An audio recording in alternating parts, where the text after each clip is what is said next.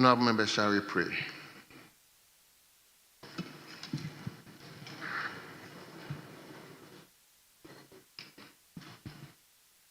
Almighty God, we humbly beseech thee to look with favor upon this Parliament of the Republic of Ghana. Grant that it may perform its high duty as in thy sight. Give divine guidance to the President of the Republic, endow members of Parliament and ministers of state with discernment and vision, integrity and courage, that through the labors of government this land and people may be well and truly served, and thy good purposes for the common human life be realized in our midst. O God, grant us a vision of our country, fair as it might be, a country of righteousness, where none shall wrong his neighbor, a country of plenty, where evil and poverty shall be done away with, a country of brotherhood, where all success shall be founded on service and honor shall be given it to the deserving, a country of peace, where government shall rest on the will of the people and the love for the common good. Bless the efforts of those who struggle to make this vision a living reality. Inspire and strengthen our people that they may give time, thought, and sacrifice to speed the day of the coming beauty of Ghana and Africa. Amen.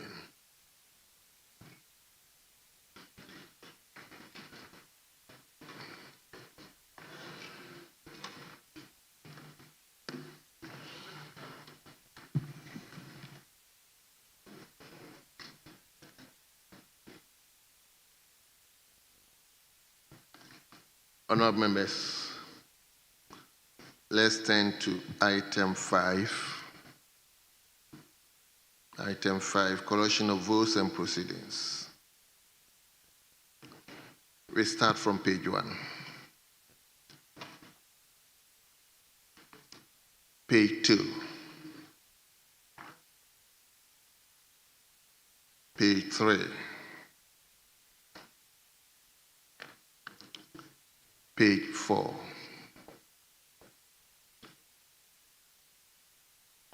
Page 5.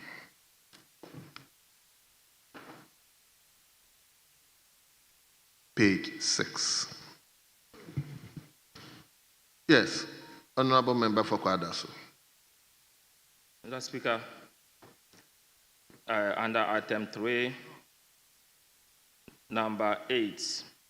Yesterday, I was visibly present in the House.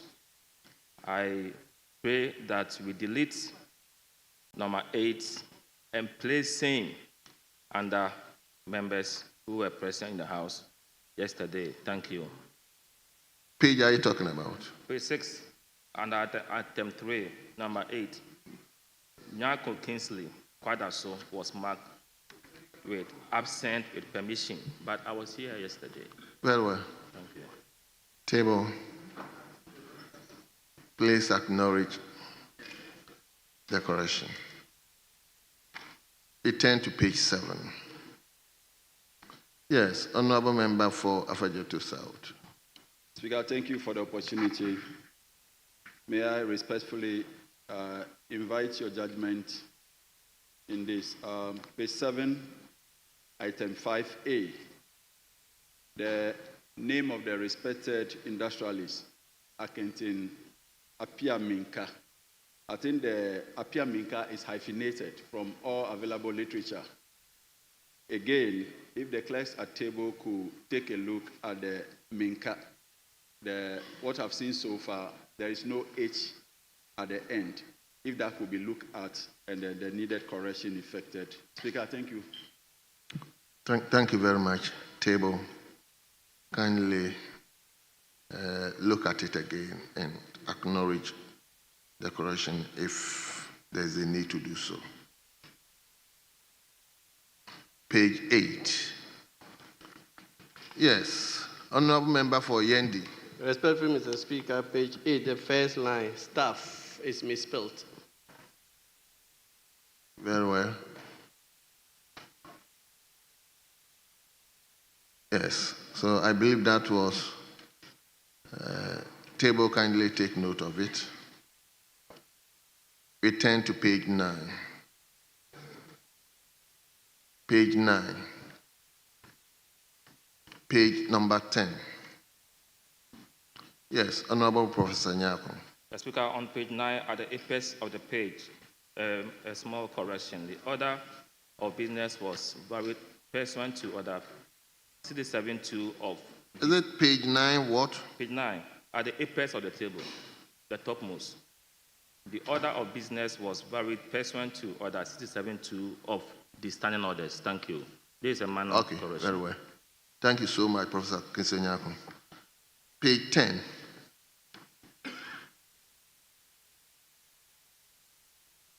Page number 11.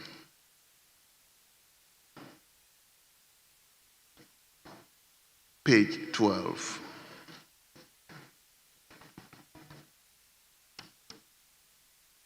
Page 13.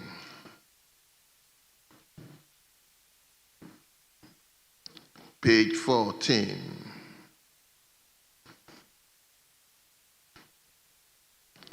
Page 15.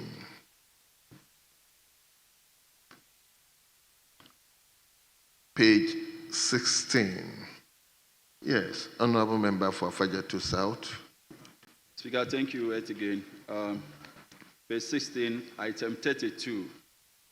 The name of my respected colleague for Efia is hyphenated, Brahma Nyaku, but over here,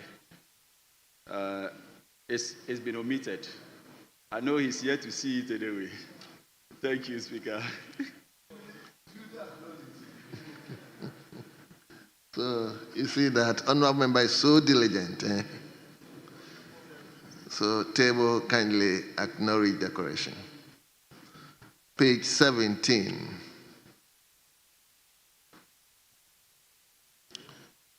Page 18.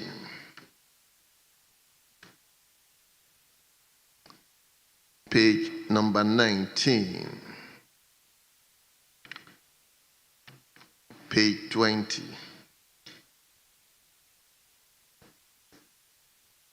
Page 21. And finally, page 22. Honorable members, in the absence of any further corrections, the votes and proceedings of Tuesday, the 22nd July 2025, is hereby adopted as a true record of proceedings.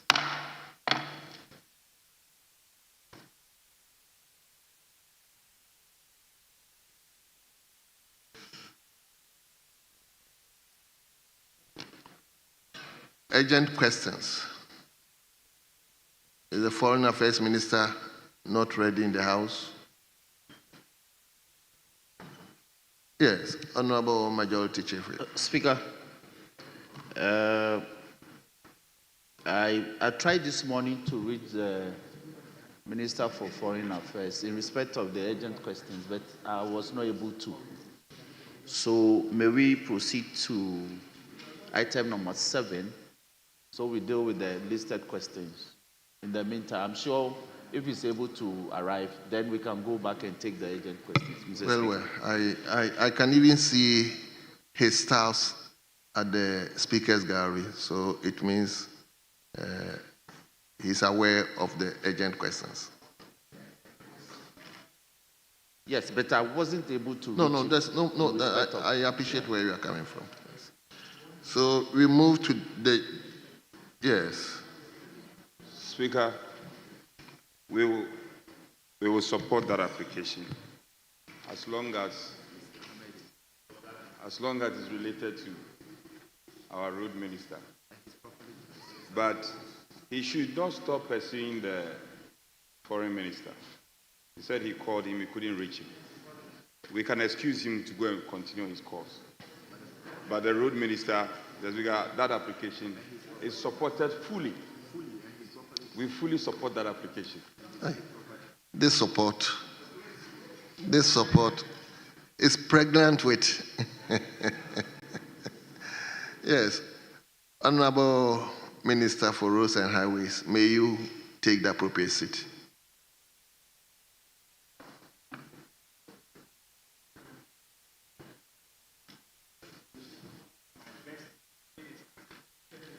Hey, why are you all praising the minister?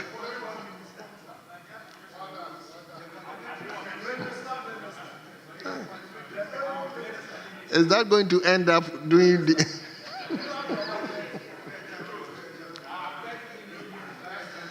Yes. Mr. Speaker, when my chief whip was speaking, in fact, you know, when my chief whip used to be the majority chief whip, he used to be the minority whip. So the whips, they have some common relationship, nothing more. But you see, Mr. Speaker, maybe the minister should explain to us his dressing. Because as a Dagomba man, I was trying to fault it. I can't get the fault. But I don't know how a Voltarian will dress more like a Dagomba man. I need to know the secret, Mr. Speaker. Very well. That's just by the way. Mr. Speaker, I thought he was going to ask the question on behalf of the member. Honorable members, let me invite Dr. Gideon Buako, member for Tano North. But honorable member, before then, kindly allow me to acknowledge our visitors, our students at the public gallery. The first school is Koforidua Technical University.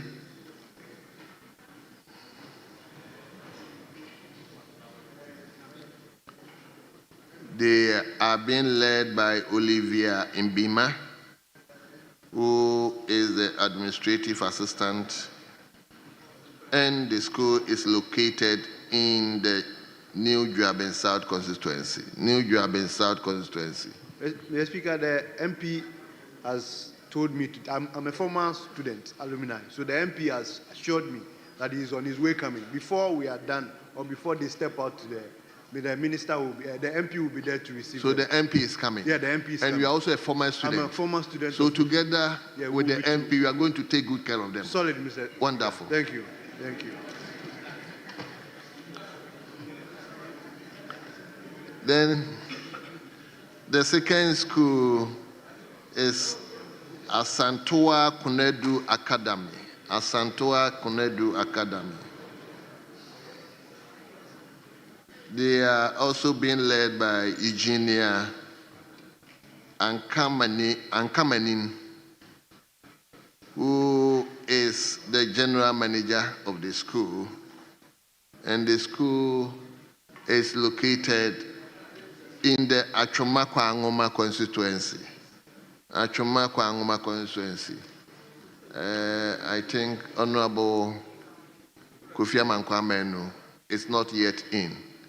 So you are welcome. We wish you a fruitful stay. You should monitor what is going on, and that will urge you to fight on so that tomorrow you also be here. You are welcome. You may resume your seat now. So, Honorable Dr. Gideon Buako, may you now take the floor and ask your question.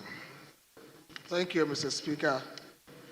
Mr. Speaker, I join my other colleagues to appreciate the Minister for Roads for making himself available to attend to these questions. Mr. Speaker, I would like to ask the Minister for Roads, on behalf of the people of the Tana North constituency, the progress of work on the following road projects: the Boma to Tepa Road, the Boma to Diankwanta Road, the Boma to Yamfo and the Yamfo Town roads, as well as the Boma Town roads. Thank you, Mr. Speaker. Thank you very much, respectfully, Honorable Minister. Mr. Speaker, thank you for the opportunity. Mr. Speaker, I have to respond to 10 questions today. If it pleases colleagues, I'll skip the introductions and go straight to the current program on all the questions. Thank you, Mr. Speaker. The current program, the Boma-Tepa Road and Boma Town roads were awarded under the contract titled Upgrading of Tepa, Boma Tanoso Road and Boma Town Road, 40 kilometers. The contract, which was awarded on the 25th of November 2021, commenced on the 1st of March 2023 for completion by 28th of February 2025. The progress of works is estimated at just 2%, Mr. Speaker. The contractor is currently not on site and works have stalled. Warning letters have been issued to the contractor to return to site to complete the outstanding works, failure of which the contract will be recommended for termination. 2. Boma to Doyao Nkwanta Road. Mr. Speaker, the current program, this road was awarded under the contract titled Upgrading of Boma Doyao Nkwanta Road, 13.71 kilometers. The contract was awarded on the 1st of March 2023 for completion within 18 calendar months. The contractor is currently not on site and works has stalled. Warning letters have been issued to the contractor to return to site, failure of which the project will be recommended for termination. 3, Mr. Speaker, Boma Jamfo, into bracket Jamfo, and then Yamfo Town Road. This road connects Boma to Yamfo in the Tano North municipality. It is a 36-kilometer long road in poor condition. There is no program on this road currently. Future program. Engineering studies will be carried out on the road for construction under the 2026 budget upon availability of funds, Mr. Speaker. Thank you. Thank you very much. Yes, Honorable Gideon Boako. Thank you, Mr. Speaker. Thank you, Minister. Mr. Speaker, listening to the Minister, the point is made clear that the contractor has been on the road for quite some time, yet the percentage of work done is below 10%. And the Minister has indicated that letters have been issued to the contractor to come back to site, otherwise the contract will be terminated. Can the Minister assure us when, in his estimation, the contractor is expected to be on site? Because, Mr. Speaker, if you go there now, there is no activity on the roads, and the works that had begun have been left whilst it is raining. The gutters that were supposed to be completed and are not completed have developed into huge gullies that are causing severe issues for the people of the community. So, Mr.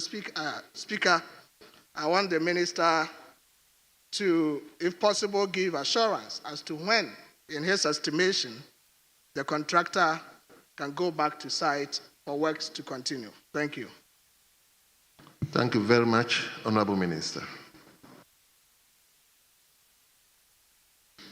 Mr. Speaker, I agree with my colleague. It's very disappointing that a contractor will be awarded a project of this magnitude and significance and only carry out, since the award of the project, just 2%. Indeed, as he describes, once the contractor went to site to attempt to do something and fails, it rather makes the situation worse in some cases. As I said, because it's a contract, there is a process by which you can legitimately terminate or encourage the contractor to continue work. We are in the final stages of encouraging the contractor to abide by the tenets of the contract, failure to which we may have no other choice than to terminate and get a contractor who is more capable of doing the work to continue. So I want to sympathize with my colleague, and we shall work together to see how to get this done within the shortest possible time, Mr. Speaker. Thank you very much. Yes, Honorable Dr. Gideon Boako. Thank you, Mr. Speaker. Thank you, Minister. Mr. Speaker, may I respectfully beseech the Honorable Minister to see how best he can get the contractor specifically to go to Boma town to complete the portions of the gutter work that have been left unattended to, that is being eaten away by heavy erosion. The Speaker, unfortunately, that is where I come from. And if we get to my hometown now, there are portions of the gutter work. The contractor had already dug the grounds, but the concrete work have not been done. And therefore, when it rains, anytime it rains, the gutters keep widening. Can the minister get the contractor to finish those portions of the road for us? That would be very dear to us. Yes, Honorable Minister. Mr. Speaker, through the agency responsible for this, we shall do our best to make sure the contractor goes back to site, failure to which we would terminate the work and get a much more capable contractor to complete the works. Thank you. Very well. Honorable members, we now turn to question 275. Question 275. And the question stands in the name of Honorable Twenebo Akodria Fokuo, a member for Manson Kwanta. Honorable, you have the floor now. Thank you, Mr. Speaker, for the opportunity. Mr. Speaker, I rise to ask the Minister for Roads and Highways updates on the upgrading of the following roads in the Manson Kwanta constituency. The first one is Pechi Antokrom Feeder Road. The second one is Municipal Number 1 and Trebum Bypass Road. The third one is Pechi Number 1 and Pechi Number 2 Road. Then the fourth one, Anua Kwanta to Manson Kwanta Road. Thank you. Thank you very much. Honorable Minister.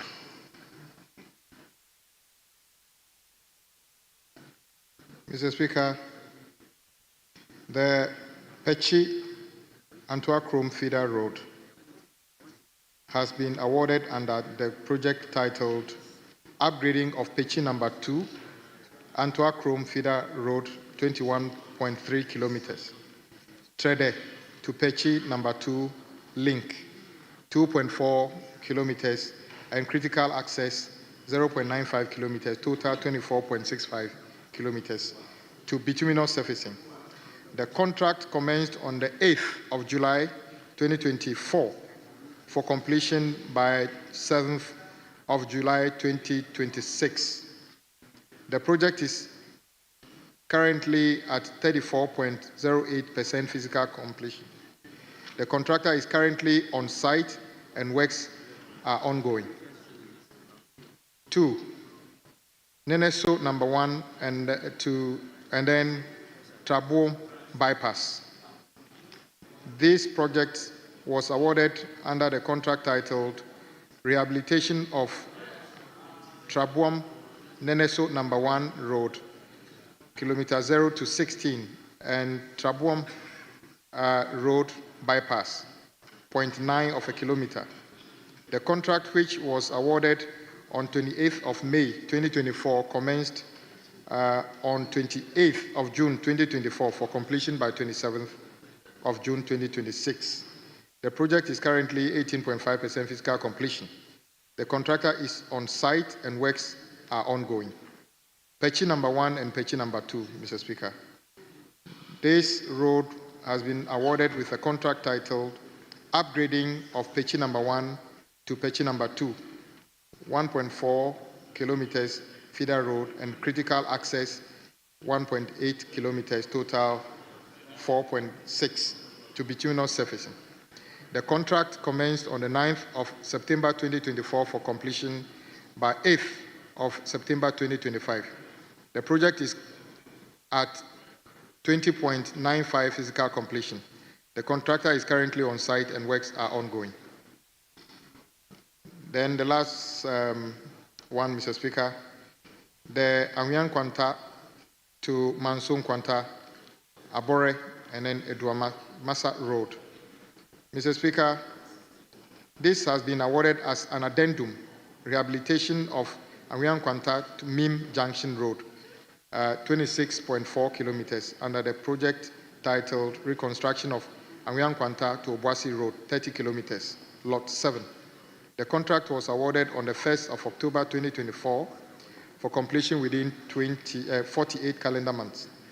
The project is at 26% physical completion. The contractor is currently not on site due to delay in payment for works done. Efforts are being made to get the contractor back to site to complete the rest of the work. Thank you, Mr. Speaker. Thank you very much. Yes, Honourable Member, any supplementary question? Yes, Mr. Speaker, thank you. So, my second question, or the first supplementary question, I think the minister acknowledged that for one of the roads, the contractor is not on site because payments have delayed. I want to ask the minister if he's received IPCs for the other roads as well, and if there are payments in sight in the coming weeks or months. Thank you. Yes, Honourable Minister. Mr. Speaker, the cutoff point for IPCs at the ministry currently date back to 2018. In other words, those whose certificates have been recognized since 2018 are yet to be paid. So if this contract only commenced in 2024, it wouldn't matter whether the certificate is in the system or not. It is in a queue. Unfortunately, that is the reality we face today. Government is working as hard as possible to make sure we raise enough funds to pay contractors for works done so that they can complete the work and recover their investment. Thank you, Mr. Speaker. Thank you very much. Yes, Honourable Member. Mr. Speaker, thank you. Minister, I appreciate the response. It's the response that the IPCs are in the queue, discouraging me from asking other questions. Just to ask you, in your anticipation then, when do you expect these roads to be completed? Thank you. Yes, Honourable Minister. Mr. Speaker, the projects are supposed to be completed within the contracted period. Yes, so whenever it's completed, the certificates are raised. I agree that when previous certificates are not honored, it is not easy for many contractors to continue working. But the contract, as of now, is within the contractual period, so it's not out of the stipulated time. So I wouldn't say that the contractor has breached any rules yet, because it's still within the contract period. Though I must say that maybe the progress of work may not be as much as it should be. Maybe it could be better if the contractor was paid. So we are still holding the contractor to finish within the contracted period. Thank you very much. Honourable members. Very well. Yeah. Thank you, Mr. Speaker. Minister, I thank you for the responses. But as you know, we receive specific questions in the constituencies. Where we are MPs. And I'll be grateful if you could be a bit specific here. If you say the IPCs are in the queue, then what sort of anticipation should we expect here? When could it get to their turn? These contractors on the roads mentioned, when is it likely that it will get to their turn at all? Thank you. Yes, Honourable Minister.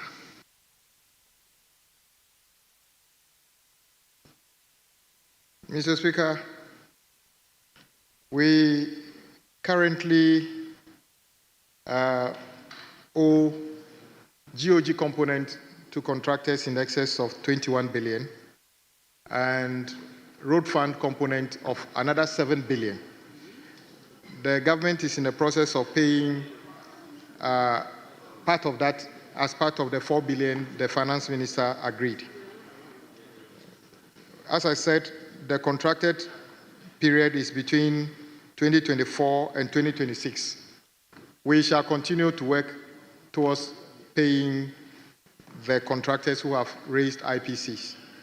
Unfortunately, I'm unable to give you a specific date by which any contractor would be paid. But as much as we raise enough resources, we continue to pay contractors, including this month and the months ahead.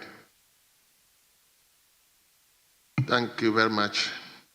Honourable members, let's turn to question 276. Question 276.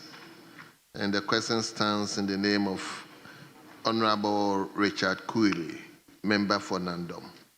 Honourable, you have the floor, but before then, Honourable Michael Berfi would like me to announce to his students that he's here.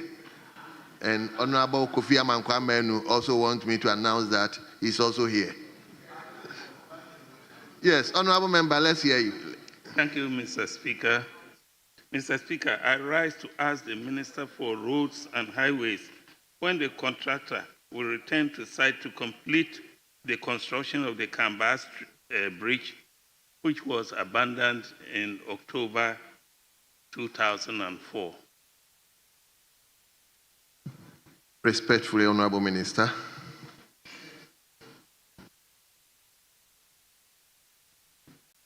Mr. Speaker, the construction of the Kamba Bridge was awarded under the contract title Construction and Installation of 36.6 meter Mabe Bridge with one number walkway for the construction of a bridge structure, including the approach roads. The project commenced on the 16th of April 2024 for completion by 31st of July 2024. The bridge was completed and launched in October 2024.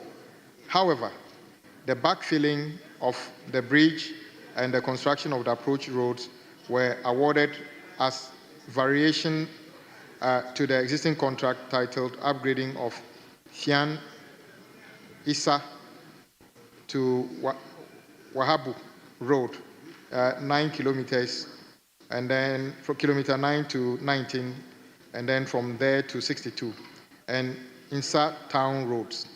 The contractor has suspended works due to delay in payment for works done. Efforts are being made to get a contractor back to site to complete the outstanding works, Mr. Speaker. Thank you very much. Honourable Kuili, any supplementary question? Mr. Speaker, it looks like there's a mix-up somewhere. Isa roads and township roads are not part of the Kamba Bridge.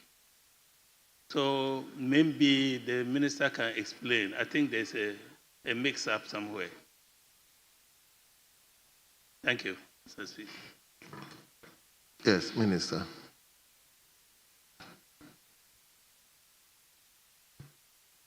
Mr. Speaker, there's no mix-up. The answer I read says that the approaches are part of a variation on another project, which is a normal practice. So there's no confusion at all. The approaches are supposed to be done as part of a variation on another project. So that's normal practice, Mr. Speaker. Very well. Yes, Honourable, any further questions? Mr. Speaker, I would like to know when the backfilling will be completed. Thank you. Yes, Minister. When will the backfilling be completed?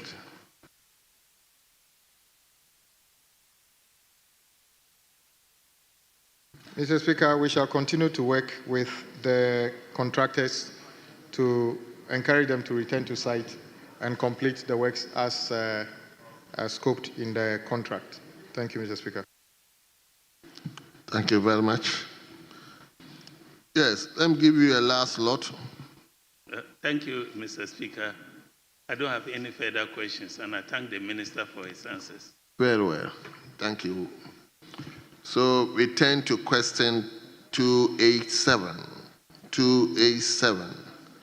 And the question stands in the name of a member for Suhum, Honorable Frank Esiedubekwe.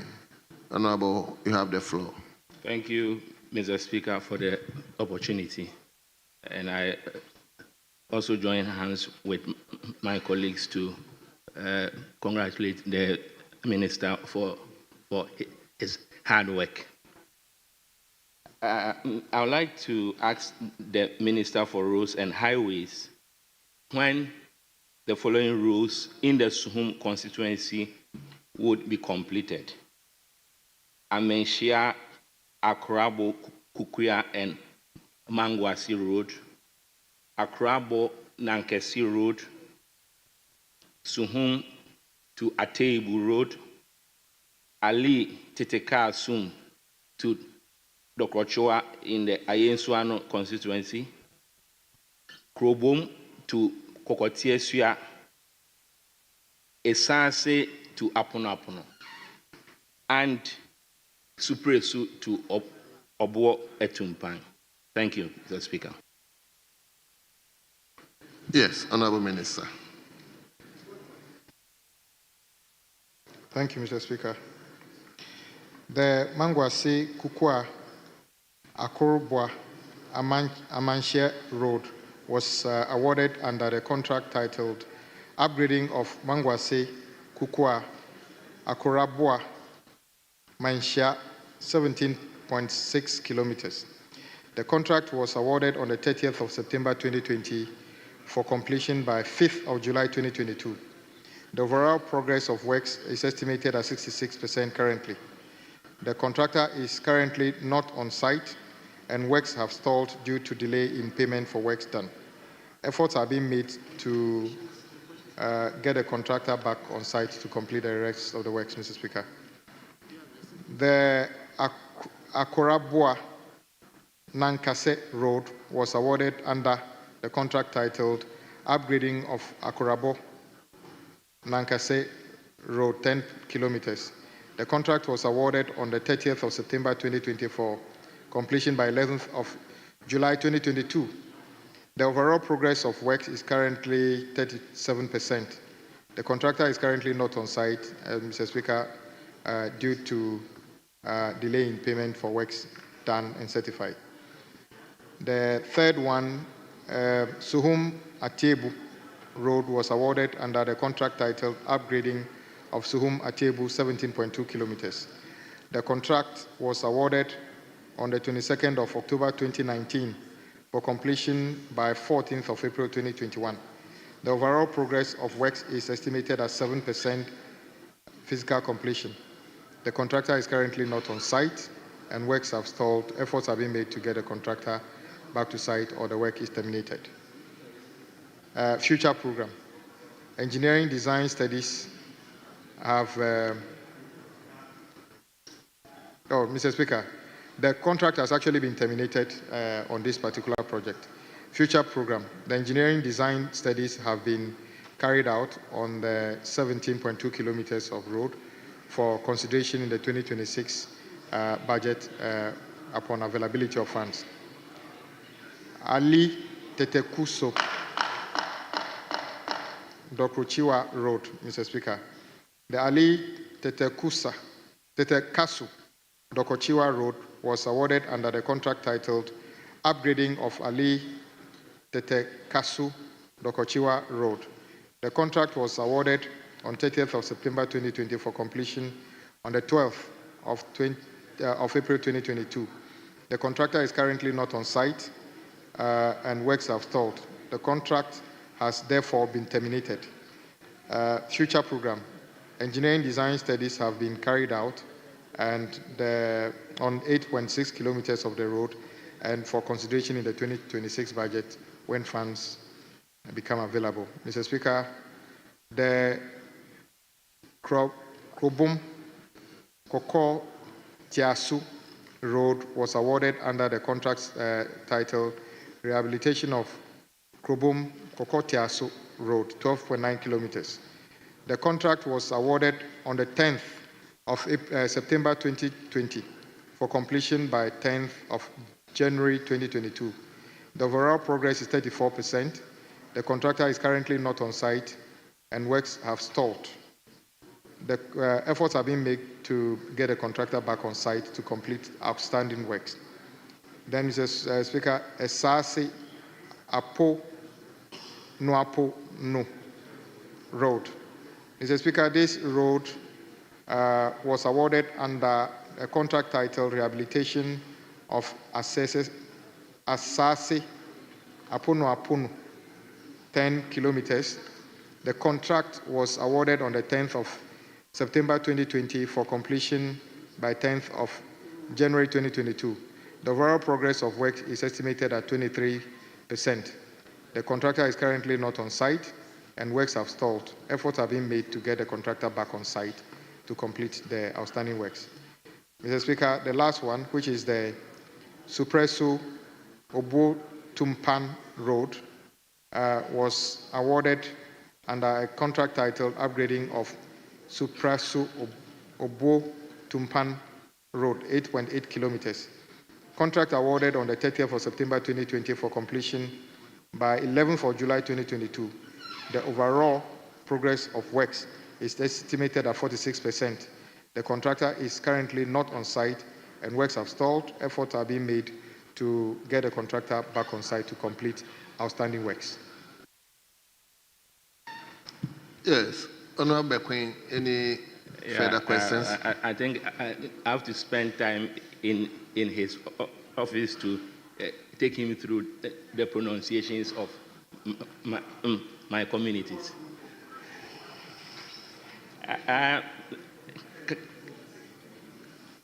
From your response, about two contracts have been terminated.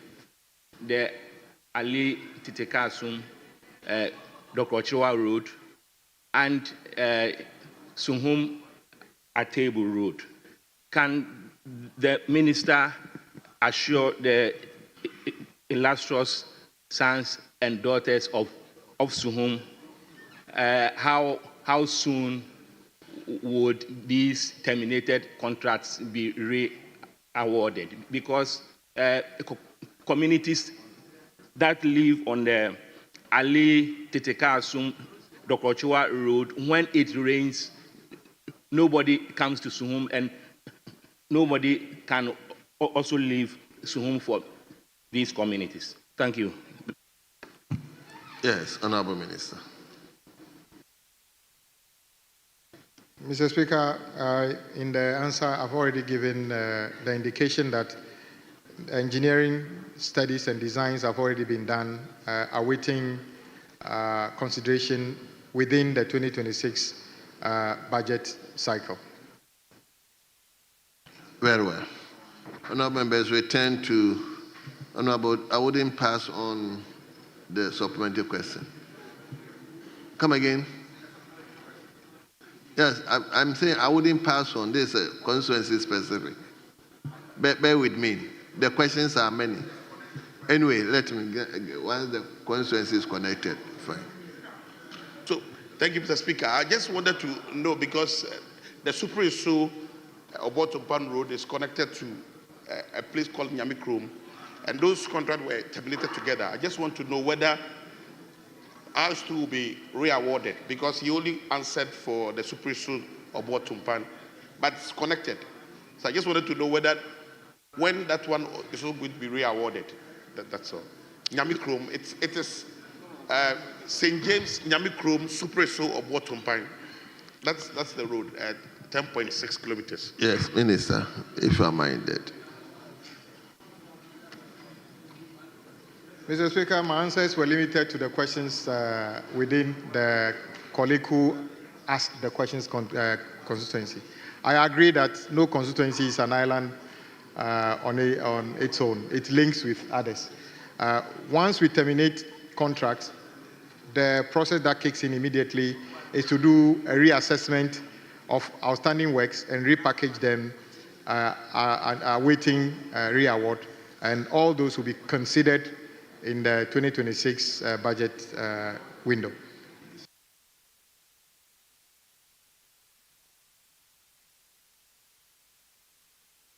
We turn to question 288. And the question stands in the name of a member for Sisala West.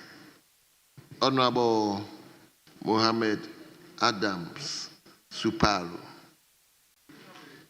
Mr. Speaker, I have the authorization from the honorable member, and I want to seek your leave to ask questions on his behalf. So you are coming under which order? Order 88.3. Very well, thank you. So, Honorable, you may ask the question. I want members to be up with the standing orders. That's why I asked. Thank you so much. Well, so you may go on to ask the question. Honored Speaker, arise to ask the Minister for roads when the status of the road construction from Gbao through Zini to Han. Thank you. Thank you very much, Honorable Minister.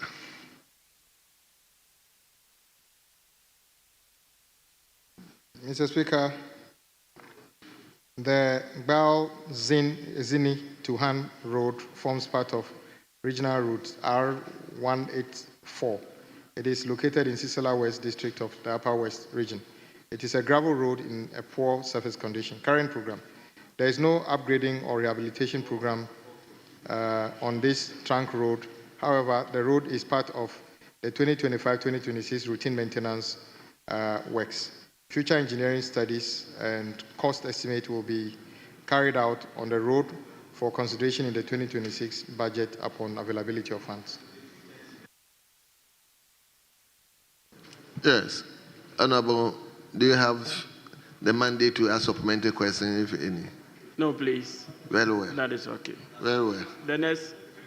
Then I presume you will take question 289 as well. Exactly. Very well. Let's hear you. Also to ask the Minister for Roads and Highways the status of the road construction from Golu to Jefferson. Thank you. Yes, Honorable Minister.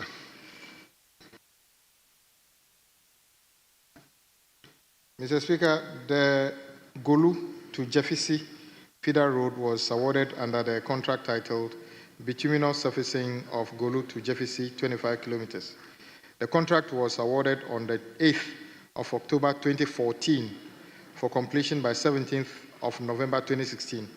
The overall progress of work is estimated to be 21.3% physical completion. The contractor is currently not on site and works have stalled. The contract has since been terminated. Future program. The engineering design studies have been carried out on the entire 25 kilometers of road for consideration in the 2026 budget upon availability of funds, Mr. Speaker. Minister, did you say the contract was awarded in 2014? Mr. Speaker, it was awarded in 2014 for completion in 2016. However, as of now, only 21.3% of the works have been carried out. So it's been duly terminated, awaiting a new award. So Garu is the hometown of the late President Hillary Lehman. Golu, yes, I think so. Please, let's do something about it. So we turn to question 290.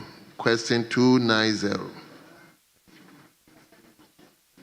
And the same Honorable Mohammed Adam Suparu. Yes, Honorable Member. Thank you, Right Honorable Speaker. I rise to ask the Minister for Roads and Highways the status of the construction of the Golu Town roads.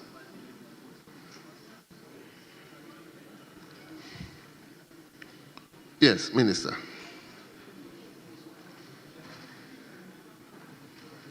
Mr. Speaker, Gulu is the district capital of Sisala West District in the Upper West region and shares boundary with Tumu and neighboring Burkina Faso. The town roads are engineered gravel roads in poor surface condition. Current program, there is no program on this road currently. Engineering design studies have been carried out on the internal roads for consideration in the 2026 budget upon availability of funds. Thank you very much. Right, Honorable Speaker, no supplementary questions, but only to thank the Minister for the responses given. And we believe in the shortest possible time, we will secure funds and then get these roads completed. Thank you. Thank you very much, Honorable Member. So we turn to question 291. Question 291, and the question stands in the name of a member for Odotobri, Honorable Anthony Imeye. Thank you, Mr. Speaker. Mr. Speaker, I rise to ask the Minister for Roads and Highways. Honorable members, we have so many discussions going on. Please. Yes. I rise to ask the Minister for Roads and Highways the timelines for the completion of the rehabilitation and dualization of the Accra-Kumasi Highway, particularly between the stretch of Anko and Nkoko. Very well, Honorable Minister.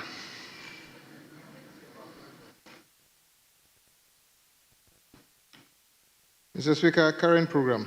The rehabilitation and dualization of the Accra-Kumasi road between Ofankor and Nkoko and beyond consists of 10 major contracts as follows. Rehabilitation of Ofankor-Nsawam Road, dualization, 33.4 kilometers. Rehabilitation of Nkoko Bypass, Apejua section, 79.45 kilometers, that's lot 2. Dualization of Accra-Kumasi Road, Apejua to Ejisu section, 106 kilometers. Construction of Osino Bypass, 11.6 kilometers, southbound. Carriageway dualization of Accra-Kumasi Road, Apejua Ejisu section, 106 kilometers. Construction of Osino Bypass, 11.6 kilometers, lot 2. Osino northbound carriage. Dualization of Accra-Kumasi Road, Apejua Ejisu section, 106 kilometers. Construction of and supervision of Enyinem Bypass, 7.8 kilometers, that's lot 3. Enyinem southbound carriageway. Dualization of Accra-Kumasi Road, Apejua Ejisu section, the same 106 kilometers. The actual work is the construction and supervision of bypass, 6.1 kilometers. Number 7, the same road, Apejua Ejisu section, the actual project is 9.1 kilometers of Enyiresi bypass. Number 8, the same road, 106, but the actual work is the construction and supervision of Enyiresi bypass, 9.1 kilometers. Number 9, the same Apejua Ejisu section, actual project is supervision, construction and supervision of Konongo bypass, 13.6 kilometers, lot 7. Konongo northbound carriageway. And then number 10, the same road, the construction and supervision of Konongo bypass, 13.6 kilometers, that is lot 8, Konongo northbound. The various projects constituting the Accra-Kumasi link from Ofankor to Nkoko and beyond are ongoing, and the works are progressing in many of the lots. But frankly speaking, Mr. Speaker, some of the contractors are not on site.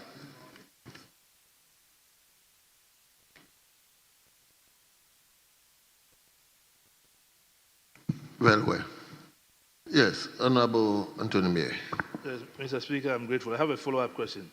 Mr. Minister, what measures are being taken to mitigate the impact of flooding, heavy traffic, and pollution regarding that stretch in particular?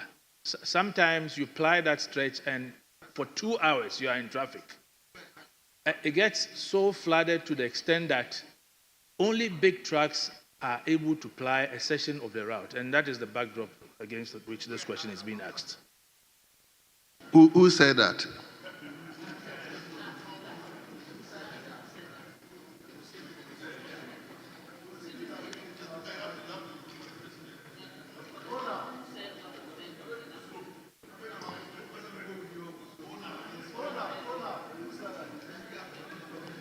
Honorable Minister, come and respond to the question. Mr. Speaker, these bypasses are very critical roads on the Accra-Kumasi highway.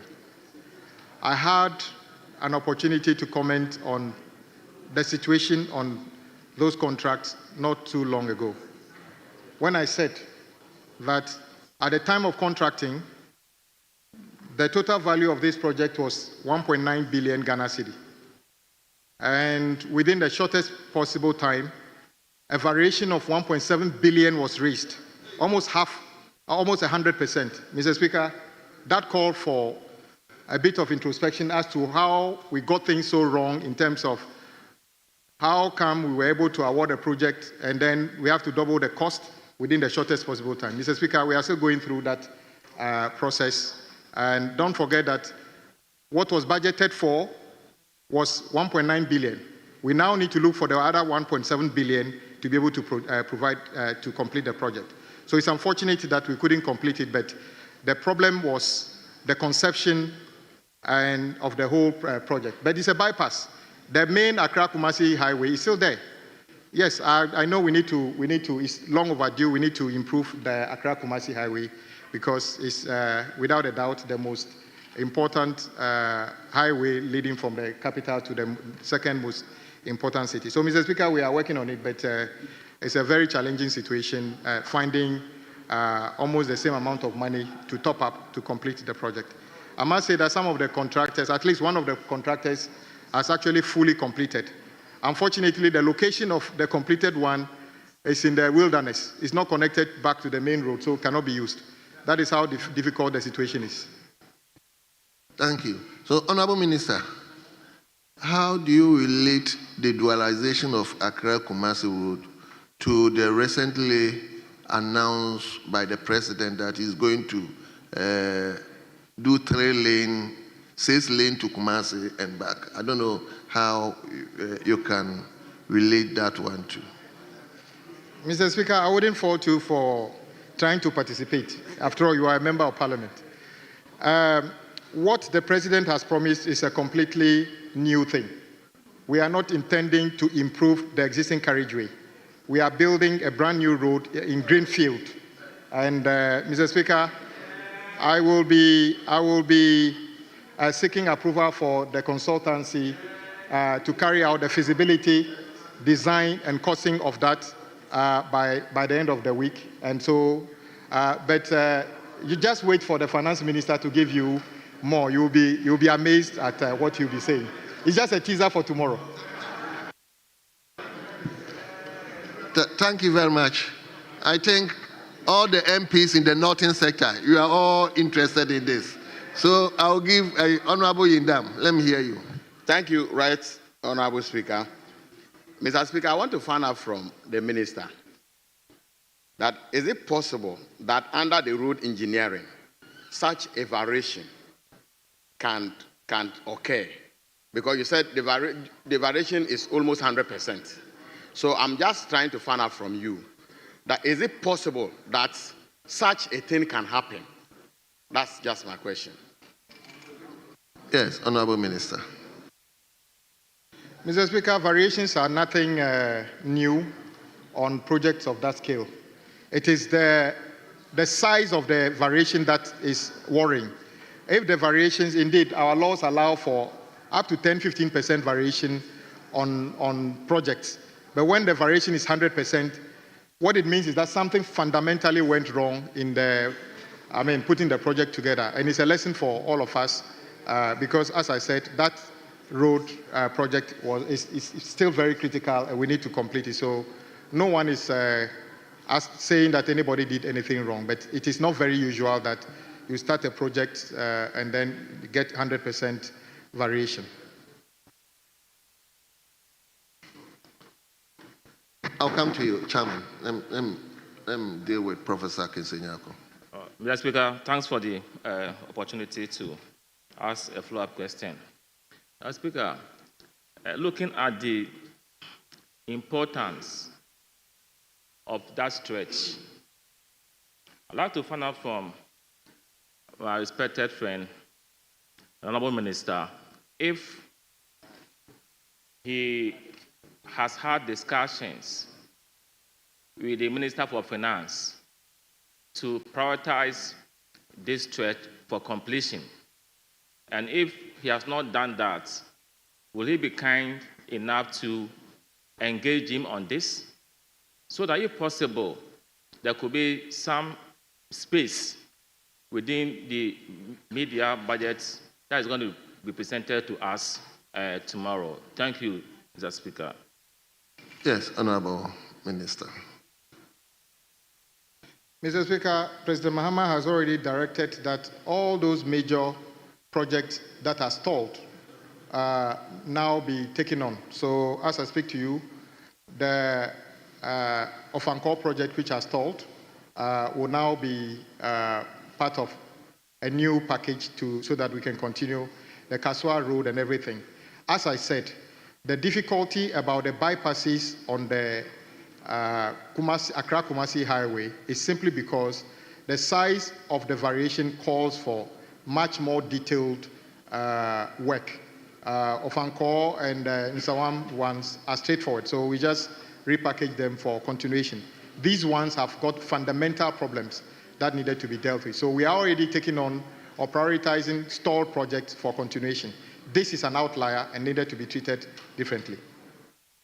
Thank you very much. Honorable Chairman for Rules, Ranking for Rules Committee. Yes. I said ranking. Thank you, Mr. Speaker. Mr. Speaker, listening to the minister, he made mention of variation of the Accra-Kumasi project cost, which is almost about 100%. I want to find out from the minister, what is the ministry doing, their plans in minimizing design and build projects, which mostly saddle the country into such heavy variation, that sometimes become difficult for the country to even pay. I want to find out if they have any plans in minimizing it. Yes, Honorable Minister. Mr. Speaker, my colleague has been the chairman and is now ranking. He's very familiar. I'm sure his question is well calculated to elicit the answer he's already got in his head, which is to say that we need to be disciplined in terms of the way we contract and manage projects. Mr. Speaker, as a rule, and the discipline currently at the ministry, I do not approve any variation at all. If it becomes a certain value, I will tell you to go and repackage it as a new project. So when you start a project, when the variation goes beyond a certain level, we don't tolerate it as a variation. I agree design and build is a challenge, though there's a place for design and build in contracting. But I keep saying, if you tell somebody to go and decide to set his own question and provide an answer, I wonder how many people will fail in providing the answer. Design and build basically gives the opportunity to the contractor to go and do his own studies, put cost to it, and present an amount to you. Of course, you have the ability to scrutinize what he's presenting to you. But he has got the data. The data he's giving you is what you're going to use. So as a result, we have decided that we are minimizing design and build as much as possible.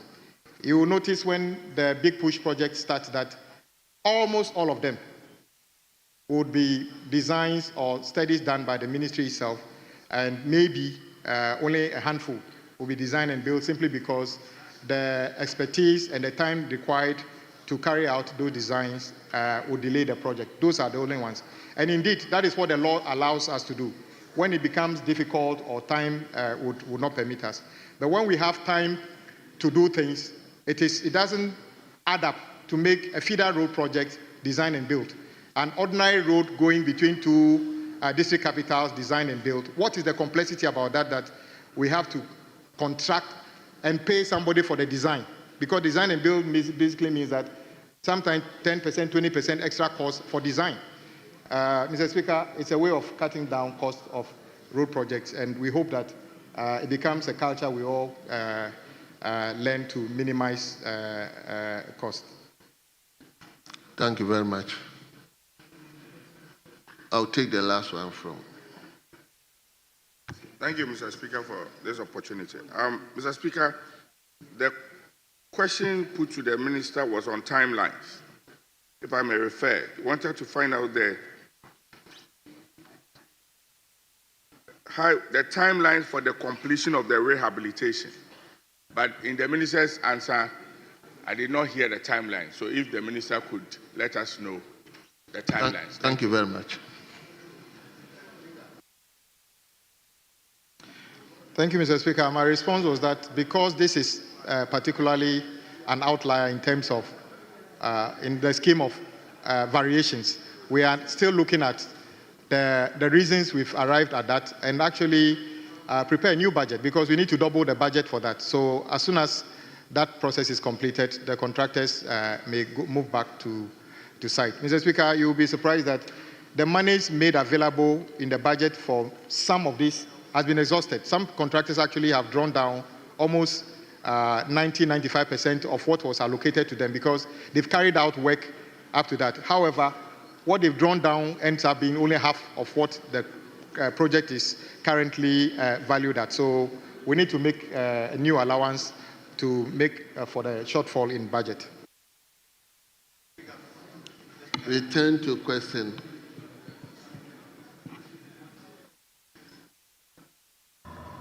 Mr. Speaker, forgive me. From the other paper, there have been some provided answers the minister has given. And there are some timelines, page 25.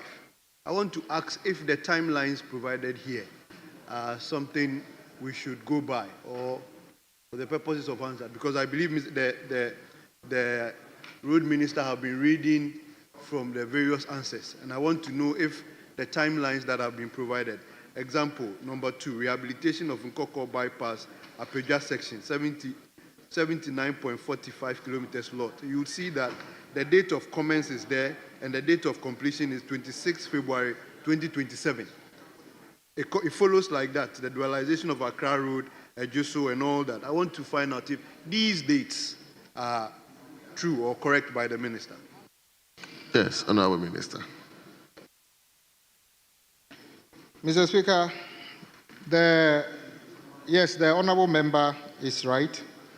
The reference to those numbers simply means that Highways has agreed with the contractors for an extension of time up to that point, hoping that all the issues I've raised will be dealt with and the additional funding will be arranged to complete. So this is a hypothetical completion date because, as a matter of fact, almost none of the contractors is actively working on site. So even this date, if we find the money tomorrow, maybe we could even finish them ahead of schedule. And if we don't find them, it could go beyond the dates in the document. Honorable Richard Cooley Nandom, I'm coming back to you on question 292.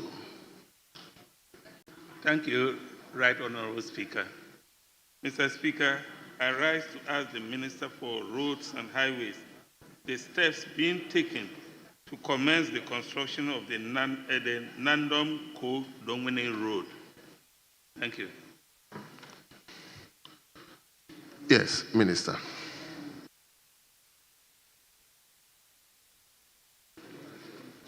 Mr. Speaker, there is no upgrading or rehabilitation program on this trunk road. However, the road is part of the 2025-2026 routine maintenance works. Engineering design studies will be carried out on the road for consideration under the 2026 budget upon availability of funds. Richard. Honorable Speaker, I like the answer he has given, and it has given me hope that in 2026, this road will find space in the budget. And I thank you very much. Thank you very much. We will take the last question from a member for Tatali-Sanguli, Honorable William Intebe. Thank you, Mr. Speaker, for giving me the opportunity to ask the Minister for Roads and Highways to give me the update on the following feeder roads in the Tatali-Sanguli district. Shene Bajaba, Zabzugu Shene, and Shene Koryele. Thank you, Mr. Speaker. Yes, Honorable Minister. Mr. Speaker, the Sheni Pajaba Road was awarded under a contract titled Rehabilitation of Zabzugu Koyili Feeder Road, 7 kilometers, and Sangba Banagando Feeder Road, 3 kilometers. And then the third one, 4.5 kilometers. All together, 23.5 kilometers. The contract was awarded on the 7th of August 2024 for completion by 29th of January 2026. The overall progress of work is estimated at 13%. The contractor is currently on site and works are progressing. 2. Zabzugu to Sheni. This road was awarded under a contract titled Rehabilitation of Zabzugu Sheni Feeder Road. Contract awarded on the 7th of August 2024 for completion on 29th of January 2026. Contractor is on site and works progressing. The Zabzugu Koyili, this was awarded under a contract titled Rehabilitation of the road as titled above, 23.5 kilometers. The contract was awarded on the 7th of August 2024 for completion on the 29th of January 2026. The overall progress of work is 13%. The contractor is currently on site and works progressing, Mr. Speaker. Thank you. William Intebe, any supplementary question? Yes, Mr. Speaker. And Zabzugu Koyele, the bridge has been constructed for 1 year now, and it has not been gravel, so the truck cannot go to the community. I want to know from the minister if the gravel will take place so that during this rainy season, the people can use the road for other activities. Thank you. Yes, Honorable Minister. Mr. Speaker, the feedback from our colleague is very important. If I understand him, the culvert has been built, but the approaches to fill up is not done. And I will take note of that and see what we can do to advise the contractor to quickly do that so that the bridge, the culvert can be put in use, especially during this rainy season. Very well. Honorable Minister for Roads and Highways, on behalf of the House, let me extend our gratitude to you for coming to answer about 10 questions from your own colleagues. We are grateful to you and you are hereby discharged.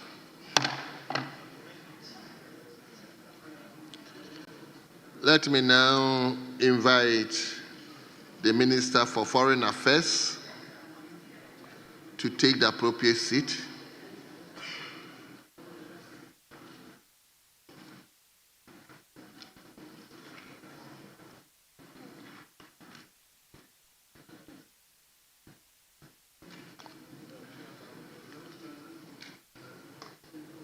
Honourable members, we are now going to take the urgent questions, and we have two. The first one stands in the name of a member for Pru East, Honourable Emmanuel Kwakubwa.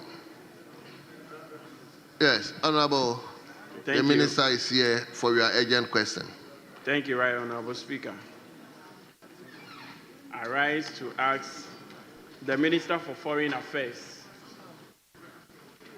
what urgent actions the Ministry has taken to ensure safe rescue and repatriation of Ghanaian youths who have been scammed and trafficked to Côte d'Ivoire and other neighboring countries by KillNet's squad. Thank you. Yes, Honourable Minister.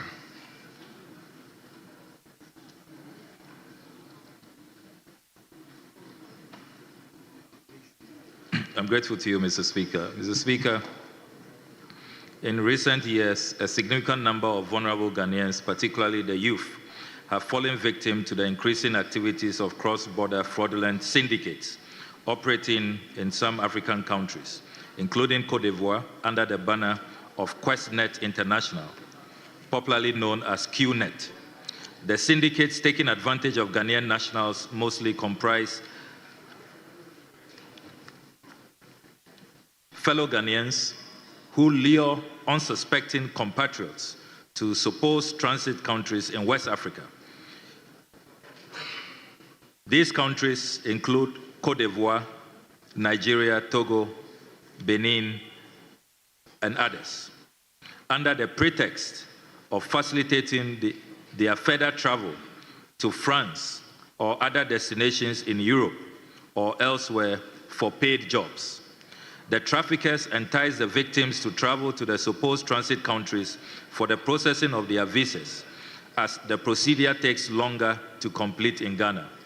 However, the supposed transit country, in the case of Côte d'Ivoire, eventually becomes the final destination of the victims, where they are held captive in isolated locations and forced to lure their relatives and close friends as new victims into the criminal network. The following key points may be noted. According to the Ghana Embassy in Abidjan, the clandestine nature of the operations of the scammers and the silent arrival of victims in Côte d'Ivoire makes it challenging to determine the exact number of Ghanaians being held hostage in Abidjan and other Ivorian cities and towns. However, the mission estimates that there are over 500 Ghanaians between 20 and 40 years of age who are currently held in secluded locations across Côte d'Ivoire. Efforts are being made to bring them back home. Our mission in Nigeria, Mr. Speaker, has recently rescued and repatriated a total of 202 Ghanaians, 78 through the Abuja mission and 124 through the Lagos mission. The initial monetary commitments were paid to Ghana-registered mobile money numbers, which are charged frequently. Victims used to pay between 18,000 and 35,000 Ghana cedis for the intended travel. However, recent schemes which advertise jobs in countries such as Canada, France, Belgium, and others require victims to pay between 30,000 Ghana cedis and 40,000 Ghana cedis. The scammers demand payment of half the amount to Ivorian numbers, after which they are requested to travel to Côte d'Ivoire to continue the process and pay the remainder of the visa processing fees. The majority of leaders of the QNet groups in Côte d'Ivoire are Ghanaian nationals.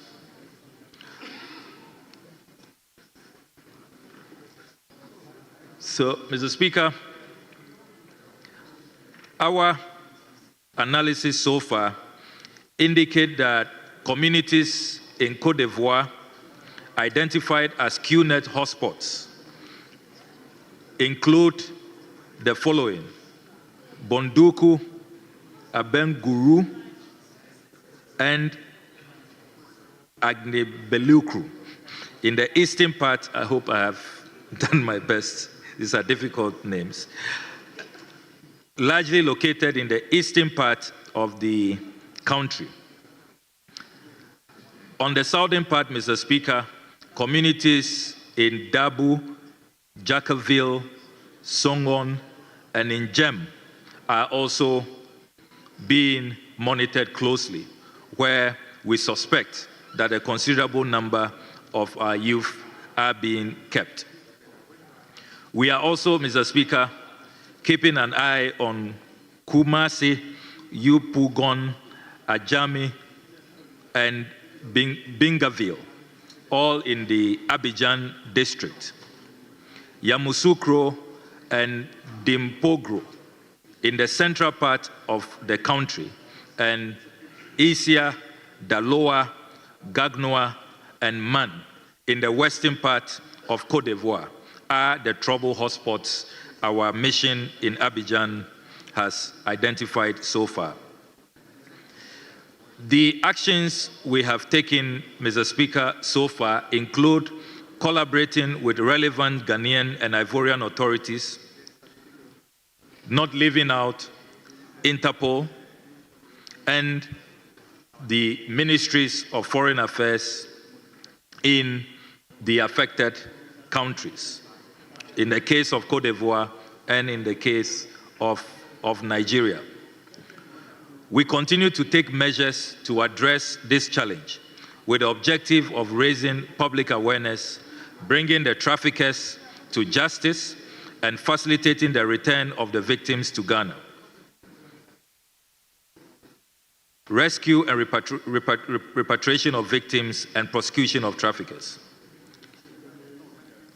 Reports on the victims of QNet scheme are usually received from their relatives or friends. Complaints may be made to the ministry, the Ghana Embassy in Abidjan, or security authorities in Ghana and Côte d'Ivoire, including the police and custom officials. Upon receipt of a request for assistance, the ministry communicates the information, including possible location of the victims and contact details, to the embassy to liaise with Ivorian authorities and the Ghanaian community to investigate the case and provide the victims necessary consular assistance. In some cases, the information is shared with Interpol Ghana to assist. To understand the operations of QNet groups and adopt appropriate countermeasures, the Ministry of Foreign Affairs and the Ghana Embassy in Abidjan is collaborating with security agencies in Côte d'Ivoire to investigate the activities of the groups, rescue the victims, and repatriate them. Investigations have revealed that the majority of the leaders of the QNet groups in Côte d'Ivoire are unfortunately Ghanaian nationals, mainly former victims of the scheme, who are indoctrinated, coerced, and trained to become leaders of new groups, some with the hope of recouping the money they lost. Together, the aforementioned institutions have conducted targeted joint operations over the years to rescue victims and repatriate them to Ghana. From 2021 to date, they have altogether rescued a total number of 230 victims. Available statistics indicate that over 30 victims were rescued and repatriated between January and March 2025, in some cases with the help of Interpol. In situations where leaders of the syndicates are identified, they are detained and tried by authorities in Côte d'Ivoire. In most cases, the cost of repatriation has been borne by the families of the victims, the leadership of the Ghanaian community in Côte d'Ivoire, as well as staff of the mission. The embassy is collaborating with both Ghanaian and Ivorian transport operators plying the Ghana-Côte d'Ivoire route to assist in identifying and intercepting victims traveling to Côte d'Ivoire. The embassy also liaises with Ghanaian and Ivorian border agents to identify victims seeking to enter Côte d'Ivoire and prevent them from reaching their scammers. In addition to the rescue and repatriation exercises, Mr. Speaker, the Ghana Embassy in Abidjan has enhanced cooperation with the leadership of the Ghanaian communities in Côte d'Ivoire to create awareness in the various communities and among family members in Ghana with the objective of preventing further trafficking. Since 2023, Mr. Speaker, the Ministry of Foreign Affairs has intensified its engagement with relevant ministries, departments, and agencies, including the Ministries of Gender, Children and Social Protection, the Interior, Labor, Jobs and Employment, the Ghana Immigration Service, the Ghana Police Service, the National Security, and Interpol, among others, to identify ways of addressing this menace. Key among the measures being taken is the implementation of a nationwide sensitization program on regular migration and human trafficking, which is scheduled to commence by the end of September 2025. The sensitization program will target the youth and other vulnerable groups and communities. In this regard, Mr. Speaker, the Ministry of Foreign Affairs has held 2 stakeholder meetings on the campaign in June 2025 and is arranging the 3rd meeting to be held in the last week of this month to further discuss the modalities of the sensitization. In addition, government is negotiating labor agreements with other countries to provide credible employment opportunities abroad for interested Ghanaians and thereby reduce the vulnerabilities that lure the youth through these trafficking schemes. A committee comprising some of the aforementioned institutions has met 4 times already since January and June 2025 on some of the draft agreements between Ghana and countries such as Kuwait, Italy, Germany, Qatar, among others. In spite of the aforementioned efforts, Mr. Speaker, resource constraints and the proliferation of social media platforms, which enhance the ease with which scammers are able to reach vulnerable persons, make the challenge increasingly daunting. Besides, these fraudsters are continuously diversifying their operations to avoid detection of their fraud and to circumvent the countermeasures being implemented by governments across the West African region. The Ministry of Foreign Affairs will therefore encourage all Ghanaians to acquaint themselves with the evolving modus operandi of those QNet scammers and assist in creating awareness in their families and communities. In conclusion, Mr. Speaker, the Ministry of Foreign Affairs is appreciative of the collaboration it has had with other MDAs in Ghana and authorities in Côte d'Ivoire in taking joint action towards tackling this menace, which is causing significant financial strain and emotional stress on affected Ghanaians and their families. The Ministry will continue to take necessary measures to ensure the public is well informed on this fraudulent scheme and ways to avoid becoming victims. I thank you very much, Mr. Speaker. Thank you very much. Yes. No, let me give it to the owner of the question first. Yes. Thank you very much, Right Honourable Speaker. I really appreciate the elaborative response by the Minister.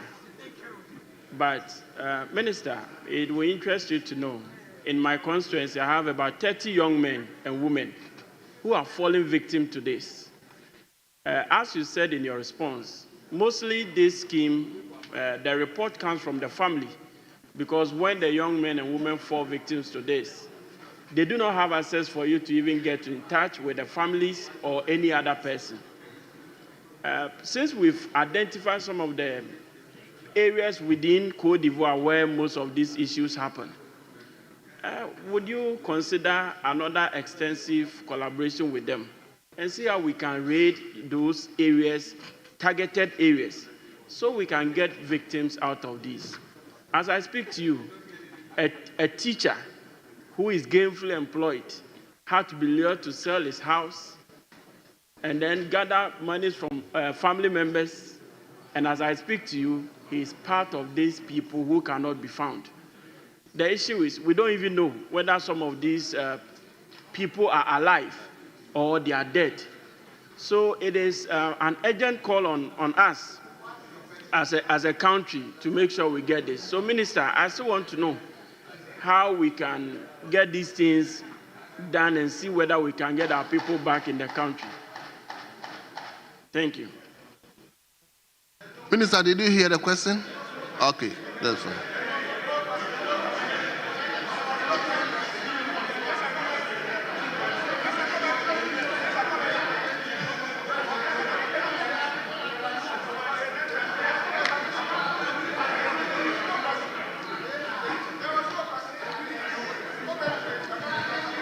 Well, thank you very much, Mr. Speaker. Mr. Speaker, since colleagues want to know the gravamen of the question, I was listening carefully.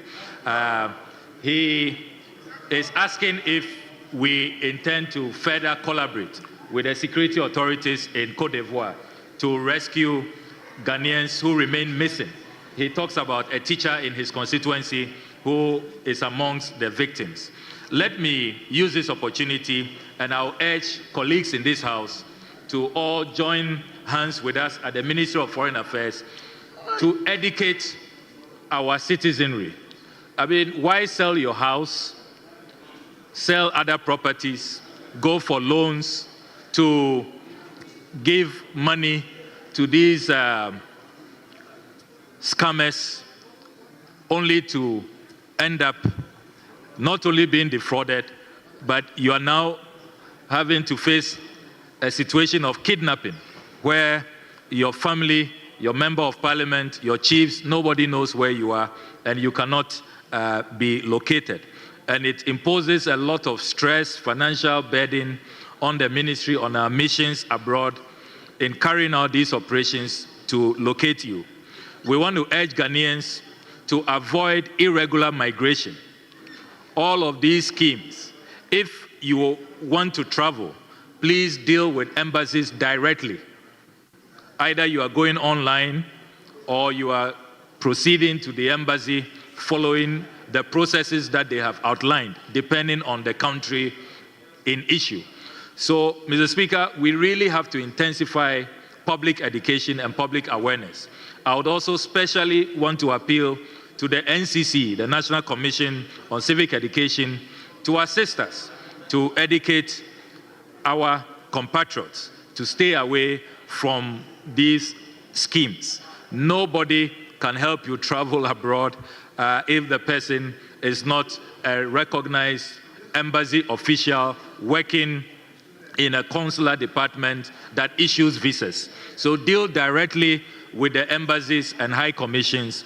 Do not go through middlemen. But let me assure the dynamic member of parliament that we continue to work with our counterparts in Côte d'Ivoire. If you have any more information, particularly on identity, let us have those details, and we will share them with our counterparts. And we continue to really rescue. As I indicated, so far we have rescued over 400 Ghanaians who had been kidnapped, and we will continue to intensify efforts to get our compatriots back. But let's all join hands in public education so that our young people will not fall victim to these schemes. I'm grateful, Mr. Speaker. Thank you very much. Yes. Speaker, thank you very much. I must thank my senior comrade and minister for having to give these responses. I will gather this list, the names, and then share with the ministry so we can see how we bring finality to some of these issues. Thank you so much. I really appreciate it. Thank you very much. Let me go to Kwabri East. Thank you, Mr. Speaker. I would like to find out from the minister. There's been recently in my constituency, people who are from Gambia, who've also been scammed under the pretext in something that is in the make of this QNet. They came in 2 batches, they are about 43, came in 2 batches, and they were also brought here under the pretext of being given jobs. I realized that when we decided to take action and involve immigration, they all voted. So I'd like to know, Mr. Minister, what other plans are you making so that people who have also from other countries who've been scammed into Ghana, we also find a way around this and make sure the perpetrators are also apprehended? And once they are also here, what alternatives are there for them to get them back or to help them settle in? Thank you. Well, I thought you were advising, or it's a question? Minister, did you get it as a question? Okay, that's fine. Well, thank you very much, Mr. Speaker. Mr. Speaker, I listened attentively to my honorable colleague, and he wants us to know what measures we are putting in place to deal with the reverse situation.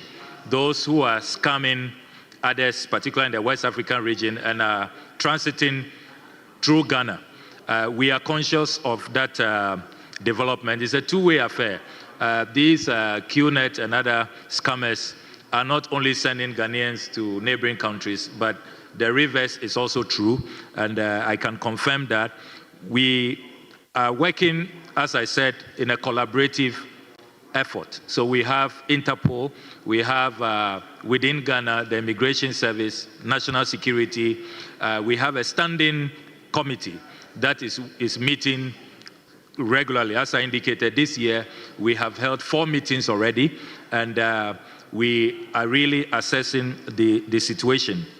If care is not taken, this can even degenerate, where they can be recruited into joining terrorist organizations and all of that when they get desperate, because these are people who have been stripped of all their earnings, all their resources, and they are desperate. And so it's a matter that we are paying serious attention to, and I can confirm to you that as a member of the National Security Council, this is a matter that we have discussed quite seriously. And I will only appeal that when some of these cases are detected in your constituencies, if you can swiftly bring them to our attention so that we will involve the authorities. I see that in your case, I think that you tried with your constituents to round them up and then you failed, which allowed them to escape. But if we had quickly shared the information and brought in the professionals, national security, the immigration, or the Ghana Armed Forces, I'm sure they could have rounded them up more easily, and that will have helped us to really unravel the network and see who the ringleaders are. Because so far, unfortunately, we have not been able to arrest the masterminds, those who are spearheading this. We are able to identify where they are being kept, and then we go in and rescue them. But we will be very, very delighted to get the masterminds, those who are the sponsors and who are the real architects of this fraudulent scheme. So let's share intelligence, and then let's bring in the professionals. I think that will produce the results that we all demand. But I want to commend you for being proactive and helping to bring this matter to the fore. I believe that as we continue to work together and share information, we can get to the bottom of this. But public education, let's get our young people to stay away from these schemes. Let's educate them on how to migrate. The only way is through regular channels. Go to the embassies, go to the high commissions. It doesn't matter how many times you are refused a visa. There is no sanction for multiple refusals. And also, let's believe in our country. Let's believe that we can make it here. If you own a house, if you have 80,000 cedis, 100,000 cedis, 150,000 cedis. That is good money you can use to start a business. Why do you want to give it to a scammer who will kidnap you in another country? So we really should educate our young people and change their mindset that they can make it here. Foreigners come here with far less and are able in no time, to become, owners of conglomerates, big companies, and they are employing other people. So let's help in that public education. I thank you very much, Mr. Speaker. Honourable members, let me plead with you. The noise in the chamber is just too much. It's just too much. We have brought our own brother to come and respond to pertinent issues within the country. He's speaking and we are making noise. We don't hear anything. Please. Yes, my brother. Thank you, Mr. Speaker, for the opportunity. Pro East and Pro West are neighbor constituencies, and what affects Pro East to large extent affects Pro West. As we speak, Mr. Speaker, I have a number of youths who are trapped in there, and some of them, as he indicated, have to sell their cars, containers, and other things to get there. Some of them are sick there. The information we are getting is too appalling. I want to ask the minister,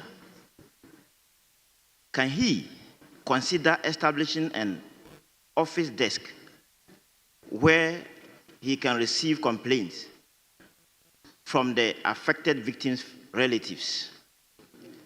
And I want to also ask the minister if he will consider extending reintegration measures to those who have been rescued successfully and repatriated. Thank you, Mr. Speaker.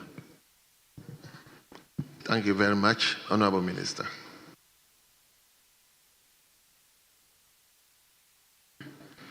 Well, thank you very much, Mr. Speaker. Mr. Speaker, I commend the honourable member for the question and his very useful recommendations.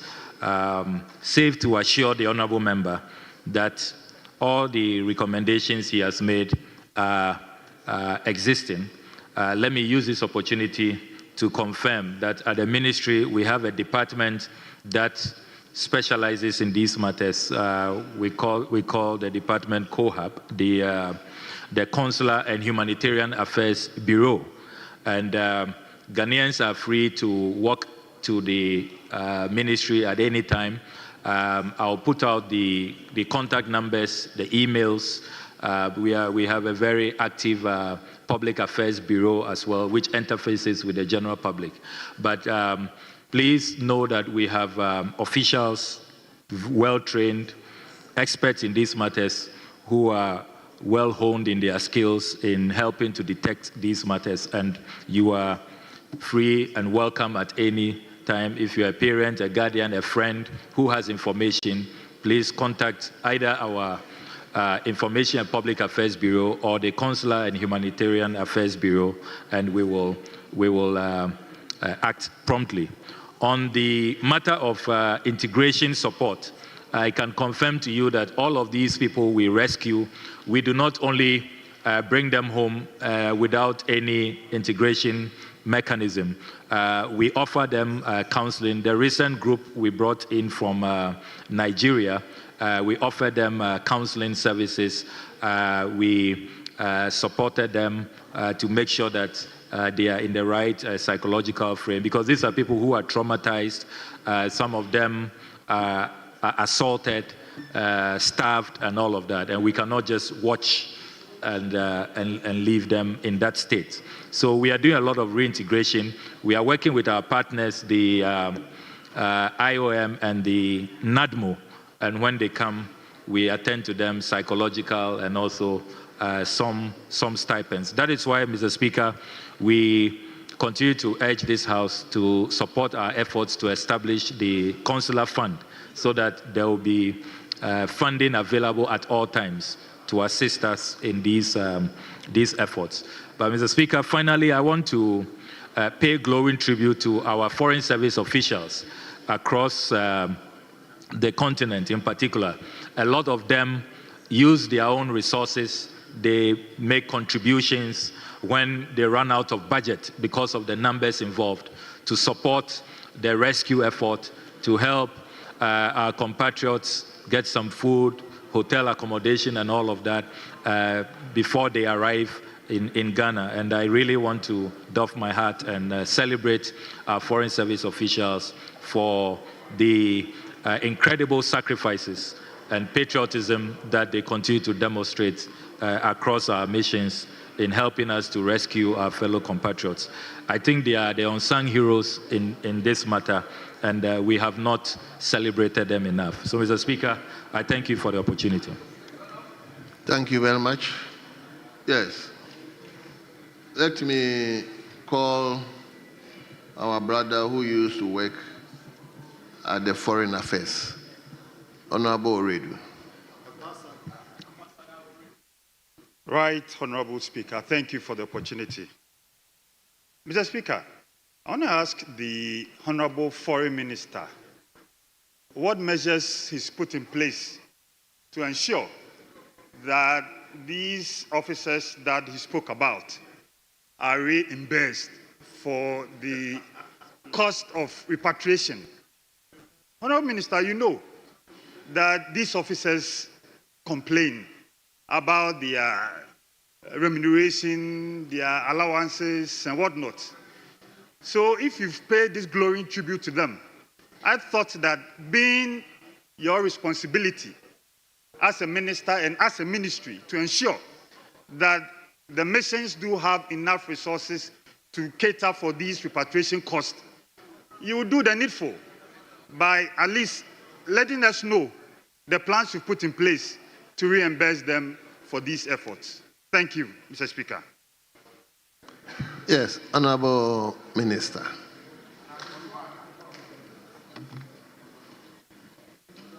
Well, I'm grateful, Mr. Speaker. Mr. Speaker, let me commend Ambassador Oredu for his question. And as I did say, the Foreign Service officials are doing a great job in contributing, helping our efforts to repatriate and bring our victims back home to safety and removing them away from harm's way. Having said that, the ministry reimburses. We have a policy to reimburse when it is formally requested. But as you know, Ambassador Oredu, the compassion and the love that a lot of our Foreign Service officials have, not all of them put in formal requests for reimbursement. They do it to also show their love as Ghanaians supporting fellow Ghanaians, and that's why I've really been celebrating them and saying that they are the unsung heroes. But we do have a policy where if you request to be reimbursed, only a couple of days ago, our colleagues who assisted in a Trinidad and Tobago situation, I approved a reimbursement. So those who ask to be reimbursed are reimbursed. So the policy exists, and I can assure you that when we have the consular fund that would deal with this matter clearly, and it will not really be left to the benevolence and the compassion. But I think that is a good spirit that we need to promote. Even if we have the consular fund and there are fellow Ghanaians who want to assist, who want to help, a citizen in distress, I think that nothing stops. I'm sure that there are special blessings for this category of Ghanaians and Foreign Service officials, and I know they'll have a special place in heaven as well. So thank you very much for the question.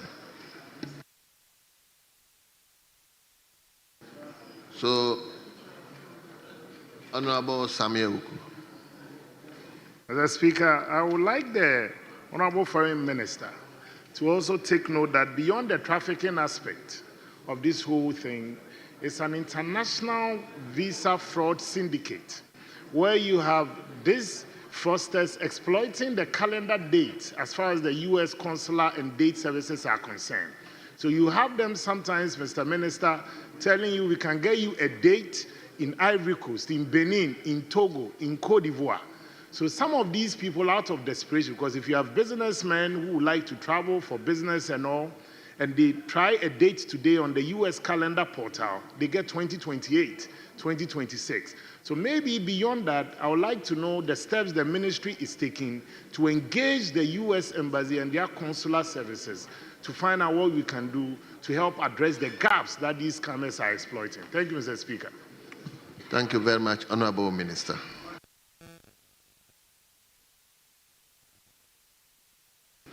Thank you very much, Mr. Speaker. Mr. Speaker, I commend the Honorable Samia Uku for his question. He has raised an important dimension. And Mr. Speaker, he's right that there are some of the victims who are lured because they could not find visa dates. If you need a visa appointment from some of these embassies, you may have to wait for 6 months to 10 months, sometimes over a year. And that is why, Mr. Speaker, a couple of months ago, we put out a note verbal to all the diplomatic missions operating in Ghana to address the matter. Only this morning, Minister, hold on. Honorable members, please.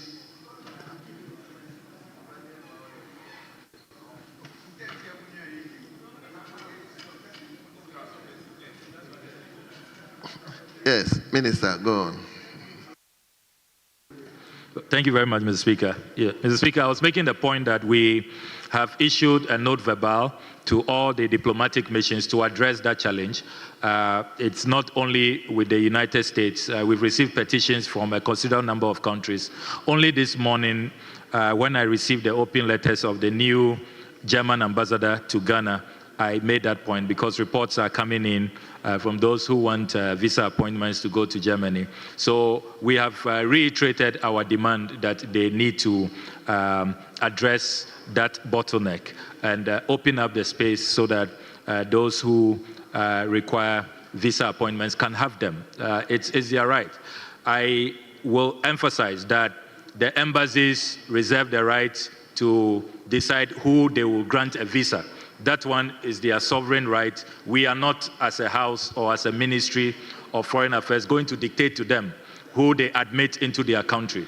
But as for the appointment date, they should make appointments date available, particularly at this time when students are preparing for admissions. There are a considerable number of Ghanaians who go abroad for first degree, for second degree, and this is the time. And we are receiving a lot of petitions from parents, guardians who are in distress, and we want to reiterate our calls. The ambassadors know we have written to them already, and we have been calling them already to take action. I must say that since the note verbal, we have seen improvements with some of the countries. Some of the countries are doing well, and to be fair, I would have to applaud them for responding to our demands. But there are others who will have to step up and be more responsive to Ghanaians. Linked to that is also how they treat the visa applicants, making sure that there are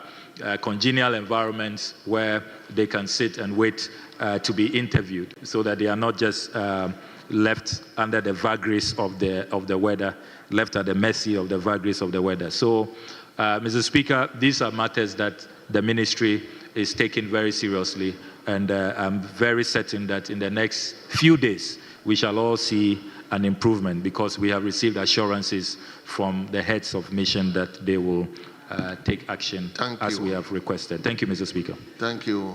I'm taking two more. Yes, Honorable Member for Takrady. Thank you, Mr. Speaker. Mr. Speaker, this phenomenon has been growing for a very long time, and it started with the website network called the QNet. Currently, what we realize is that those who have been detained or captured are being forced to call other people to also bring them on board. So we have cells in Nigeria, cells in Cote d'Ivoire, and just recently, I think January before I left office, we had to dismantle another cell in Anaje of about 40 persons. What I want to know from the minister, what plans have they put in place? One, to dismantle the internet network of the QNet, such that they cannot use it as a stepping stone in luring more people into the business. Secondly, what steps are they going to take to trace, especially the international calls that tend, based on the reports they get from other people, to locate all these cells around Africa to disband this project in the first place? Thank you very much, Honorable Minister.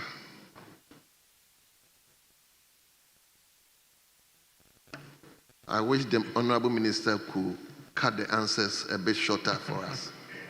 Well, thank you very much, Mr. Speaker. Mr. Speaker, I will follow your lead.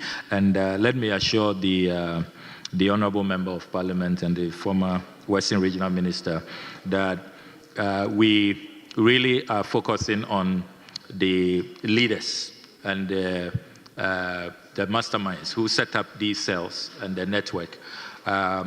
For obvious reasons, I don't want to go into details about our modus operandi, but I just want to give you full assurances. And let me use this opportunity to urge Ghanaians, when you get a call from any of these cells, those who you can tell are kidnapped and are being lured to bring in more victims, please let us know. All we need to know is the number that called you. That's good enough. Once we get the phone number that was used to call you, it helps us a lot. I don't want to, give the details, but it will really help us to resolve the matter. So any information you can help us with, particularly the web addresses they are using, the Momo numbers they are using, the calls you are receiving, let us know, and that will help us to unravel this mystery. Thank you, Mr. Speaker. Thank you very much. Let me give the chance to Honorable Member for your constituency. Minister, is that not your constituency? Yes. Thank you very much, the Right Honorable Speaker. Honorable Minister, you mentioned the International Migration Organization and NADMO helping in the process of reception for the victims. Anytime the IOM is part of it, NADMO doesn't encounter problems financially in the course of reintegration. But in the process whereby NADMO alone goes into it without IOM, sometimes financial issues become a problem during the reintegration. So I want to find out, the problem, financial problems of NADMO. What are you doing to support NADMO in case IOM is not part of the reception and reintegration processes? Thank you.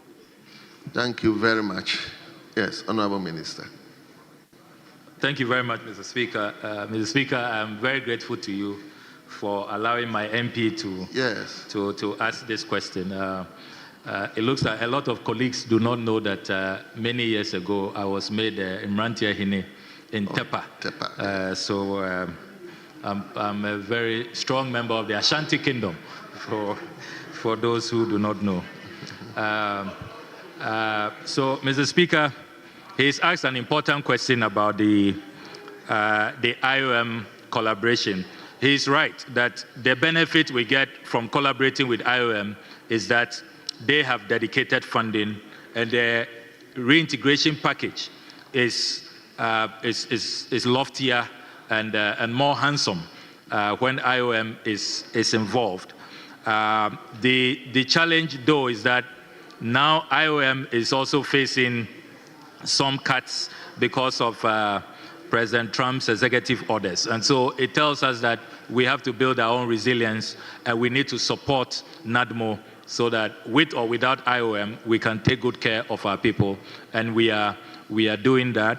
I recall at Cabinet, we discussed support for NADMO, which you headed not too long ago.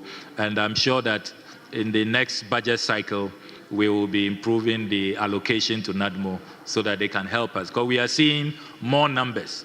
Beyond even the QNES camp, a number of countries are doing deportations. And so as they deport people, we have to be ready to receive them, to reintegrate them, help them with startups, capital to invest and get their lives back. So I assure you that we will give NADMO all the support, even though I acknowledge that it is under the Ministry of the Interior. But this is a larger government commitment which I can speak to. Thank you very much, Mr. Speaker. Thank you very much. I will now come to leadership if there's any. Yes, Honorable Jerry. Thank you very much, Mr. Speaker. Mr. Speaker, I see how eloquently the Minister of Foreign Affairs is dealing with the questions. But one of the answers he gave was to do with petitions they have received. And I'm just trying to find out if he's ever received, or this has come to his notice, that as part of the petitions, he's been made aware of students' visa. Now, they get 3 months, and it's a single entry. And so if a student is going to school for about 2 years, the student is given a visa for 3 months, and it's a single entry. And what the ministry respectfully is doing about that. Thank you very much. Yes, Honorable Minister, are you comfortable responding to this? Very well.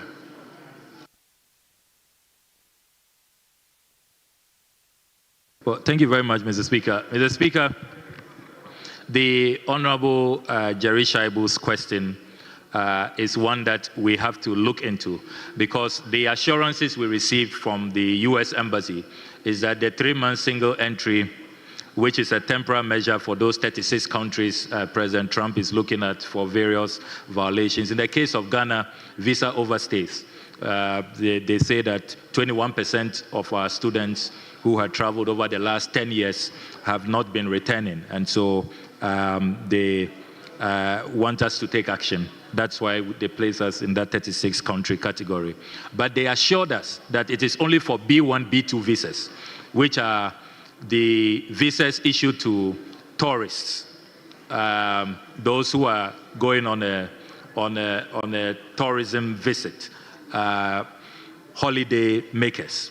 But for students who are given the F visas, they will, if you are going on a 1-year program, you'll be given 1 year. If it's a 4-year program. And we had verified from a number of Ghanaians, and what I have seen so far is that if you make it clear you are going for a student trip, you've paid your fees, and you are expected by your university in the US, you are given a visa to cover the duration. So I'm quite surprised about this particular matter, but I don't know if it was an error. But I'm willing to work with you after today's sitting so that we can intervene, because that is not the assurance we received from the Americans. And the B1, B2, 3-month single entry is just for that category of travelers, tourist visas. It should not affect students and those going for long stay programs who need other visas, the F visas, J visas, and the likes. So, Mr. Speaker, that's my response to this. Thank you very much. Yes, my whip.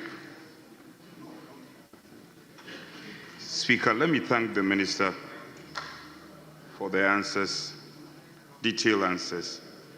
Speaker, the Minister had mentioned NCC and had gone ahead to appeal to the NCC after having spoken or elucidated on collaborative efforts with other important and relevant ministries. Speaker, would the Minister consider a deliberate attempt by the ministry to rope in the NCC and the media so that it will not just be an appeal in person, but it will be a deliberate policy of, because, Minister, over the years, the NCC has been lamenting about budgetary provision. And so they've always lacked the wherewithal to be able to do their constitutional mandate. So I'm afraid an appeal from the dispatch box to the NCC will not be enough.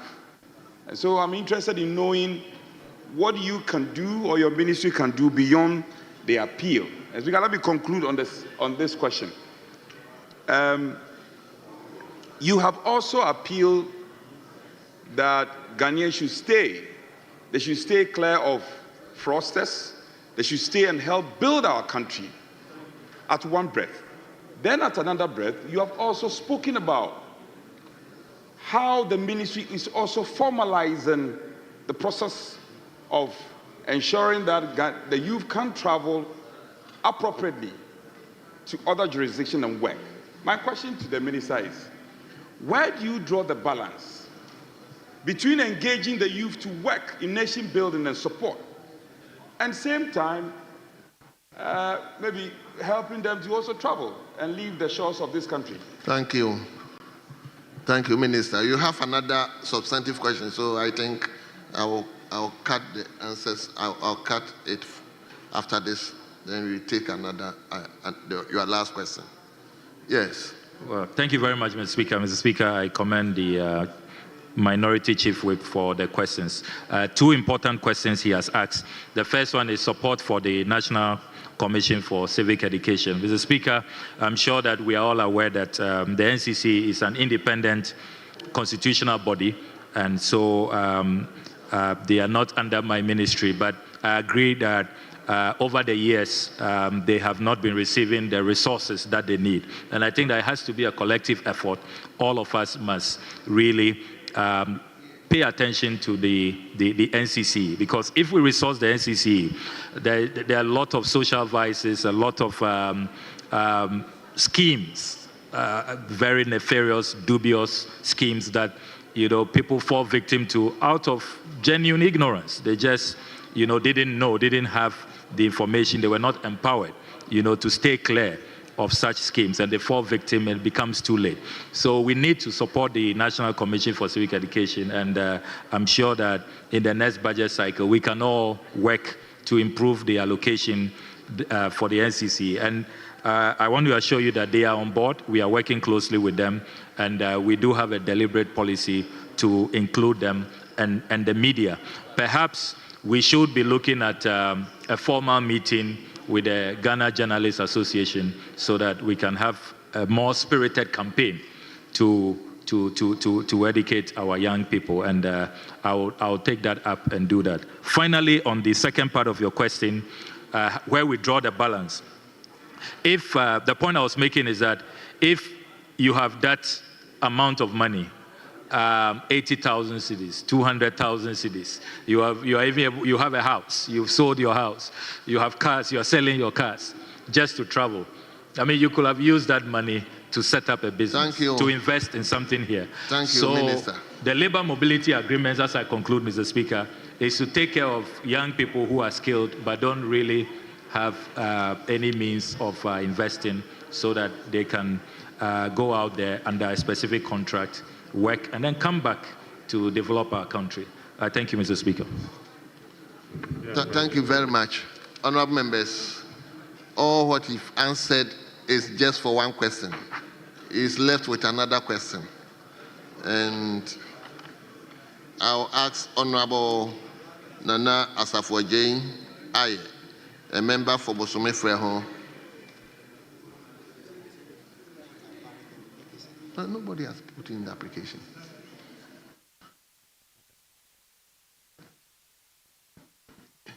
Are you putting in the application? Very well. Honorable member, you may go on with your question. Mr. Speaker, thank you for the opportunity.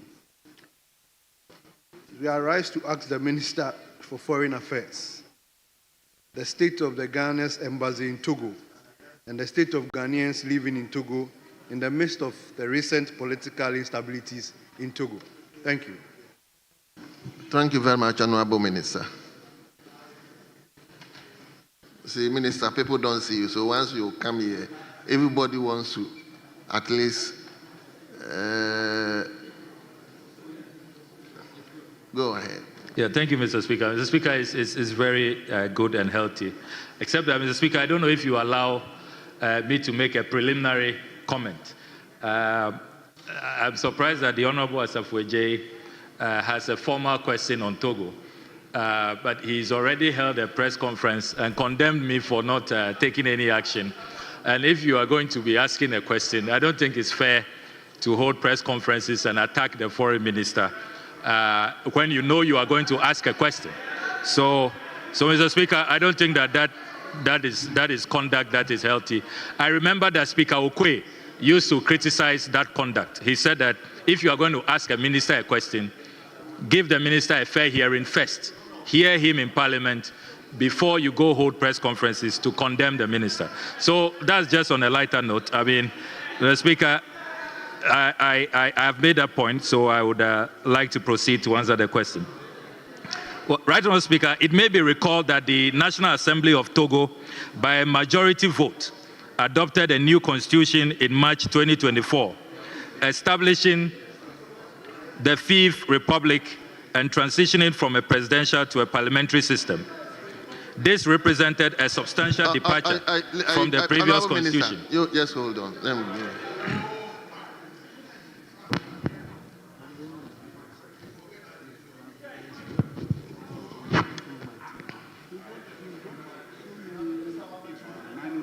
Are you listening to the language, the English I'm talking? You have no more to about because. Speaker, a while ago, the minister, having answered the questions excellently, in his attempt to answer agent question B in the name of the Honorable Asafo-Adjei, he prefixed his answers with some comment that the member had held a press conference and attacked him, and that if the member knew he was going to ask this question, he shouldn't have, and that is not fair on the part of the member to have attacked or hold a press conference before coming to ask him the question on the House floor. Speaker, in this House, we are regulated by our orders and the Constitution. I want to appeal to our minister and a colleague. That part of his answer or his prefix comment to his answer should be expunged from the records. Why? Because, Speaker, there is no provision in our orders that bars the member from holding a press conference. To ask a question is one of the tools that members have at their disposal to elicit response from ministers. So to say that if you know you are going to ask me a question, you shouldn't hold a press conference, it's not tenable. It's not tenable. It's not right. We can hold a press conference tomorrow or today and ask you a question the next day. That is admissible. Thank you. I've heard you. Speaker, yes, you have heard me, but Speaker, some consequential directive is welcome here. But he said, honourable members, he said that the former speaker made a statement to that effect, that if you are going to bring a minister here to respond to a specific question, you don't, that's what he said. And Speaker, I don't intend to litigate on this matter. But to the extent that the honourable minister has not produced evidence to back his claim, we cannot accept that. We cannot. No, why? If you have something to say, get up and speak. I'm making my point. If you disagree with me, get up and make your point. Speaker, we insist. Speaker, with respect. Speaker, with respect. We on this side of the House, we insist that either the minister provides a backing to that statement, or he should stay clear and simply go ahead and answer his question. We are not taking this kindly at all. So let him go and answer the questions. Let Minister come and he should answer take it out from the records. We should take it out from the record. Speaker, We should expunge that from the records, and then he can go ahead and answer his question. That is what I'm unable to do. Well, Speaker, why? Speaker, why? That's what I'm Speaker, it's unable. within your powers. We have not offended any of the rules. Yes. Yes. Yes. So he cannot tell us when to hold press conference. Yes. Honorable, as much as you have not offended any of the rules, I don't think he has also offended any of the rules. So let him go on. So honorable, yes. Leader. Speaker, we have a lot to do. Speaker, please, we are doing politics. He's playing politics. Speaker, we have a manner of answering questions in this house, clearly captured under Order 88. You may not like the minister's answer, but he has provided an answer to the question. It wasn't an answer. Mr. Speaker, please, Mr. Speaker, please. He's saying that a part of the minister's answer be expunged. Yet he's not been able to establish that any part of the outstanding orders has been breached. And yet he's making a submission honorable to member. His Mr. application was turned down, so I don't see why we should go on. Mr. Speaker, we have a lot to do. Let the records reflect that the minister's answer was parliamentary. He hasn't offended any part of outstanding orders. So, Mr. Minister, proceed to provide further answers. Thank you, Mr. Speaker. Mr. Speaker, I think my colleague, the Majority Chief Whip, was not listening to the minister.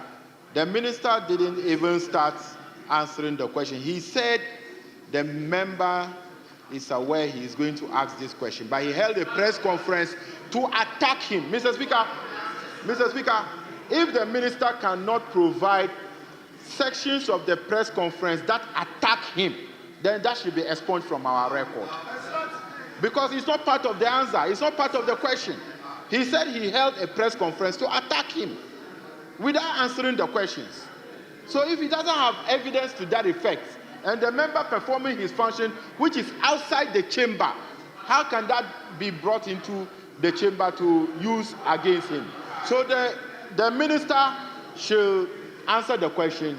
Mr. Speaker, you should expunge the part that says that the member held a press conference to attack him, because the member didn't attack him. He was speaking to issues that he think was necessary. Thank you, Mr. Speaker. Mr. Speaker, I heard the Majority Chief Whip, the respected Majority Chief Whip. Mr. Speaker, the problem with the minister's way of proceeding is when he said, before I answer the question. Mr. Speaker, Order 88 is very clear. It's titled Manner of Asking and Answering Question. The minister himself, and the record will bear me out, the minister himself said, Mr. Speaker, before I answer the question, let me make a preliminary point. Mr. Speaker, if the minister, the honorable minister, as part of his answer, had said that I did not expect this question because the honorable member had already spoken to it and said A, B, C, D. Mr. Speaker, that would have been very much within the confines of our rules, and even if we were not happy with the answer, we cannot call out the minister. So, Mr. Speaker, I think the minority leadership is right. The minister is he's very capable of answering the questions. Mr. Speaker, the minister has gone ultra-wise. He knows. The minister knows that he's gone outside the rules. So he should just accept that, in fact, the minister, I see he's realized that he's been caught by technicalities. He should just accept the first part being a sponge, and then you proceed to answer the question. Thank you, Mr. Speaker. Thank you. Honorable Sami, please, just respond to.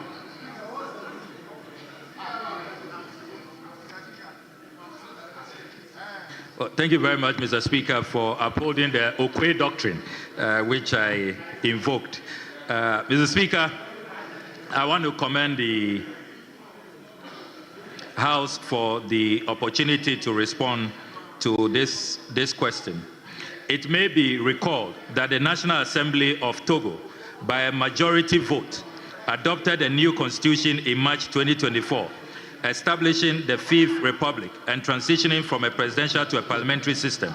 This represented a substantial departure from the previous constitution, which provided for the election of a president by universal suffrage with a two-term limit of 5 years each.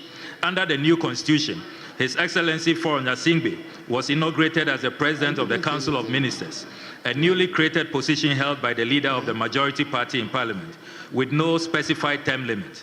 This measure has been widely condemned by opposition factions, civil society organizations, youth groups, and Amnesty International as an attempt to extend his tenure in office. As a result, Mr. Speaker, this became the primary catalyst for the violent protests that took place in Lomé and its surrounding regions.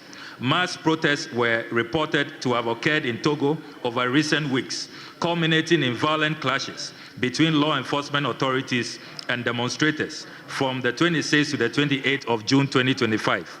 The protests emerged as President Foreign Singbe faced mounting demands from critics for his resignation amidst constitutional amendments that could potentially extend his stay in power indefinitely. Civil society organizations and social media influencers organized these protests in response to the government's suppression of demonstrations held earlier in the month. Youth-led demonstrations organized via social media erupted in Lomé and other urban centers on the 6th of June 2025. The demonstration was primarily triggered by recent constitutional modifications, which were regarded as an effort to prolong President Foreign Singbe's tenure indefinitely. Additionally, grievances prompting the violent protests include the apprehension of prominent musician Amaron, a Togolese rapper and activist known for his outspoken criticism of President Foreign Singbe's administration, deteriorating economic conditions, and high youth unemployment rates. While the demonstration was quite peaceful in the beginning, clashes with security personnel resulted in the deployment of tear gas and detention of approximately 80 individuals, comprising students, medical professionals, and civil society members. Of these, Mr. Speaker, 56 protesters were subsequently released on the 11th of June 2025. However, some individuals, including a French national whose identity remains undisclosed, continue to be in custody. Furthermore, Mr. Speaker, journalists were reportedly subjected to fiscal mistreatment and compelled to delete footage from their devices during the demonstration. On June 16th, the government subsequently suspended Radio France Internationale and France 24 from broadcasting within Togo for 3 months, accusing them of incitement and disinformation. Additionally, the government invoked Law Number 2019-010, which prohibits unauthorized public gatherings. It accused the organizers of the protests of acting on the behalf of foreign interests with the intent to destabilize the state. Despite the prohibition, Mr. Speaker, spontaneous demonstrations emerged in multiple districts of Lomé, including Bay, Kolembe, De La Paix, and along, Mr. Speaker, pardon me, and along the Oti Boulevard from June 26 to 28, 2025.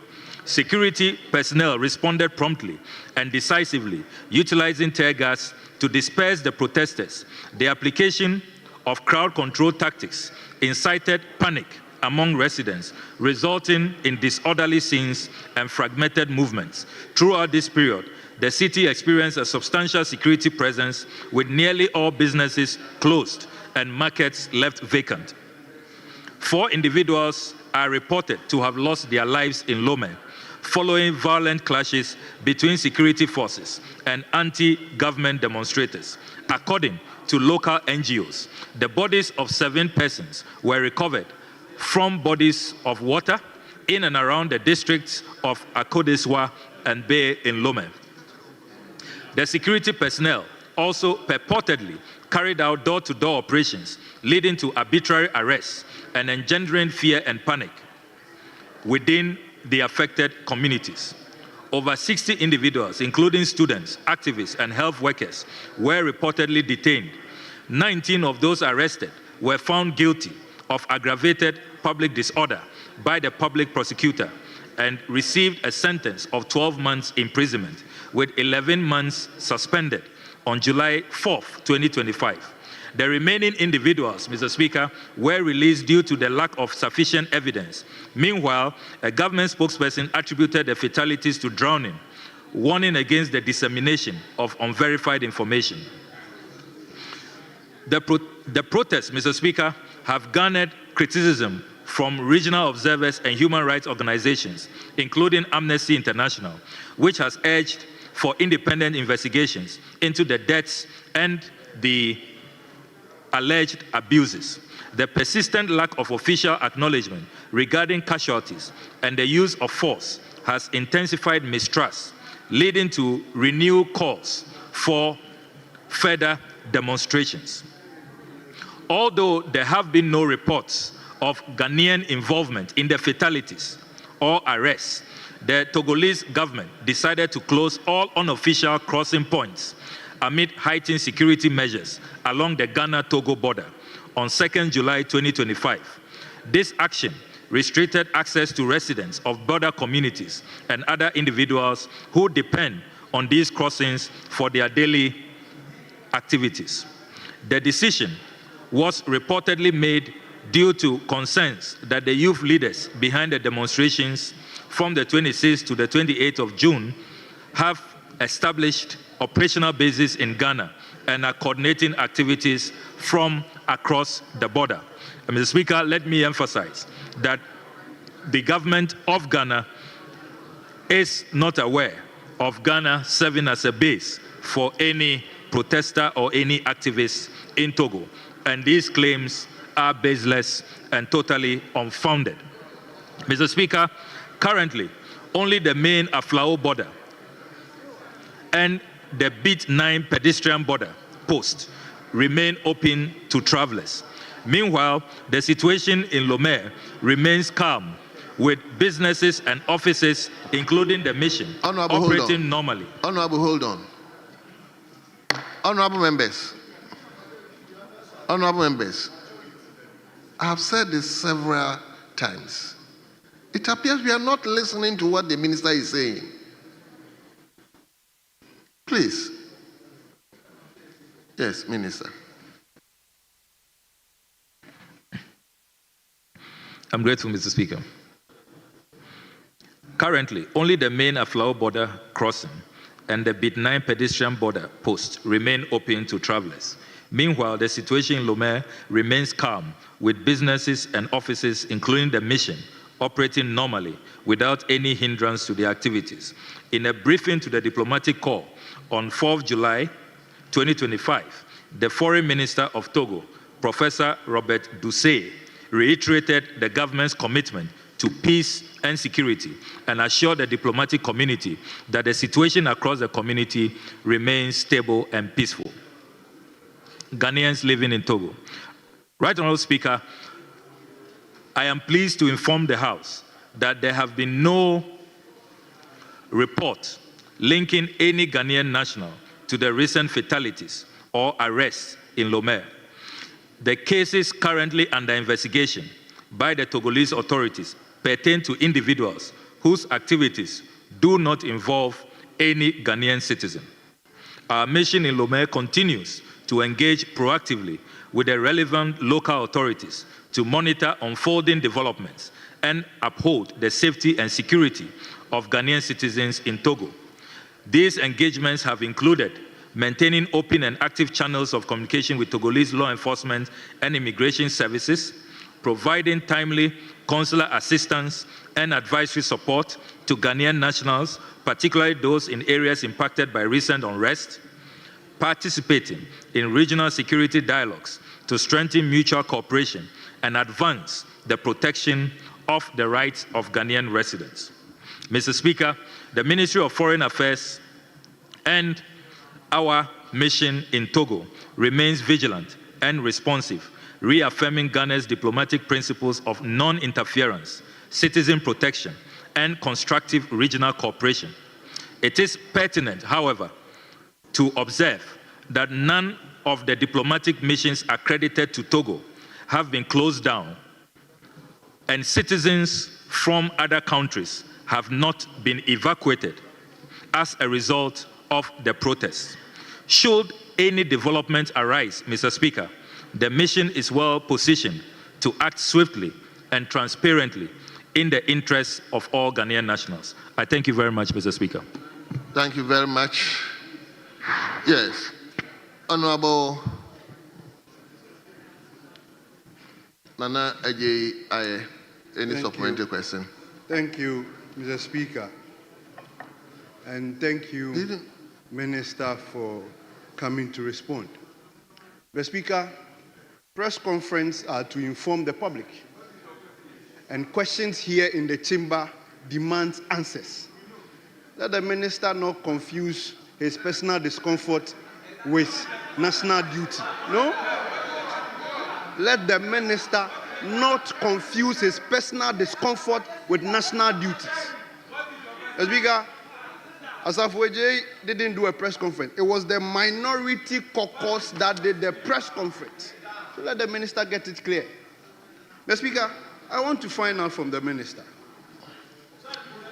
given the reported killings and the arrest in Lome, has the ministry officially engaged ECOWAS or AU to trigger any form of regional protection, or we are waiting to see how the situation will go? Thank you, Mr. Minister.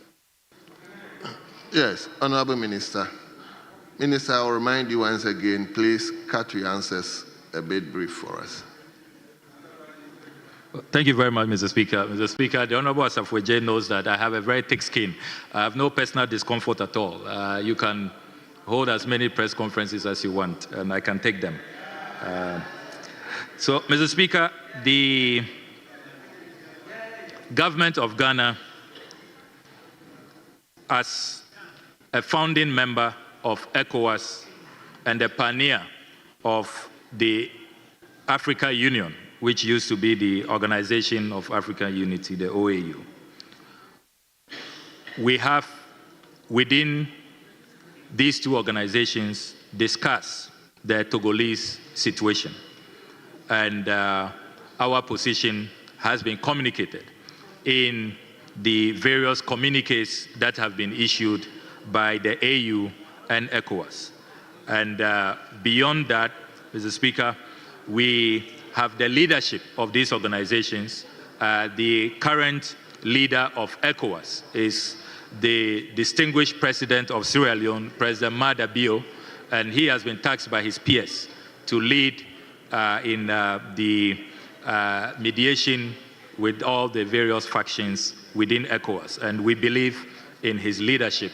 In the same way, the AU is also doing its best and engaging with the various factions and the government in Togo. And we believe that for now, those regional efforts are adequate and should be supported. And Ghana is being cautious because we are the closest neighbor, and also we not being in the leadership of ECOWAS and the AU, we have to be mindful that we are not accused of undercutting or undermining those who are in the leadership to respond to these matters. But I can confirm to you that we remain committed to our principles of non-interference, good neighborliness, and we are balancing all of these fundamental diplomatic principles so that it does not mar the good relations between Ghana and Togo. I thank you, Mr. Speaker.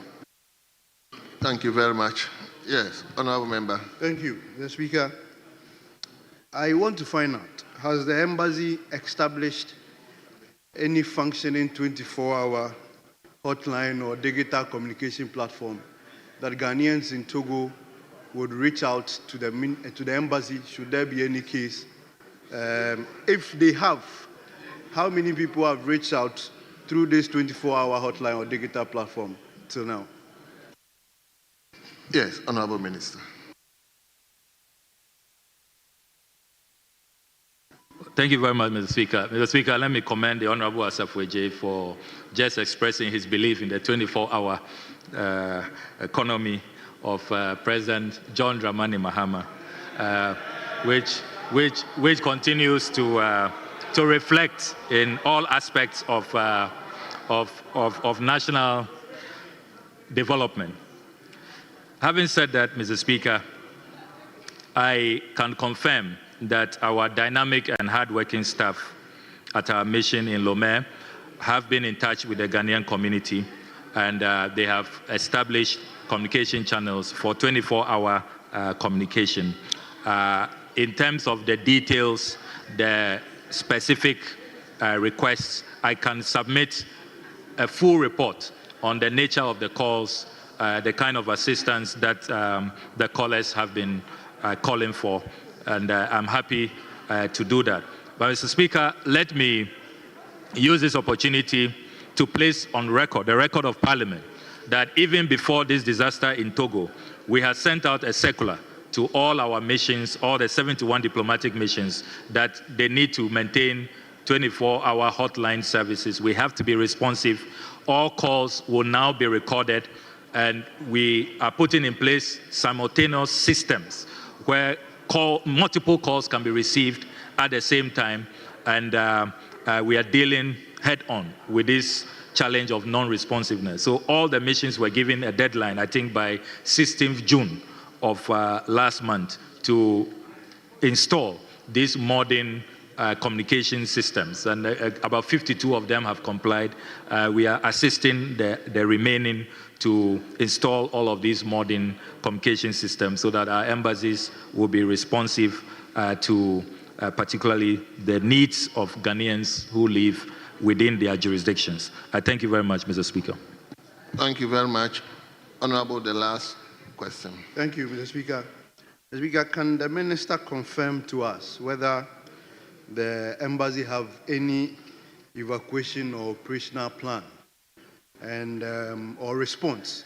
And if they have, is there a way that the Ghanaian citizen in Togo or Lomé will know or will be updated about such evacuation plan, should there be any case? Very well. Yes, Honorable Minister.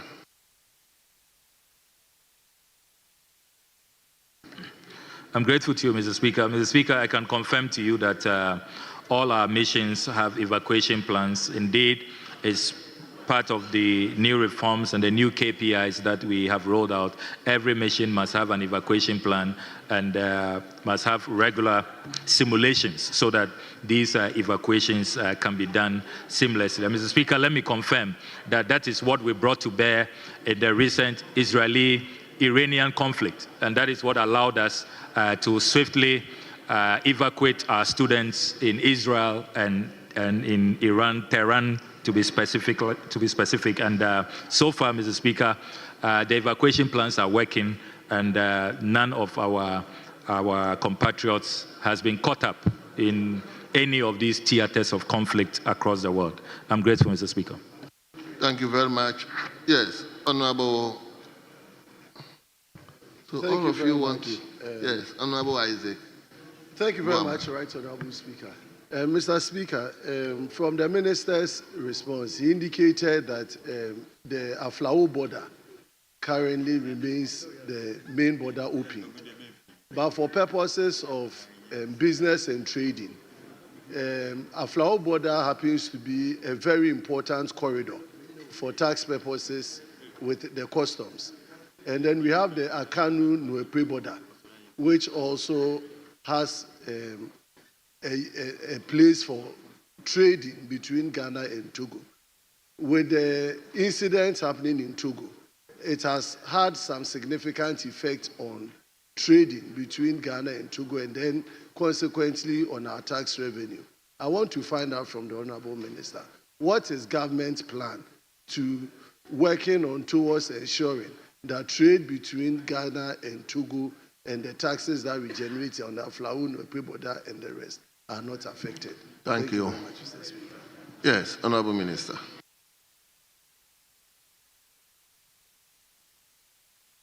I'm grateful, Mr. Speaker. Mr. Speaker, I can confirm that we are engaging with our counterparts in Togo to reopen the borders because it's really a matter that affects a lot of economic activity. Asigame in Lomé is very popular as a major market. People travel from Aflao, the whole market, and vice versa. We are quite confident that these borders will be reopened soon, particularly in the spirit of Pan-Africanism and within the objectives of the Africa Continental Free Trade Area, where we want to increase trade amongst ourselves beyond the under 20% that we are doing currently. So the engagements are going on, and we are quite optimistic that very soon the borders will be reopened. I'm grateful, Mr. Speaker. Thank you. Yes, Honorable Member for Damango. Thank you, Mr. Speaker. Mr. Speaker, I thank the Minister for his answers. And I've followed the Minister's presentation. Mr. Speaker, the Minister will agree with me that at the heart of the Togolese crisis, the age-old Togolese crisis, is the issue of democracy. My question to the Minister is, will the Ghanaian government support the deepening of democratic practice in Togo, particularly as it relates to term limits? Thank you, Mr. Speaker. Minister, are you minded to respond to the question?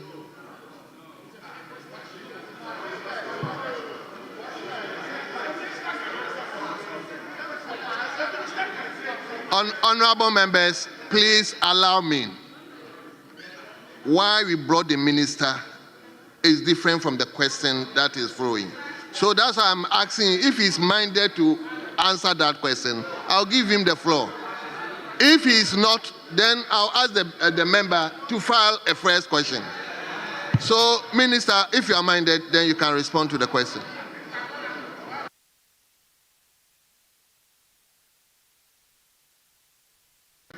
Well, I'm very grateful, Mr. Speaker. Mr. Speaker, I do not want the ranking member to say that I'm running away from his questions, even though he should have filed a substantive question in this regard. Having said that, Mr. Speaker, there are a number of principles at play in this very important question. As a democratic country that has emerged as a shining example to other countries, we remain a role model, a poster child for democracy, and we are committed at urging everybody to emulate Ghana's democratic credentials. It's the best form of government. It aids development. It allows for civic spaces to be expanded, for inclusivity, for everybody to contribute towards national development. So it is really what all of us must commit to. And Mr. Speaker, let me say that we will continue to support democratic efforts globally, not only on the continent, but globally, everywhere that our expertise. Some of our former electoral commissioners, Dr. Farijan, for example, is called upon by the UN every now and then to assist other countries. Some of our institutions, our foreign ministry is credited to have established the foreign ministry in Namibia. We support the institutions in Rwanda and Burundi, many other. So I think that that is a soft power we have that we must continue to really project and advocate. So within that framework, Ghana will always be a force for good, a force for democracy, to deepen democracy globally. Having said that, Mr. Speaker, we also have to be mindful of the sovereignty of other countries. When sovereign countries say they have voted and carried out a referendum and all of that, we will be careful not to be accused of meddling or interfering with what other sovereign countries are doing. So it's a delicate balance, and we will keep proceeding very cautiously and maneuvering in a way that diplomatically does not affect our time-tested principles of being positively neutral, being friends of all and enemies to none. All of these overarching principles must continue to guide our foreign policy. And so we will be proceeding gingerly when it comes to these matters. And that's how I would respond, Mr. Speaker. Thank you very much. Thank you very much. You have spoken, Honorable Reid, you have spoken. Let him give to Swaman. Please, I'm coming. Okay.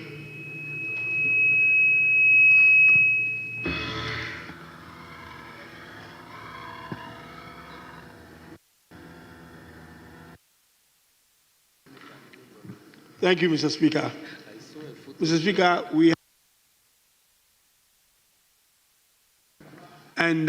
tomorrow is the day for the media review, which means that we wouldn't be able to do very much tomorrow. I think that I'm just pleading with you if we can limit the supplementary being asked so that we can do the other business. Mr. Speaker, I pray. Very well. Yes, Honorable Member for Swaman. Thank you, Mr. Speaker. Honorable Minister, I want to find out for your ministry, has the ministry identified and documented the total number of Ghanaians currently residing in Togo, including students, traders, and undocumented migrants, and how this data being verified in real terms? Thank you, Mr. Speaker. It's about the issue. Honorable Minister, did you get the question? You got the question? Very well. But please be brief. Thank you very much, Mr. Speaker. Mr. Speaker, the Honorable MP's question is on data, a very important question. If the ministry has compiled accurate data of all Ghanaians living in Togo. This raises a very important issue. Our missions continue to encourage Ghanaians who enter other jurisdictions to make themselves known, report, have your details taken, so that we can always be on the lookout, seek your welfare, extend consular assistance to you when you need them. So in terms of the categories you have given, yes, we know the students, particularly those on government scholarship. We have the year abroad program for students who study French. And so we have the data for those who are in Lomé studying French. We have that data. We have the data on the recognized associations who have registered with the mission. The challenge will be those who come in quietly and do not either join the Ghanaian associations or make their presence known to our embassy staff. But we keep urging Ghanaians that when you enter a country, please let the embassy know you are around so that we can guide you. But I'm willing to provide a breakdown of all of the Ghanaians who have been brought to our attention formally, those in the associations, the students. We have their names, their contact numbers, and I can share that if Mr. Speaker so decides. Thank you very much, Mr. Speaker.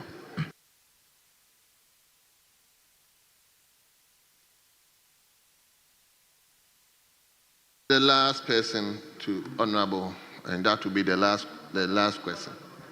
Mr. Speaker, Ambassador, you've spoken. So, Mr. Speaker, thank you very much. Mine is to let the minister clarify something he said. Mr. Minister, you stated that the government was not aware of any operational base in the Republic of Ghana. You agree with me that not being aware is not the same as not existing. Can you assure this House that the government knows as a matter of fact that the youth in Togo involved in the violence do not have any operational base in the Republic of Ghana? Thank you very much. Yes, Honorable Minister.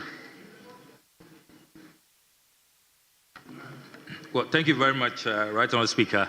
And I want to commend the Honourable MP for the opportunity to restate this point. I recall that in my response, I even added that those allegations being held at Ghana are baseless and totally unfounded.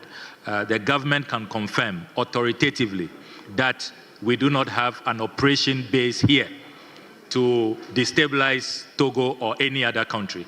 And we are stating that emphatically, very authoritatively, and I want to thank you for the opportunity to re-emphasize that.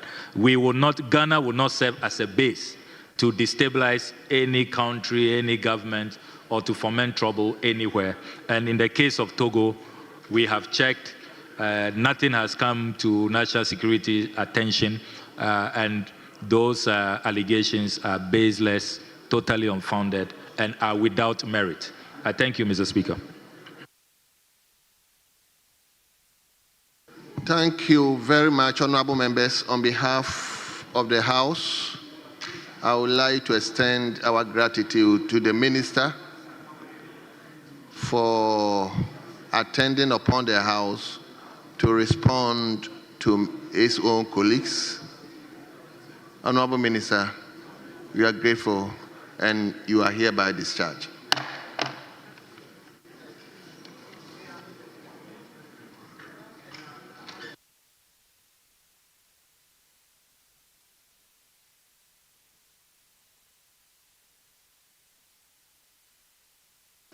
Yes, leadership.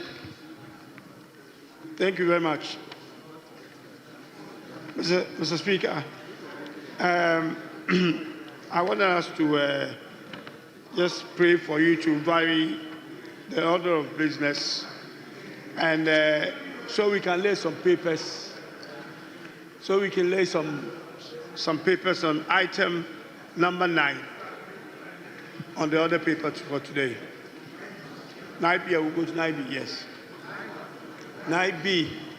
Item number 9, please give me 5 minutes suspension, please.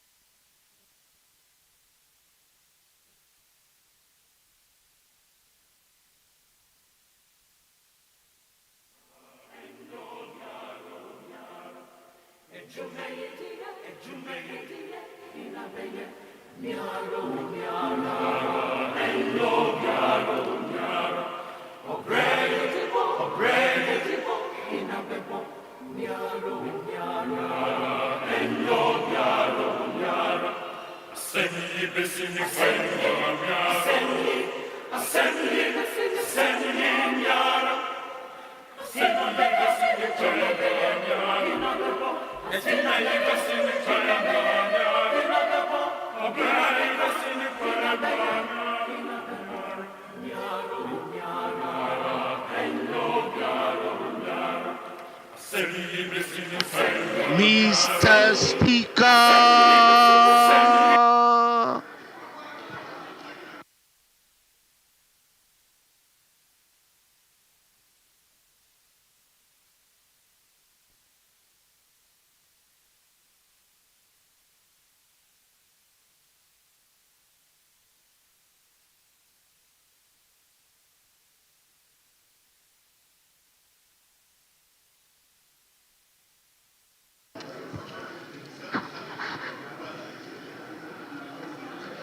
Thank you very much for indulging me.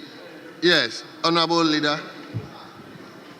Yeah, thank you, Mr. Speaker.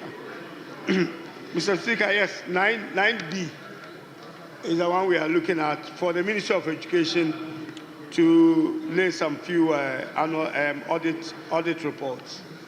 Very well. From one, if you can actually take them all together, from I to XXI, Mr. Speaker, if you can take them all together. Thank you. Honorable members, may I invite you to page 5. Page 5, item listed 9B. Presentation of papers by the Minister for Education. Annual statement by the Audit Committee of the Chartered Institute of Bankers, Ghana for the year 2024. Annual statement by the Audit Committee of the McCoy College of Education for the year 2024. Annual statement by the Audit Committee of the Enchi College of Education for the year 2024. Annual statement by the Audit Committee of the SDA College of Education, Asokore Koforidia for the year 2024. Annual statement by the Audit Committee of the EP College of Education, Bimbila for the year 2024. Annual statement by the Audit Committee of the Abetifi Presbyterian College of Education for the year 2024. Annual statement by the Audit Committee of the University of Media, Arts and Communication for the year 2024. Annual statement by the Audit Committee of the Rialso College of Education for the year 2024. Annual statement by the Audit Committee of the St. Louis College of Education for the year 2024.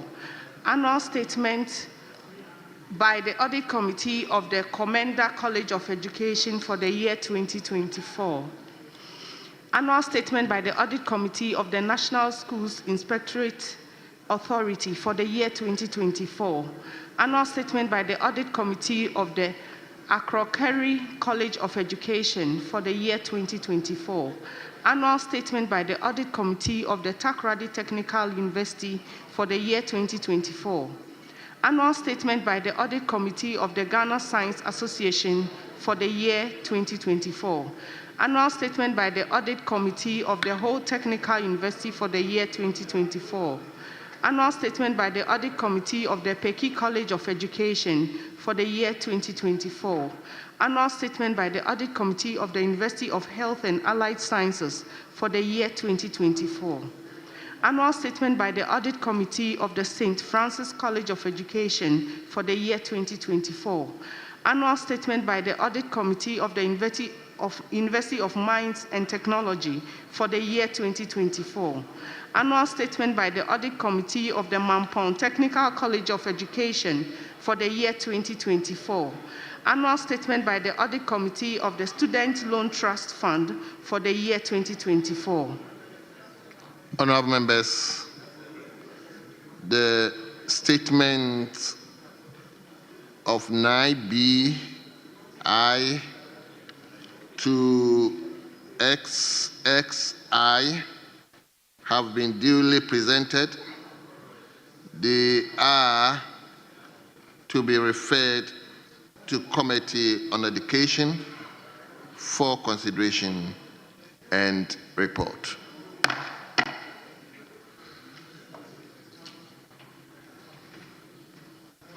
Yes. Thank you, Mr. Speaker. Mr. Speaker, I see the Minister of Interior here.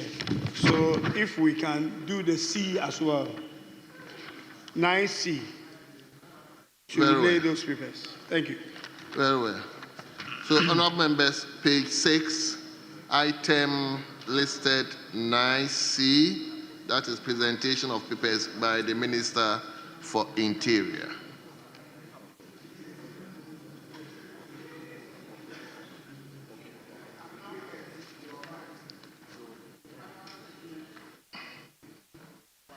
Annual statement by the Audit Committee of the Ghana National Fire Service for the year 2024. Annual Statement by the Audit Committee of the Ghana Prison Service for the year 2024. Annual Statement by the Audit Committee of the Gaming Commission of Ghana for the year 2024. Honorable members, the statements of 9C, which is I, have been duly presented. They are referred to the Committee on Defense and Interior to consider and report back to the House.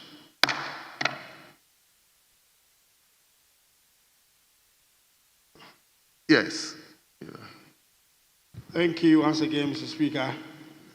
Mr. Speaker, I want to seek your indulgence and ask permission for us to move on to the addendum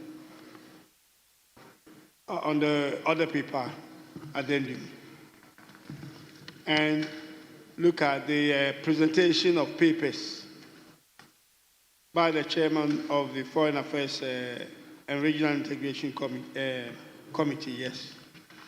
So that would be item 1, presentation of papers on the other paper addendum. Thank you, Mr. Speaker. Yes, minority leadership. Mr. Speaker, I don't know why the Deputy Majority Leader is taking us back to other paper addendum. We had agreed to do some few clauses on the bill. Tomorrow, we are expecting the media budget. At the moment, it's almost getting to 6 p.m. And if you want us to do everything on other paper addendum before, what time will we get to come back to do some of the bill, the clauses in the bill before? So you need to prioritize your business so that we can know. Because today we cannot sit, we can't pass 6 p.m. Tomorrow we have to be here by 10 a.m. Yes, Leader. Thank you, Mr. Speaker. I'll plead with my honorable brother. We have actually prioritized the business. So we have an idea on what we're doing. I'll just urge you to exercise just a little patience and you get a clear path of what we are doing today. Thank you. Very well. So, honorable members, let me invite you to other paper addendum. Other paper addendum. Page 1, item 1, presentation of papers by the chairman of the Foreign Affairs Committee. Yes. So you bar ones for all of them.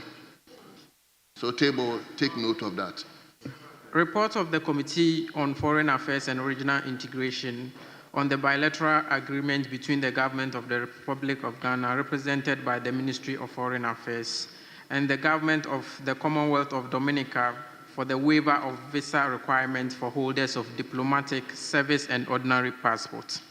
Report of the Committee on Foreign Affairs and Regional Integration on the bilateral agreement between the Government of the Republic of Ghana and represented by the Ministry of Foreign Affairs and the Government of the Republic of Colombia for the waiver of visa requirements for holders of diplomatic, official, and service passports. Report of the Committee on Foreign Affairs and Regional Integration on the bilateral agreement between the Government of the Republic of Ghana, represented by the Ministry of Foreign Affairs, and the Government of the Republic of Mozambique for the waiver of visa requirement for holders of diplomatic and service passports. Report of the Committee on Foreign Affairs and Regional Integration on the bilateral agreement between the Government of the Republic of Ghana, represented by the Ministry of Foreign Affairs, and the Government of the Democratic Republic of Sao Tome and Principe for the waiver of visa requirements for holders of diplomatic, service, and ordinary passports. Report of the Committee on Foreign Affairs and Regional Integration on the host country agreement for the establishment of a branch office of AGRA in Accra, Ghana. Report of the Committee on Foreign Affairs and Regional Integration on the United Nations Treaty for Prohibition of Nuclear Weapons, New York, 2017. Honorable members, the reports of A, B, C, D, E, and F have been duly presented. I direct that the reports are distributed to honorable members. Yes. Thank you, Mr. Speaker. Mr. Speaker, can I indulge you again and get you back to the original order paper and look at item number 16 on page 8 of today's order paper, the original order paper. And I have the Minister of Education here to go through a few of his clauses as was agreed. Thank you. Very well. So, honorable members, I'll take you to page 8. Page 8 on the original order paper. Item 16, Ghana Scholarships Authority Bill 2025 at the consideration stage.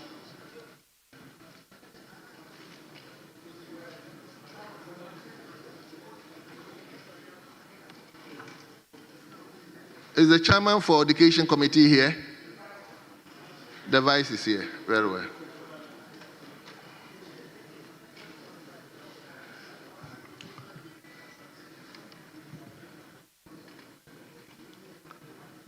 Very well. So my understanding is that cross 1, cross 2, cross 3 has been done, or we are taking everything from afresh. Mr. Speaker, at the last time the chairman would drive it, we ended at clause 22. The intention is just to run through from 22 probably to the end and state the question on the source of funds as I do further consolidation, and then state the question on composition of the governing board. I met with the Education Coalition yesterday.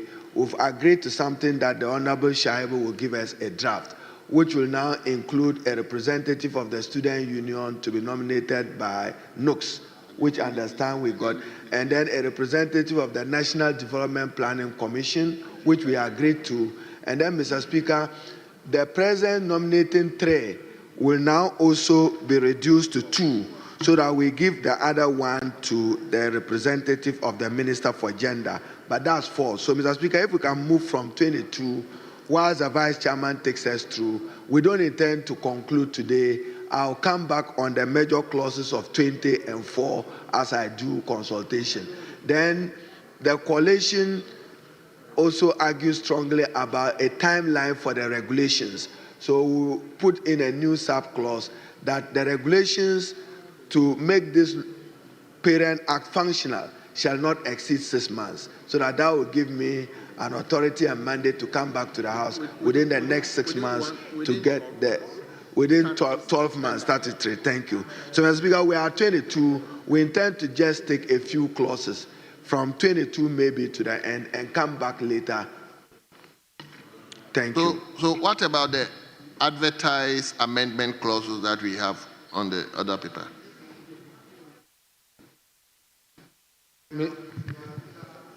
I am still consulting on 4 with high authority, and therefore we can, if it pleases you, Mr. Speaker, let's do from 22 up to the end and come later for the rest. Thank you.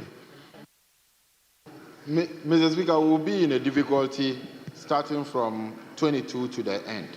Mr. Speaker, the minister was saying that we should just do about 4 clauses. So we were of the view that from 22, we can do the account and audit, the annual report, eligibility criteria, then we can end at consideration of application. That is clause 27. Minister, Education Minister.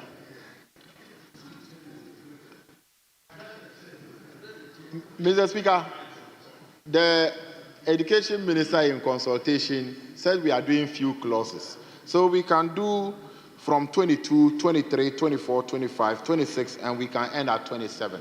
That is the consideration of the application. Mr. Speaker, rightly so, because there are still other things. And then a statement was admitted, and because of the busy schedule of tomorrow, so it will be in our interest to just finish.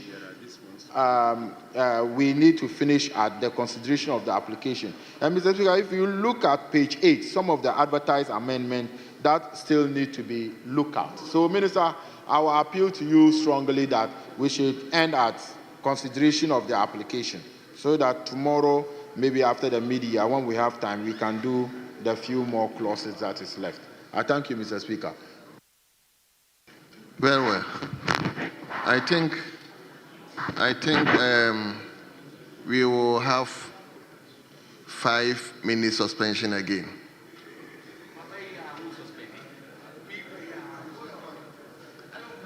Are you announcing your presence? So, honorable members, indulge me to have another 5-10 minute suspension. The speaker himself is coming. Yeah. Mr. Speaker, probably, as I said, we don't intend to get a question on 20, which is on source of funds for the authority for governing board, as I continue. But probably we can let the Minister for Foreign Affairs do his business whilst you engage further. Thank you, Mr. Speaker. But on clause 420 and the regulations, I'm doing further consultations. Thank you. But we are satisfied with our engagement of the civil society group that petitioned Parliament. Thank you. Yes, so leadership. Mr. Speaker, let's take your 5-minute suspension, and when we come back then. Mr. Speaker, let's take your 5 minutes. No, if there's something to be done with Honorable Kujoto, let's do it. Whilst Mr. Speaker will come and handle this scholarship bill. So if there's something that we can finish up with Honorable Kujoto, then we can go ahead. Then that means that, Mr. Speaker, is it the case that you are suggesting we should suspend the consideration stage? Yes. Mr. Speaker, is it the case that we are suspending consideration stage? Mr. Speaker himself is coming to handle. Then, Mr. Speaker, then the maze is tilted. Yeah. So, Osha.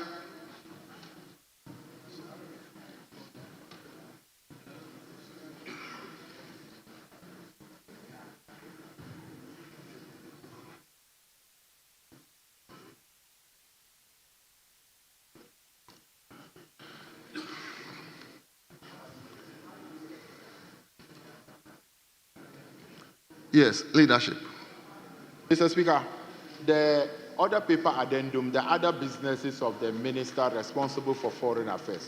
Mr. Speaker, they are just sharing the reports now. How do you expect us to just sharing reports now for us to read the reports and make meaningful contribution? About 4 or 5 of them. Mr. Speaker, we cannot take that business now. Foreign Affairs Minister is saying it's simple. You just share us reports now, Mr. Speaker. Even I asked the deputy ranking as to whether he has the report before. He said no, they just share it. So if you share reports on this important four reports, for us to just read it now and then make contribution, how is that possible? Yes. Mr. Speaker, I think we did agree that we were going to take, 16 and then come back. Yes. But then, Mr. Speaker, you were saying something earlier as well, which God has said. No, I was actually going to suspend for 5-10 minutes in waiting for Mr. Speaker, because he wants to take the scholarship bill himself. So once he is not here, we can, if there's something that we can do with Honorable Foreign Affairs Minister, we can do that and move on. Precisely so, Mr. Speaker. Mr. Speaker, I would like to indulge my brother to get this thing done. Otherwise, we'll be sitting here with no business. Thank you. Mr. Speaker, we will not have any difficulty on this.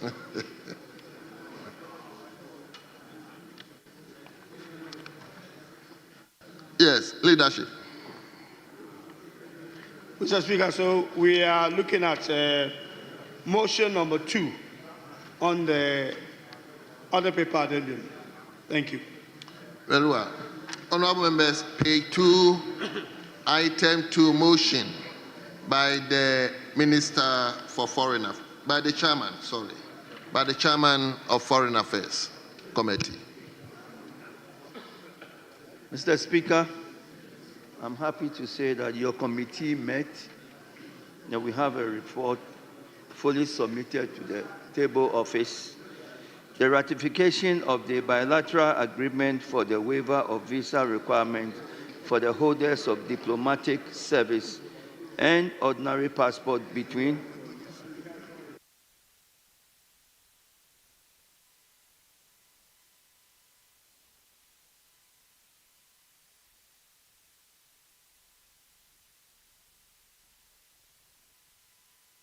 Chairman, this is a procedural motion, so just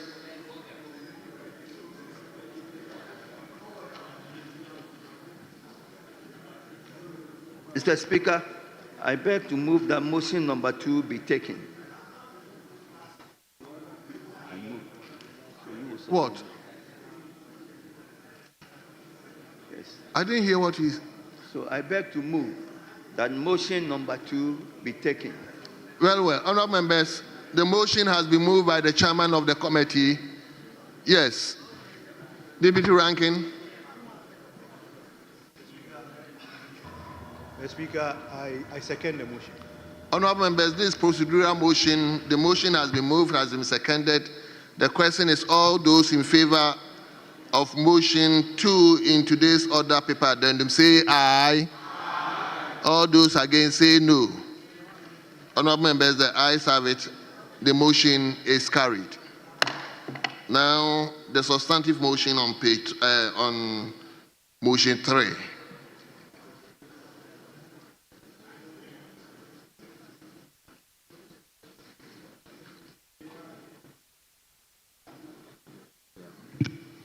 Mr. Speaker, I stand to move that motion number 3 be taken.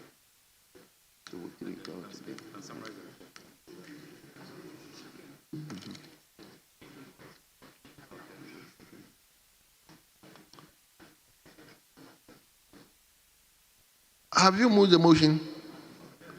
No, number 3, then you have to move and give us the committee's report. Yeah, that's what I was saying. Summarize the report. Okay, that will be on the debate report. So, Mr. Speaker,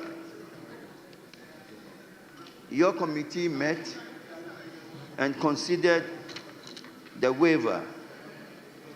It is your committee's recommendation, Mr. Speaker, that this agreement signed in 2021 by the permanent representative of both nations of the United Nations is intended to strengthen South-to-South cooperation, deepen bilateral relationship, and enhance trade, tourism, and cultural exchange. It allows visa-free entry for eligible passport holders for up to 90 days within 180 days period, subject to compliance with national immigration laws. Mr. Speaker, importantly, the agreement reflects reciprocal trust in immigration and security cooperation and is part of Ghana's effort to enhance its diplomatic footprint in Caribbean region, consistent with engagements under the CARICOM framework. Mr. Speaker, the committee, recognizing the agreement's strategic, diplomatic, economic, and cultural value, strongly recommends that Parliament ratifies the agreement without delay to enable its entry into force and to further consider Ghana's international participations. So, Honorable Chairman, just get us to the conclusion and ask the Hansard to capture the entire report as if it has been read. So, Mr. Speaker, at this juncture, I ask the table office to please capture the full report as presented. Thank you. The Hansard. So, honorable members, the motion has been moved. Yes, Deputy Ranking. Mr. Speaker, I rise to second the motion for the ratification of the bilateral agreement for the waiver of visa requirements for holders of diplomatic service and ordinary passport between the government of the Republic of Ghana and the government of the Commonwealth of Dominican Republic. Mr. Speaker, just to add that, Mr. Speaker, this is long overdue. In the spirit of reciprocity, it is important that we do this. Mr. Speaker, it will also facilitate trade, it will facilitate some culture, it will help the business partners or business people between the two countries move freely. So, Mr. Speaker, I only want to support this one and say that for the clauses that have to do with we determine by virtue of the fact that if it is against security or national security, we held the entries. The Speaker, I agree, and I support that this bill be moved or be accepted by the House. Thank you, Mr. Speaker. Thank you very much. Honorable members, the motion has been moved and has been seconded. It is now before the House for consideration. I'll take one or two comments. If there's no comment, then I'll put the question. Yes, Honorable Member for Clay. Thank you, Mr. Speaker. Mr. Speaker, as indicated by the report, these are agreements that enhance free mobility between the two countries. Mr. Speaker, this agreement does not just go for only diplomatic or service holders, but also ordinary passport holders. And for me, this is going to enhance the tourism potentials, the business and trade between this country. And therefore, I urge this House to support the motion. Thank you. Thank you very much. Yes, Honorable Member for Medina. Thank you, Right Honorable Speaker. Mr. Speaker, also rising to support the motion that we adopt this report for us to waive visa requirement between the government of Ghana and the government of the Commonwealth of Dominica. Mr. Speaker, by so doing, it also adds value to our passports, because for the fact that you no more require a visa to enter into those countries, Mr. Speaker, it adds so much value to our passports. So in addition to what the committee deliberated and the recommendations made, I also propose that this Parliament ratifies this very important agreement so that we can improve bilateral relations with the Commonwealth of Dominica. Thank you, Mr. Speaker. Thank you. Honorable members, the question is, all those in favor of the motion listed 3, say aye. Aye. All those against, say no. Honorable members, the ayes have it. The motion is carried.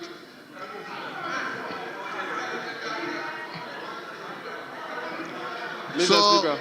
Honorable Kabilu, we'll have another one for you to don't worry. So, Honorable Minister, may you take the resolution? May you take the resolution on page 3 listed as 4?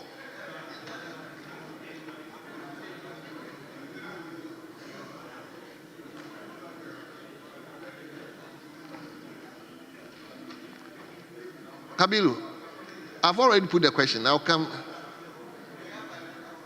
Speaker, I think that what Kabiru intends to put across is, for now, we are holding forth for the leadership here. So I'm going to consider that. If you consider looking at the problem at all. Side. I think that's what he just intended to say. Kabilu, no problem at all. Just pardon me for this one. Honorable Minister, take the resolution.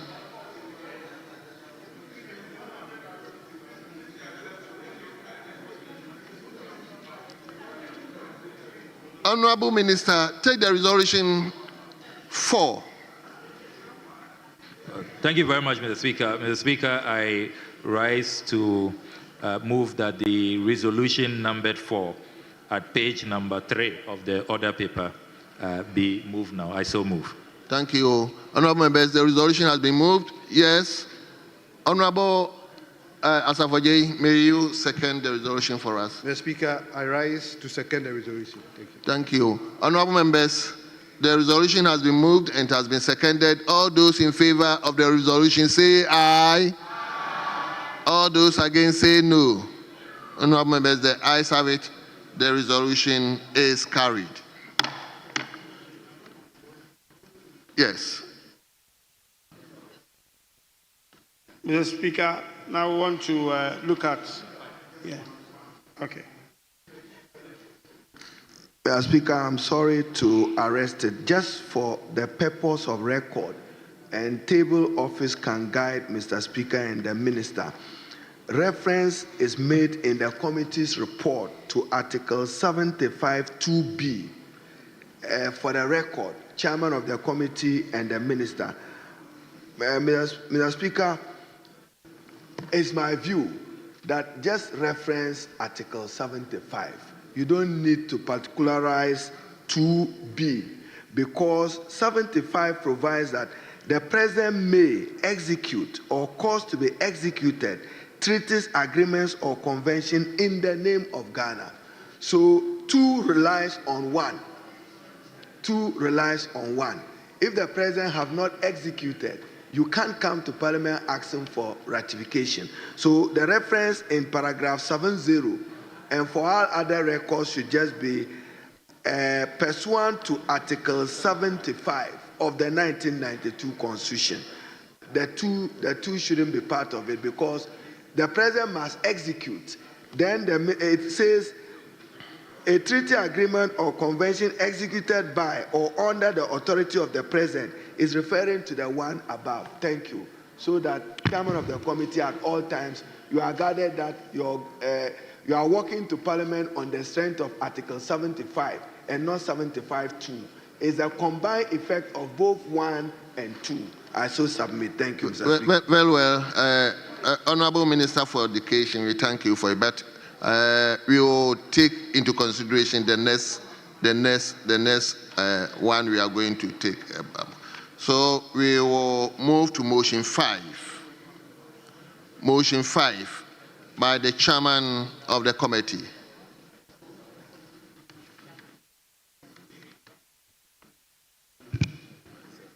Mr. Speaker, I rise to that we consider motion number 5 in the order paper. Yes. So moved. Honourable members, the chairman has moved motion listed 5 in the order paper addendum. Yes, Honourable Asafoje. Mr. Speaker, I rise to support the motion. Thank you. Honourable members, this is procedural motion, and therefore I'll put the question, and the question is all those in favor that motion listed 5 in today's order paper be adopted, say aye. All those against say no. Honourable members, the ayes have it. The motion listed 5 in today's addendum paper is carried. Now, Honourable Chairman, you move motion 6. And this one will move and state the report of the committee.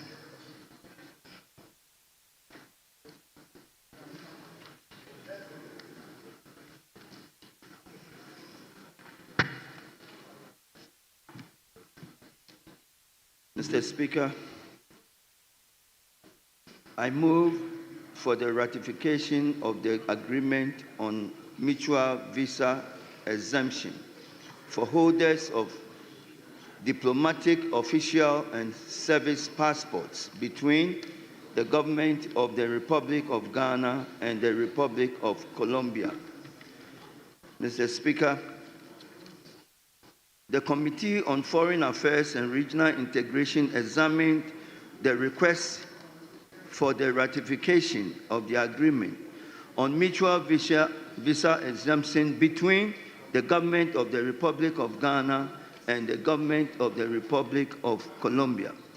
The agreement signed on the Marginal of CAP 16 in Cali, Colombia, in October 2024, allows holders of diplomatic and official service passport from both countries to enter, transit, and stay visa-free for up to 90 days per calendar year.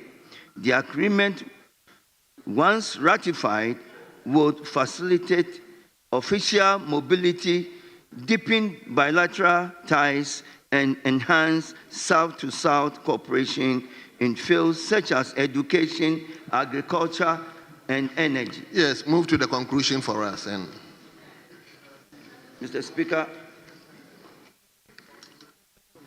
in conclusion, the committee, after careful consideration, is satisfied with the content and provisions of the agreement and therefore recommends to the House to adopt its report and approve by resolution the ratification of the agreement on mutual visa exemption for holders of diplomatic, official, and service passport between the government of the Republic of Ghana and the government of the Republic of Colombia in accordance with Article 75 of the 1992 Constitution of the Republic of Ghana. Mr. Speaker, I so move. thank you very much. Yes, Honorable Asafoye.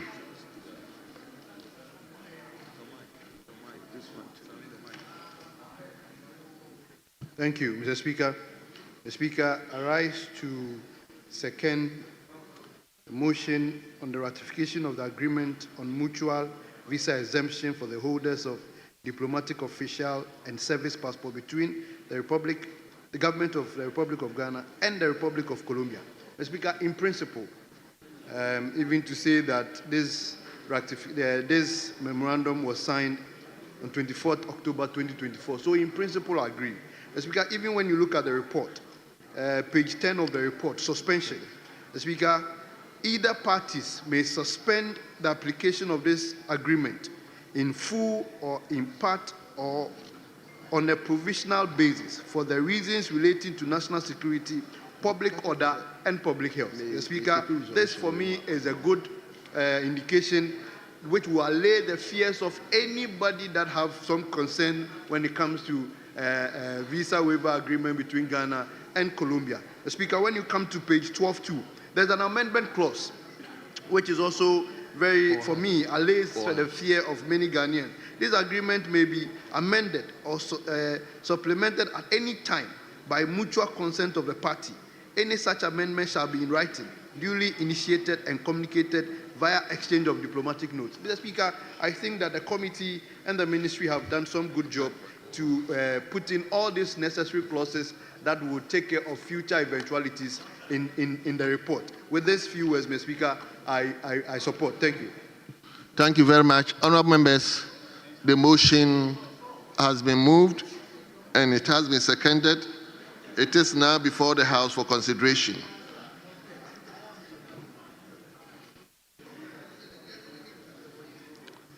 Yes, my brother, Dr. Anaba. Thank you, Mr. Speaker, for allowing me to support the motion and also contribute with a word. I'm very happy to hear that Ghana and Colombia are waiving visas for a particular set of persons traveling to Colombia. In as much as this is a good move to improve our relationship and the South-South cooperation, I would hope that those who will be granted this waiver travel and exhibit Ghanaianship. I would say it that way. Let them understand that Ghanaians are very hospitable. Let them understand that Ghanaians have businesses that want to come there.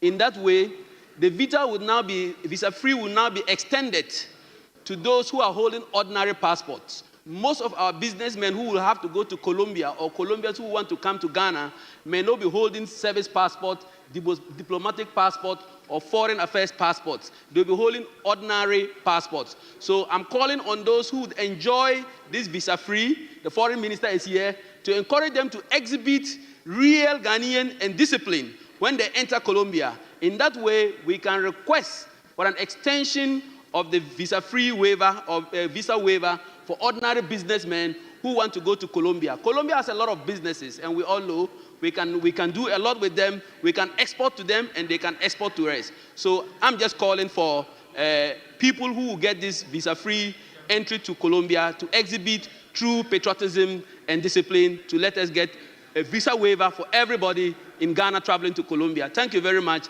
and I support the motion for us to renew this treaty or approve this treaty in the House. Thank you, Speaker. Thank you very much.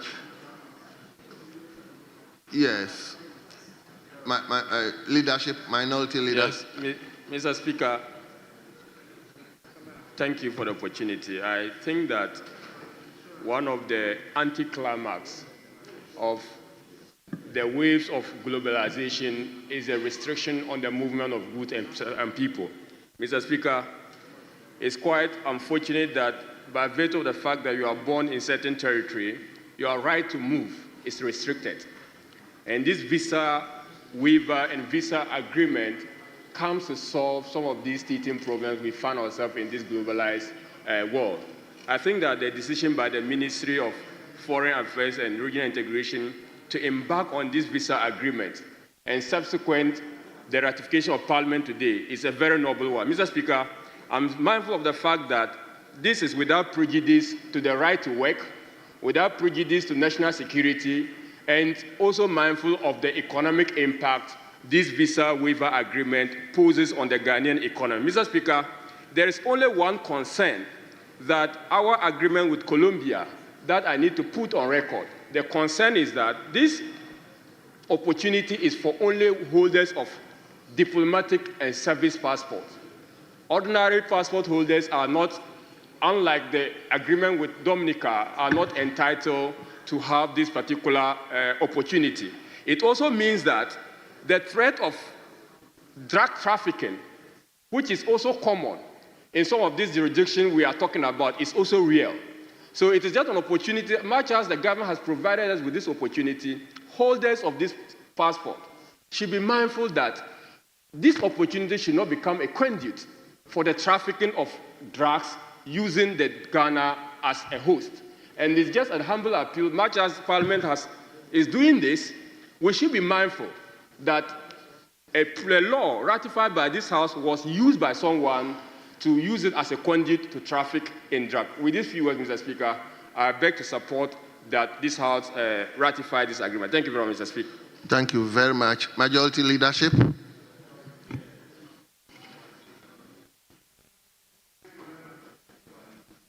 Thank you very much, Mr. Speaker.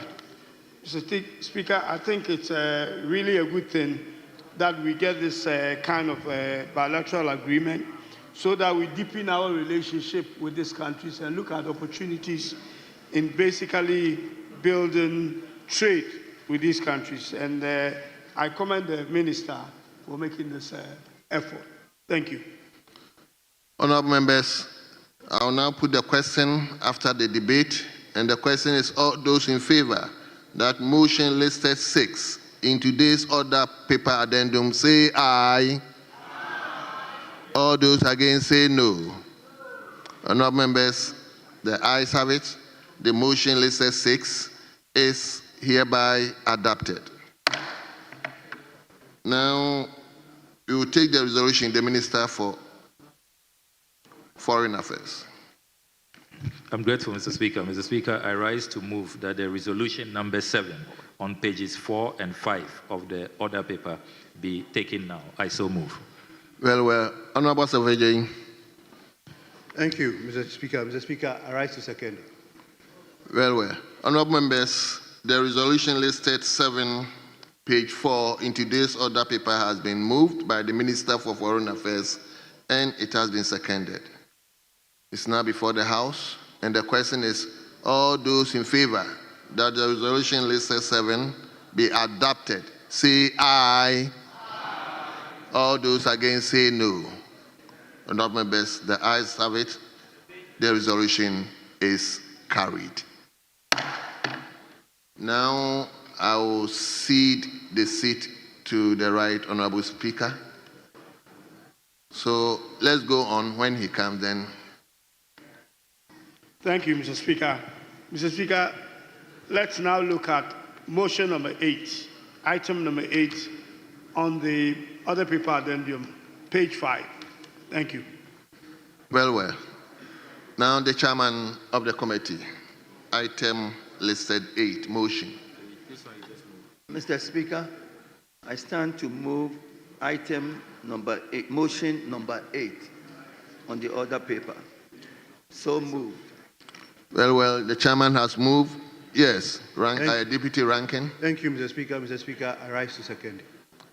Honourable members, this is procedural, and the chairman has moved and the ranking has seconded.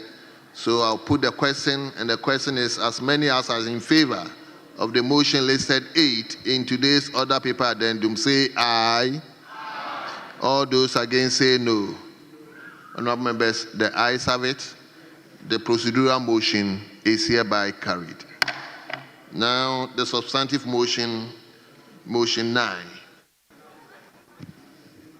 Mr. Speaker, the ratification of the agreement between the government of the Republic of Ghana and the government of the Republic of Mozambique on the waiver of the visa requirements for holders of diplomatic and service passports. Mr. Speaker, this report presents the findings and recommendations of the Committee on Foreign Affairs and Regional Integration regarding the ratification of the bilateral visa waiver agreement between... I can now comfortably cede the seat to the Right Honourable Speaker.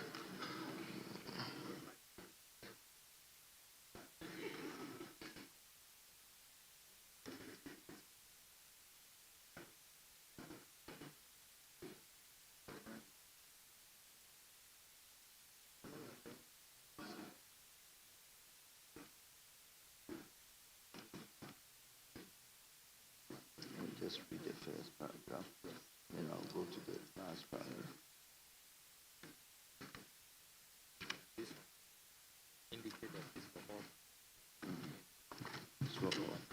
Yes, Honorable Chairman, Foreign Affairs Committee, you may continue. Thank you, Mr. Speaker. This report presents the findings and recommendations of the Committee on Foreign Affairs and Regional Integration regarding the ratification of the bilateral visa waiver agreement between the government of the Republic of Ghana and the government of the Republic of Mozambique. Mr. Speaker,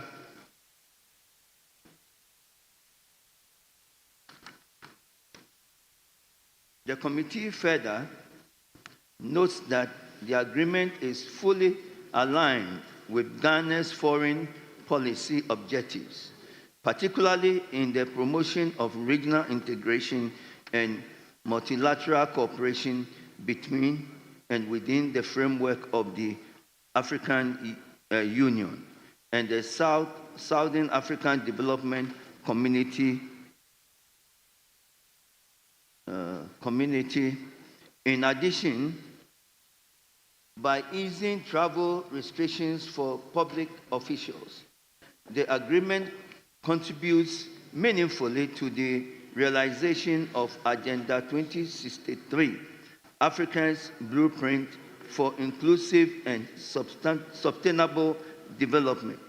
In view of the foregoing, the committee respectfully urges the House to adopt this report and to approve by resolution the ratification of the agreement between the Republic of Ghana and the Republic of Mozambique on the waiver of visa requirements for holders of diplomatic and service passports in fulfillment of Ghana's constitutional obligation and international commitments.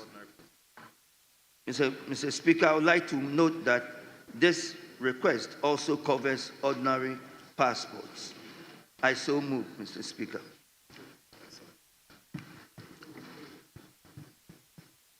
Honorable members, the motion has been moved by the chairman. Any seconder? Yes, please. Thank you, Mr. Speaker. The Speaker, I rise to second the ratification of the visa waiver agreement between... Mr. Speaker, for one simple reason. When you look at the objectives of this agreement, in fact, the very first one says that to support the framework and the principles of African Union, the Southern African Development Community, which is the SADC, and the Africa Continental Free Trade Area Agreement in promoting regional integration. Mr. Speaker, this is so important because Ghana has always led the way when it comes to Pan-Africanism. And if you look at the history and the role Ghana has played in this, it is the reasons why even today Ghana is housing the headquarters of the Africa Continental Free Trade Area Agreement. And being a leader in the sub-region is so important that the overall objective of the AFTA agreement is free trade and a free movement of persons and free movement of goods. Ordinary people in Africa should be able to move freely in and out of Ghana to increase trade in the sub-region. So, Mr. Speaker, I rise to support this resolution and pray that the House will support for us to waive this visa requirement. Thank you very much, Mr. Speaker. Yes, honorable member. Thank you, Mr. Speaker. Mr. Speaker, I also add my voice in calling for support for this report, in the sense that, Mr. Speaker, we all should be aiming at a borderless Africa. And so for me, this is a great move between Ghana and its African counterpart to establish this sort of visa-free waivers for the listed passport holders. And just as the last speaker indicated, and it's important that as Africa, we should be able to move freely. And so in the spirit of having a borderless Africa, I think that this report should be taken and accepted without delay. Thank you, Mr. Speaker. With these few words, I show support. Honorable members, I may put the question. Those in favor? Yes, available. Is that the available leader? The available leader, Mr. Speaker. Thank you very much. Mr. Speaker, although the chairman casually mentioned the inclusion of the ordinary passports, I will beg that Article 1 visa exemption, it should be properly amended so that whoever read the report will know that it includes the ordinary passport. Mr. Speaker, I also want to urge the Minister for Foreign Affairs, because reading the report, it clearly shows that we are yet to establish our mission in Mozambique. It should be something that, as early as possible, now that we are ratifying this report, to give access to both countries to enter without any hindrance. A mission should, as early as possible, be established. So, Mr. Speaker, with these few words, I think I support the ratification of this report. Thank you very much. Honorable Minister, can we hear you with regard to this request? Thank you very much, Mr. Speaker. I can confirm, Right Honourable Speaker, that we have engaged with our counterparts in Mozambique. They have acknowledged that the visa waiver must cover all the three categories of passports: diplomatic passports, service passports, and ordinary passports. Indeed, their parliament has already ratified. And so, in the spirit of reciprocity, we are proceeding on same basis. And we will amend the report accordingly to reflect the mother agreement which we have signed as two countries. And on the second issue of establishing a diplomatic mission in Mozambique, in that region of Southern Africa. We have diplomatic missions currently in South Africa, in Zambia, and they have traditionally been responsible for our diplomatic work in that region, including the mission we have in Namibia. But we have been looking at the economic situation, Mr. Speaker, because to establish missions, it comes with additional cost. Purchasing diplomatic properties, engaging more people, foreign service officials, locally recruited staff. We have to pay them, their vehicles, logistics, and all of that. So as the economic situation improves, I can assure you that that will be considered. Already the Mozambicans are here. They have an embassy here. So it is only fair that in the spirit of reciprocity, we also establish ours. But we think that with the missions we have in Namibia, Zambia, and South Africa covering the SADC region, it's probably okay for now until the economic situation improves, and then we can establish one in Mozambique. I'm grateful, Mr. Speaker. When you refer to economic situation, are you talking about Ghana's economy or Zimbabwean economy? For the avoidance of doubt, Mr. Speaker, the Ghanaian economic situation. I'm grateful to you. And we are improving. We are on a positive trajectory. So as the improvement continues, we shall also expand our diplomatic reach across the world. We are currently doing 72 countries. So if we add Mozambique, we'll be hitting 73. So, Mr. Speaker, if this House decides... I will encourage you to go further into the details to let us see the net benefits, because Mozambique is a very key tourist center because of the long coastline and the archipelago around that area, and one of the few countries that speak Portuguese, so there's a lot of this in there for us to earn. So don't look at only the costs, also look at the benefits and the way you treat the foreign affairs to focus on investment generation. There's good reason why they are here, and there should be good reason why we have to go there.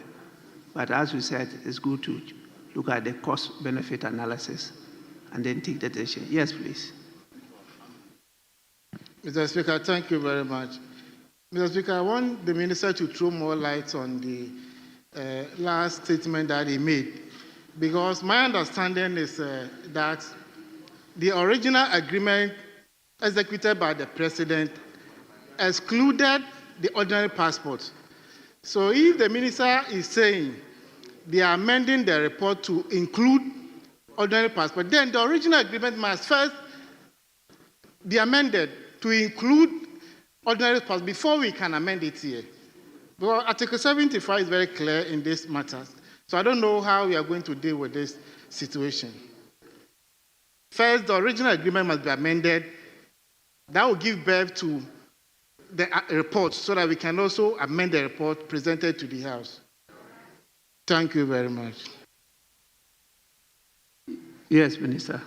Yeah, I'm grateful, Mr. Speaker. Mr. Speaker, I did indicate that that has been done. Originally, the two presidents signed for 2 passports, diplomatic and service. But subsequently, that has been amended. Ordinary passports have been added. So that amendment has been done. So our report will reflect that. I'm grateful, Mr. Speaker. Honorable members, I put the question. Those in favor of the adoption of motion number 9 on the order paper, say aye. Aye. Those against, say no. Honorable members, the ayes have it. The report has accordingly been adopted. We'll now move on to the motion on the adoption of the resolution. Minister.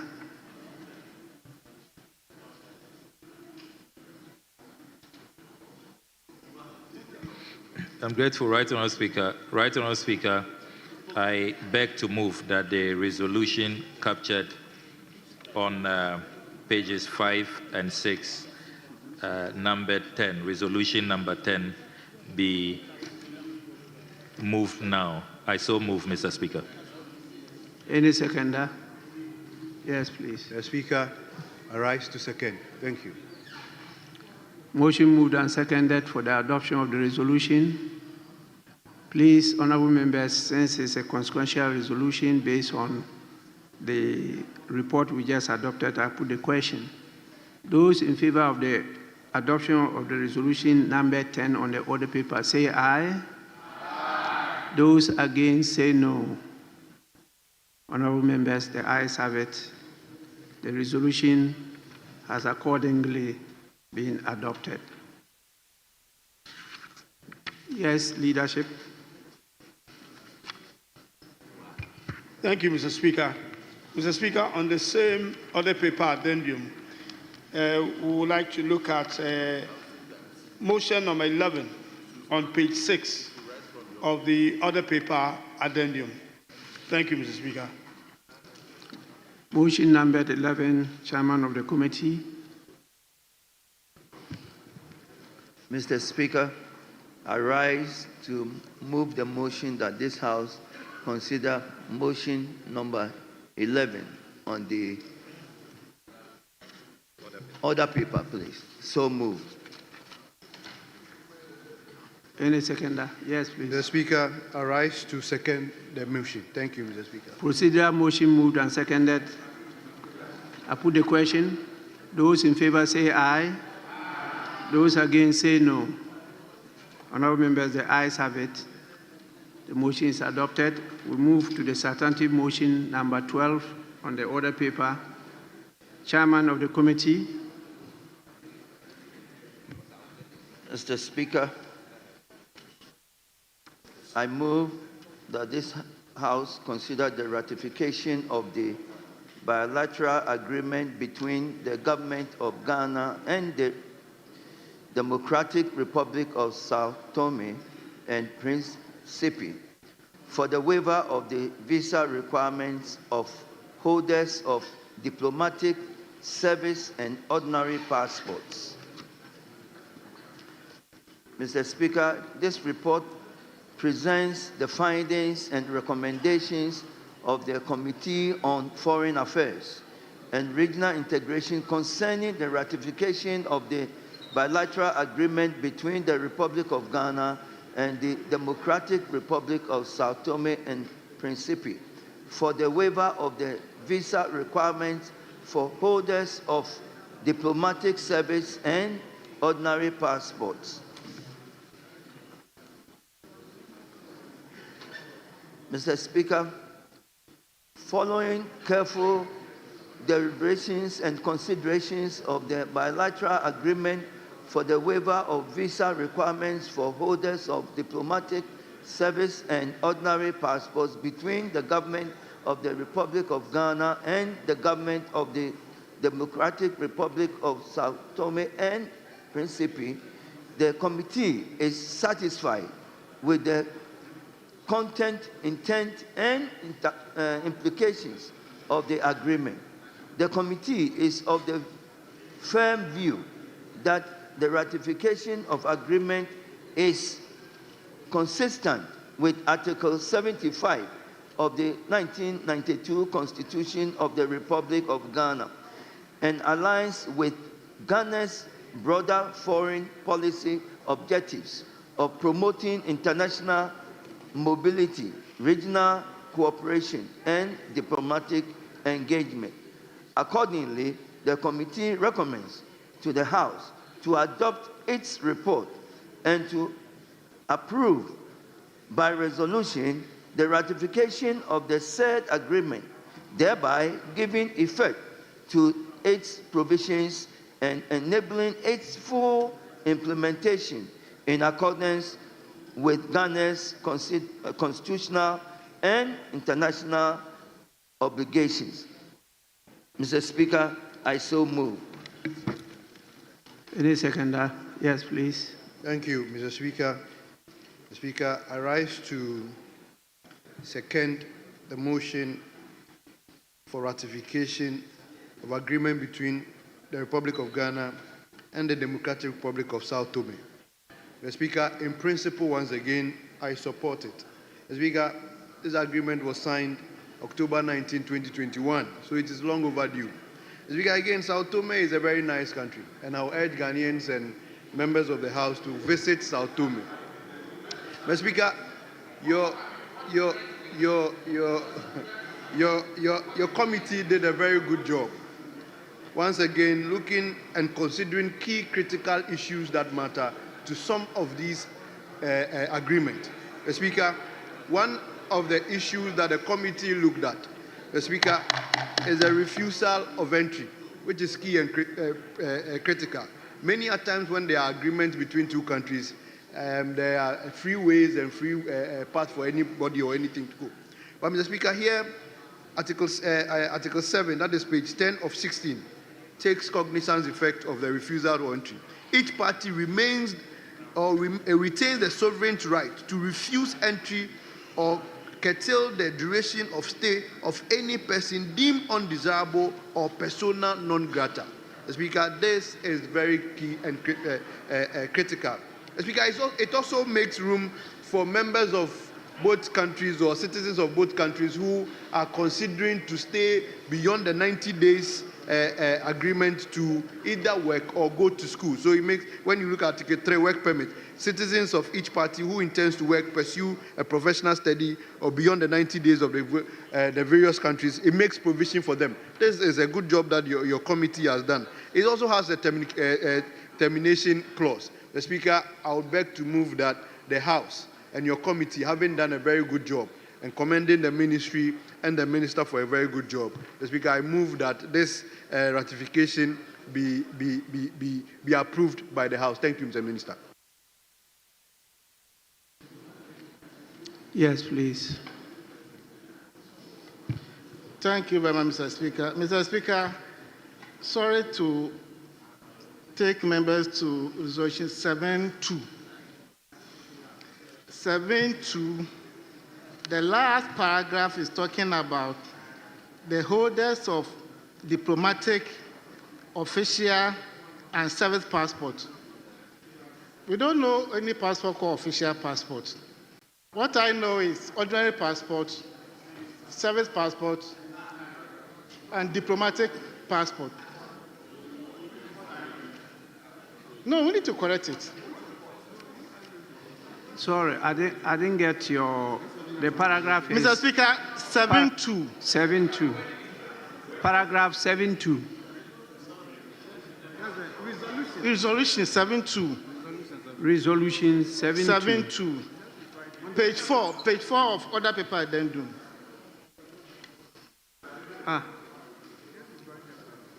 No, we need to correct before we move on. We are considering motion number 12. Motion number 12. Where he's sitting is deceiving him. Yes, Minister. Right.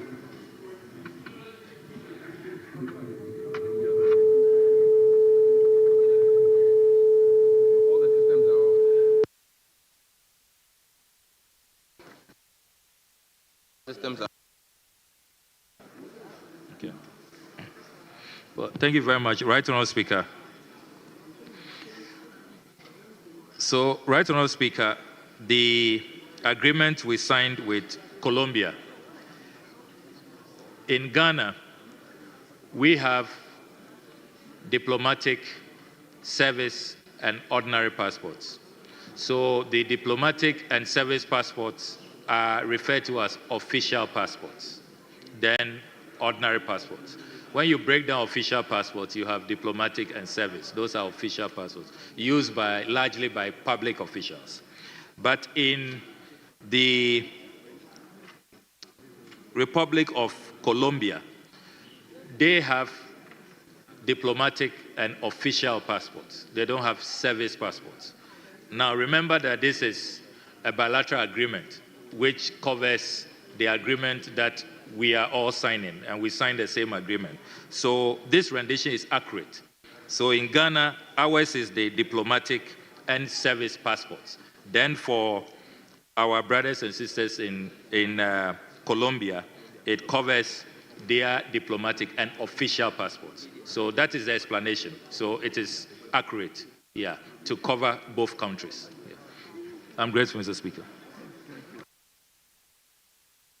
I thought we were at item 12. But where did Colombia come in?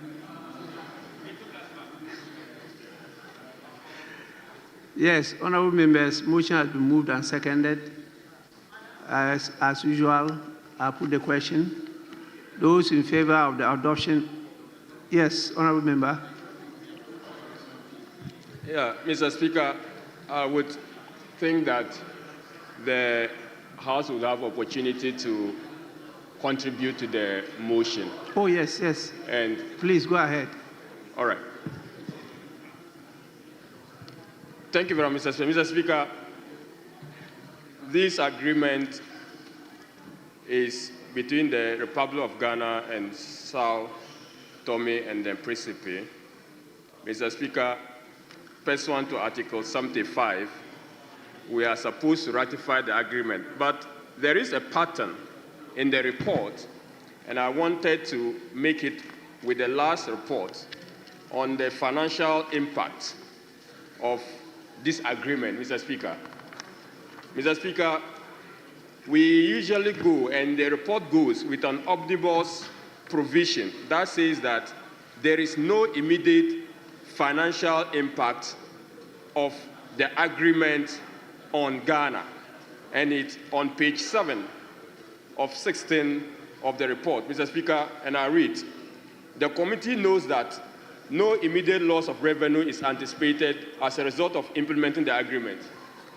Mr. Speaker, I think that this is too omnibus, and I think that the Ministry of Foreign Affairs and Regional Integration should by now have data of visas application per annum and what that can be quantified to reflect what revenue we are losing. Admittedly, Mr. Speaker, the economic benefit, the social benefit, the diplomatic benefit of this agreement far outweighs any potential loss in revenue. But it is for the purpose of this House taking a decision, I think that we should move away from this omnibus provision that there is no immediate loss of revenue, when this House should be informed of the numbers of the potential loss in revenue vis-a-vis the potential impact. And I think that subsequent reports we should reflect deeply, because the ministry has the data and they know the fee and charges for the application, much more so when it is covering ordinary service and diplomatic passport, Mr. Speaker. So that is just the point I want to note on the report. Mr. Speaker, I also commend the ministry and the committee reflecting on the right to security of each country, the right to work of each country, and also noting well that these exemptions are not without exception, i.e. subject to termination by each member country or party to this particular agreement. With this few words, Mr. Speaker, I also beg to support the motion for the ratification of the agreement. Thank you, Mr. Speaker.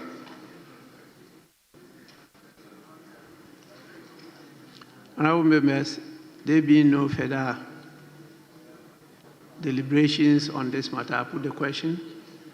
Those in favor of the adoption of motion number 12 on the order paper, say aye. Those against, say no. Honourable members, the ayes have it. The motion is accordingly adopted. We now move on to item 13, which is the adoption of the consequential resolution. Minister.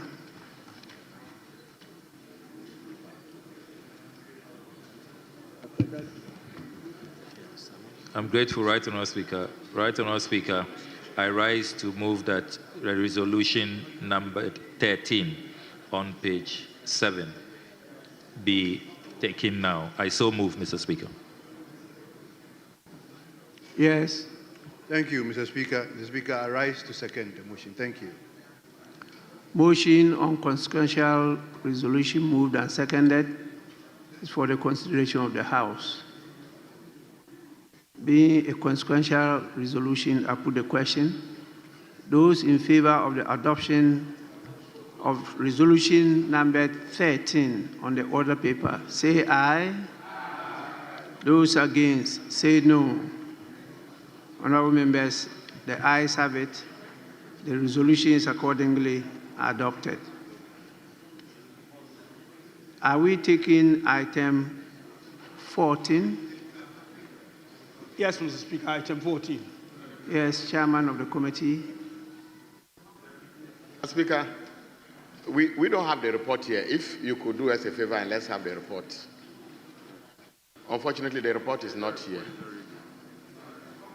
It shouldn't be difficult. If you can get us a report, we'll Yes, do it. honorable members, we defer that and we move on to whichever item that is ready.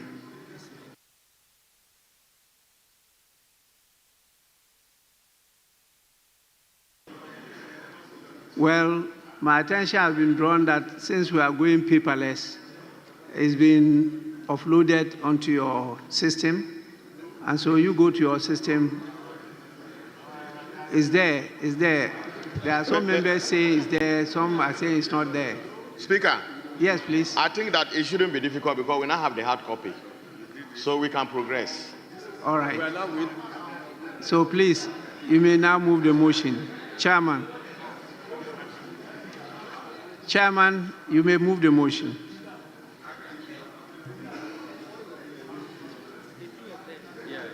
Thank you, Mr. Speaker. I rise to move that this House consider motion number 14 on the order paper. So moved. Seconder. The Speaker, I rise to second. Thank you. Procedural motion moved and seconded for the consideration of the House. I put the question. Those in favor say aye. Those against say no. The ayes have it. The motion is adopted. We move on to motion number 15. That is a substantive motion on this matter. Chairman of the committee. Thank you, Mr. Speaker. I ask that this House consider the full report of your committee, the report of the Joint Committee on Foreign Affairs and Regional Integration, and the Committee on Food, Agriculture, and Cocoa Affairs on the request for the ratification of the host country agreement between the Government of the Republic of Ghana and Accra. Mr. Speaker, the Committee on Foreign Affairs and Regional Integration reviewed the request for ratification of the host country agreement between the Government of the Republic of Ghana and the Allied for a Green Resolution in Africa, AGRA. The agreement, initially signed in 2008 but not previously ratified, seeks to establish AGRA's legal status in Ghana, granting it privileges, immunities, and tax exemptions to facilitate its operations. AGRA has been a strategic partner in Ghana's agricultural development since 2007, investing over $76 million supporting academic training, institutional capacity building, and the implementation of food security programs. Mr. Speaker,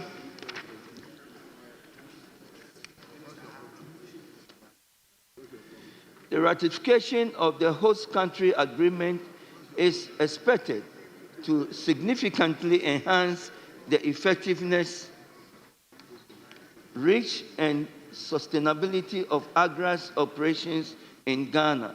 It will create a structural legal framework through which the government can leverage AGRA's technical expertise, mobilize additional financial resources, and benefit from innovative policy solutions that support sustainable agricultural transformation. The ratification will also deepen institutional collaboration between AGRA and the government of Ghana, facilitating the achievement of shared developmental goals within the sectors. Having examined the content, scope, and legal implications of the host country agreement between the government of Ghana and AGRA, the committee is satisfied with the objectives, provisions, and potential benefits. The committee therefore recommends to this House to adopt this report and to ratify its country agreement in accordance with Article 75 of the 1992 Constitution of the Republic of Ghana. Mr. Speaker, so moved. Any seconder? Honourable member, yes. Thank you, Mr. Speaker. Mr. Speaker, I rise to support the report, the Joint Committee on Foreign Affairs and Regional Integration and the Committee on Food and Agriculture request for the ratification of the host country agreement between the government of the Republic of Ghana and AGRA. Mr. Speaker, AGRA, we all know, is a brainchild of a very renowned and profound Ghanaian. Mr. Speaker, ever since that was birth, AGRA has served and have been phenomenal to Ghana and all other countries that are hosting AGRA. Mr. Speaker, your committee assessed a lot of indicators whether the rehosting of the agreement is important to us. Mr. Speaker, your committee came out to find out a lot of things. AGRA has been supporting Ghana and our farmers on a whole lot and wide scale. Mr. Speaker, as we speak now, through the support of AGRA, we've been able to graduate about almost 20 PhD students in Ghana. Mr. Speaker, AGRA was even part of the brain policies of the Planting for Food and Jobs. Mr. Speaker, AGRA has been supporting our farmers, both directly and indirectly. AGRA has been providing logistics, the technical know-how, in a diverse ways. Mr. Speaker, when we go through a lot of the things that AGRA does for Ghana and the farmers, working closely with the Ministry of Food and Agriculture, Mr. Speaker, your committee had no other choice than to support, recommend for the House the approval of the agreement, host country agreement, once again in Ghana. Mr. Speaker, in principle, and with everything that the chairman of the committee have said, Mr. Speaker, I want to also associate and support the host country agreement approval and ratification by this House. Mr. Speaker, I beg to thank you and move. Thank you. Motion moved and seconded for the consideration of the House. Yes, honourable member. Thank you, Right Honourable Speaker. Mr. Speaker, I also rise to support the adoption of the this report to ratify the host country agreement between the Republic of Ghana and AGRA. Mr. Speaker, during the work of the committee, one of the very important indicators of vetting such agreement that came up was the need to look at the financial implication of such an agreement. Mr. Speaker, and as you can see in page 11, on page 11, paragraph 8.3 of the report, it clearly states that there are no financial obligations at all, no financial implications. And in fact, Mr. Speaker, the benefit of this agreement is rather coming to the Republic of Ghana and farmers in Ghana. And Mr. Speaker, quite apart from that, you would also realize that AGRA has been in this country for several years, and its AGRA's impact in this country. Oh, Mr. Speaker, Mr. Speaker, AGRA's impact, in this country can never be overemphasized. But more importantly, Mr. Speaker, I want to take us to page 12 of the report on the global development impact. Mr. Speaker, the work of AGRA supports the sustainable development goals. For example, no poverty, zero hunger, gender equality, decent work, and economic growth. And Mr. Speaker, ratifying this agreement would only show Ghana's commitment to some of these sustainable development goals. And Mr. Speaker, it is based on these that I will encourage the House to support the adoption of this report to ratify the host country agreement between Accra and the Republic of Ghana. Thank you, Mr. Speaker, for the opportunity. Yes, Honourable Member. Thank you, Mr. Speaker. I also rise to add my voice to support the adoption of this report. Mr. Speaker, at the committee level, we saw that the presence of Accra has helped a lot in terms of our socio-economic impact. Mr. Speaker, they have been in support from 2007 to date, helped shape most of our policies, about 42 of these policies. Mr. Speaker, just as the last speaker indicated, they are also looking at smallholder farmer empowerment, which includes our women and youth.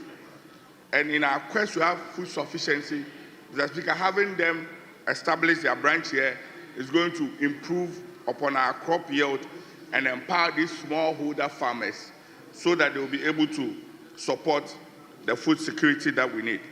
In that case, Mr. Speaker, just as my deputy ranking said, it is also been the bet of the late Kofi Annan, who was a founding chairman in 2006. And therefore, I urge that colleagues in the House adopt this report. With these few words, I so submit. Thank you. Yes, Honourable Member. Mr. Speaker, thank you very much for the opportunity and to add my voice to calling on my colleagues and the House to ratify this host country agreement between the government of Ghana and Accra. Mr. Speaker, Accra has been a household name in our country, at least their operations in this country has been since 2007. But, Mr. Speaker, just before I proceed, I observed that the report loaded on the console is not the exact report that is showing that it was a joint referral, and the report is the report to the House being a joint report between the Committee on Foreign Affairs and the Committee on Agriculture. So I invite the table office to reconcile that and make sure that the records say so. Mr. Speaker, just to add that Accra has done a lot of investment since its inception, over $76 million so far. Mr. Speaker, Accra's programs are aligned with Ghana's agricultural transformation programs and its agenda as well. Mr. Speaker, the challenges of our country that Accra is seeking to partner to be able to resolve are in direct conformity with the policy objectives of the government of the day. Mr. Speaker, Accra is making substantive investments in seed production and fertilizer production in this country. Mr. Speaker, Accra is working with the Ministry of Gender, Ministry of Youth Development, and Ministry of Agriculture to be able to support in the programs that they are doing.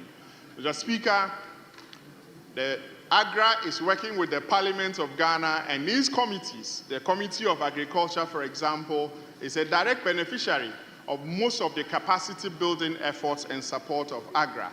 Mr. Speaker, now Accra is looking at an integrated approach where the Committee of Foreign Affairs is part of the support, Committee of Environment, and many other related committees are working on the programs that Accra so support. Mr. Speaker, this ratification will be a clear expression of the government of Ghana's commitment to Accra's support so far, and I really invite this House to go ahead and ratify the agreement. Mr. Speaker, as been said by many of my colleagues already, there are no financial implications on this if we ratify this agreement, and I so invite you to lead this House into accepting and adopting, ratifying this host country agreement. It has enormous benefits for the relationship. It has enormous benefits for capacity building. It has enormous benefit for the transformation of agriculture and youth employment in this country. Thank you very much, Mr. Speaker, for the opportunity. Yes, honorable member. Mr. Speaker, thank you very much. Right Honourable Speaker, I will adopt the submission of other members as if they were mine, but just to add to an important observation in the report. Mr. Speaker, the ratification of a host or the adoption of a report to host AGRA in Ghana as an international organization or as a non-governmental organization is without some identified challenges that AGRA's operation is faced with. The report rightly captures that in page 17 of 23. Mr. Speaker, the major one, which is within the remit of this House, is the report by Minister of Food and Agriculture that AGRA and his implementing partners regularly encounter delays in securing tax exemption for the importation of vital agricultural instruments and materials. Mr. Speaker, this observation by the committee brings to mind or brings to our attention the fact that much as we accept to host this organization, this House must be willing at all times to provide the needed incentive to address the bottlenecks to ensuring that AGRA works. So, Mr. Speaker, AGRA operation is couched or is planned around the policy of Julius Nyerere of Tanzania, where he came up with the rural agriculture policy, the Ujamaa policy, Mr. Speaker. This policy has actually led to rapid transformations of rural agriculture, and AGRA policy of village-based farm advisors is very much aligned with that policy. And Mr. Speaker, looking at the small-scale nature of our farmers, the many small-scale farmers we have, their policy interventions are actually those we need to ensure agricultural transformation in the country. The large-scale agricultural measures are not those that can help us. With the many small-scale farmers, all the way from Pusiga, all the way to Axim, Mr. Speaker, the numbers far outweigh the large-scale farmers. And without a policy like AGRA, focus on rural agriculture and mobilizing the people around smallholder farmers and introducing hybrid seeds for their production to... Mr. Speaker, the Green Alliance is mindful of the environment as well. And this is something that we have not even detailed in this particular chamber. The whole concept is to ensure sustainable agriculture, ensuring that our agricultural practices are climate resistant. So, Mr. Speaker, I am very much in support of our decision to host it. Apart from the job potentials, it is an opportunity brought to the doorstep of our farmers in Ghana. Thank you, Mr. Speaker. Honorable members, I put the question. Those in favor of the adoption of motion number 15, say aye. Those against, say no. The ayes have it. Honorable members, the motion is accordingly adopted. We now take the consequential resolution. Item number 16, Minister for Foreign Affairs. Right, Honourable Speaker, I rise to move that the resolution numbered 16 on the host country agreement of the Alliance for Green Alliance, the Alliance for Green Revolution, on page 8 be taken now. I so move, Mr. Speaker. Motion for adoption of resolution moved. Seconder. Thank you, Mr. Speaker. I rise to second the motion. Motion moved and seconded for the consideration of the House. In the absence of any consideration, it being a consequential resolution, I put the question. Those in favor of the adoption of resolution number 16, say aye. Those against, say no. Honorable members, the ayes have it. The motion to adopt resolution number 16 is accordingly adopted. Are we taking item 17? Yes, Mr. Speaker. Item 17 on page 9 of the other paper. Chairman of the committee. Mr. Speaker, I rise to seek that this House consider motion number 17 on the order paper. So move. Seconder. Thank you, Mr. Speaker. Mr. Speaker, I rise to second. Procedural motion moved and seconded. I put the question.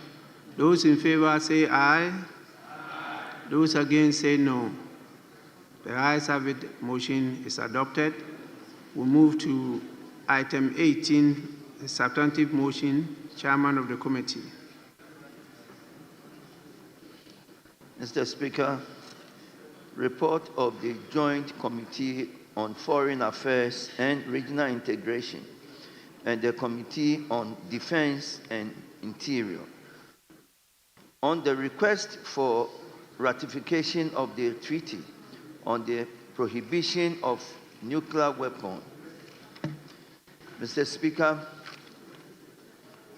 this report concerns the request for the ratification on the treaty on the prohibition of nuclear weapons submitted to Parliament by the Honorable Minister for Foreign Affairs and Regional Integration in accordance with Article 75 of the 1992 Constitution of Ghana.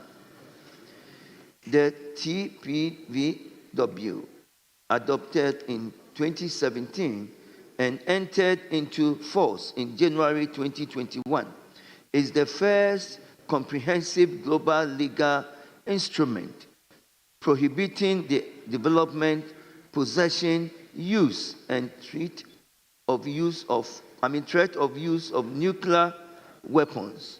Ghana, which plays a constructive and early role in its negotiation and signed it on the day it opened for signature, has not yet ratified the treaty.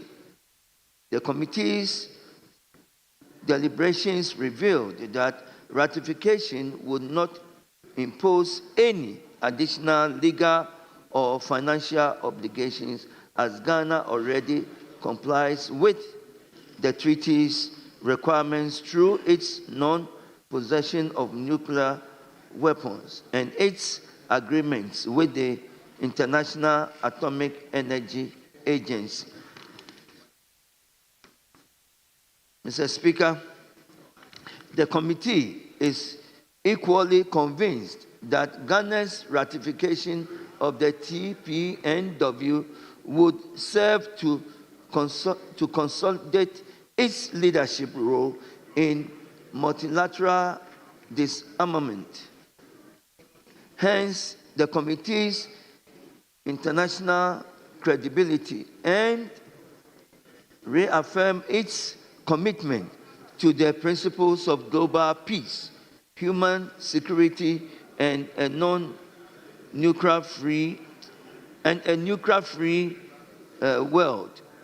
In light of the foregoing, the committee respectfully recommends to the House that it adopts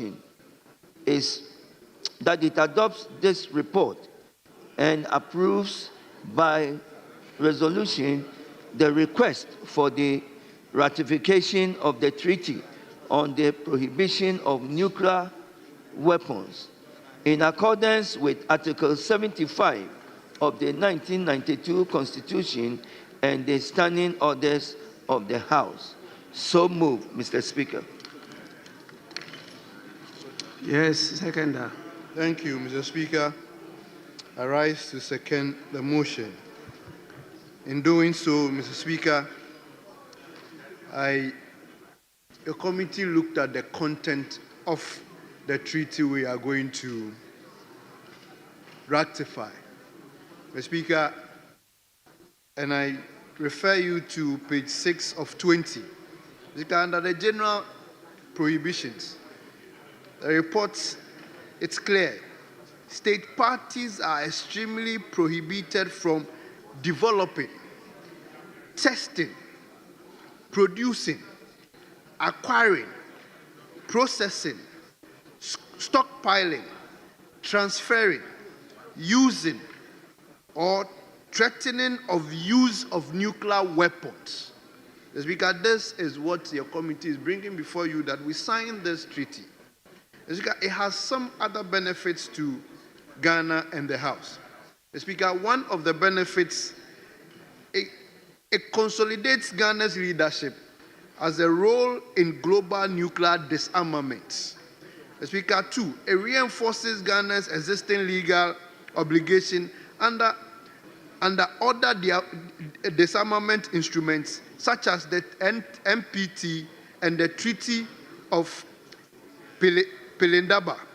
And Mr. Speaker, the last one, enabling Ghana to participate fully and effectively in the development and implementation of treaties provision as a state party rather than in an observer capacity.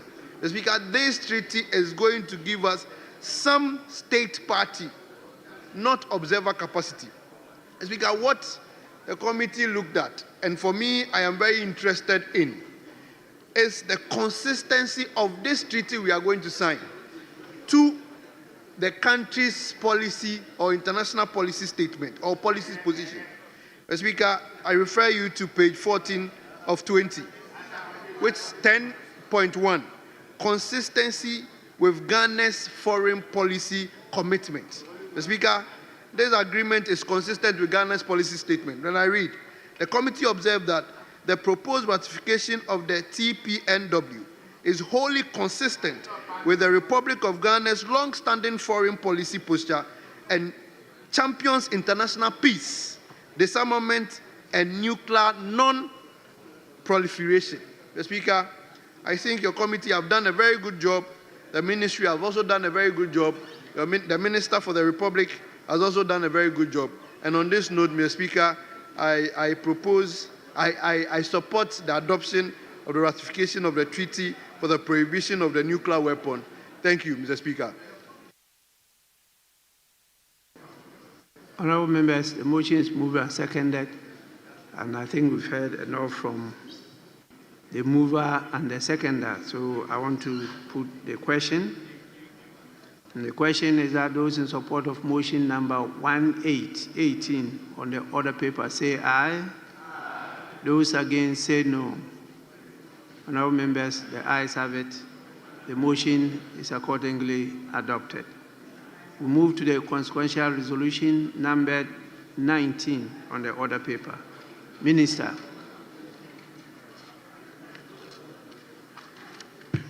I'm grateful, Right Honourable Speaker. Right Honourable Speaker, I rise to move that resolution numbered 19, captured on order paper, pages 9 and 10, be moved now. I so move, Mr. Speaker. Seconder. Mr. Speaker, I second. Consequential resolution moved and seconded. I proceed to put the question. Those in favor of the adoption of the resolution numbered 19 on the order paper, say aye. Those against say no. The ayes have it. Honourable members, the resolution is accordingly adopted.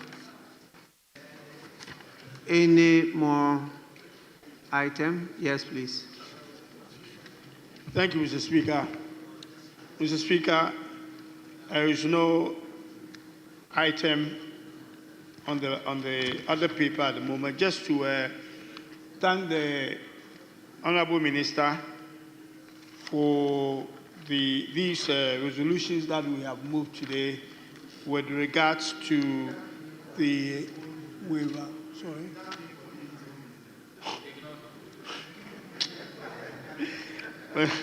Mr. Speaker, I would also like to thank the committee, the Committee for Foreign Affairs and Regional Integration, and also the Committee for Agriculture, Committee for Food, Agriculture and Cocoa Affairs.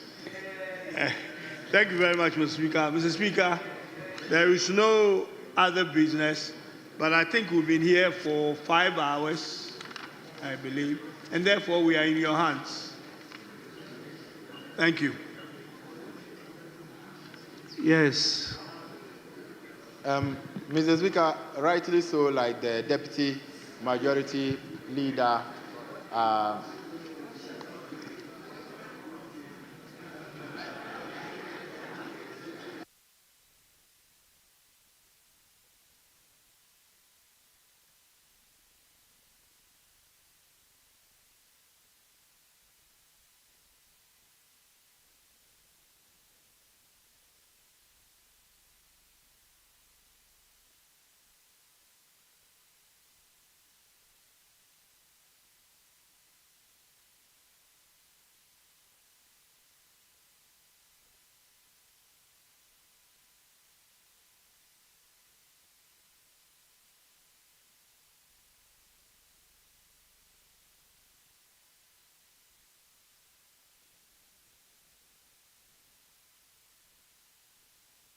Mr. Speaker,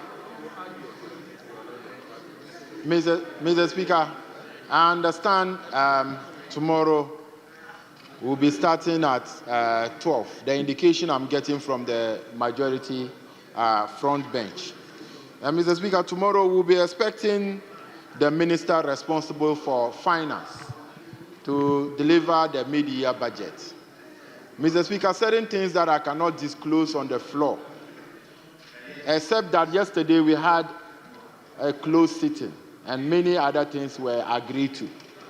The majority chief whip was in the meeting and the entire majority leadership. So I'm giving them an indication that even though we agreed to sit at 12, if the needful is not done, we will not listen to the finance minister tomorrow.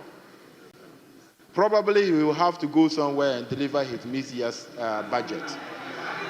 He can call a press conference and deliver it. Mr. Speaker, we will not be here. We will need to listen to him when he satisfies certain things that we have all agreed.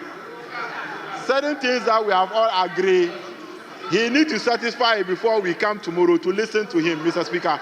So I'm calling on my colleagues that yesterday it was not the minority agreement, it was our agreement. Mr. Speaker, so Mr. Speaker, the chief diplomat, the minister responsible for foreign affairs, is drawing my attention that I should take it lightly. Mr. Speaker, as a whip, the welfare of the MPs are your concern. That is why you see me in certain tone, but I am guided.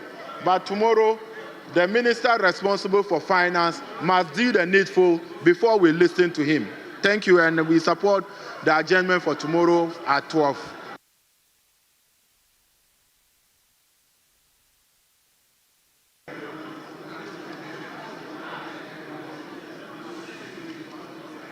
Yes, Majority Chief Whip.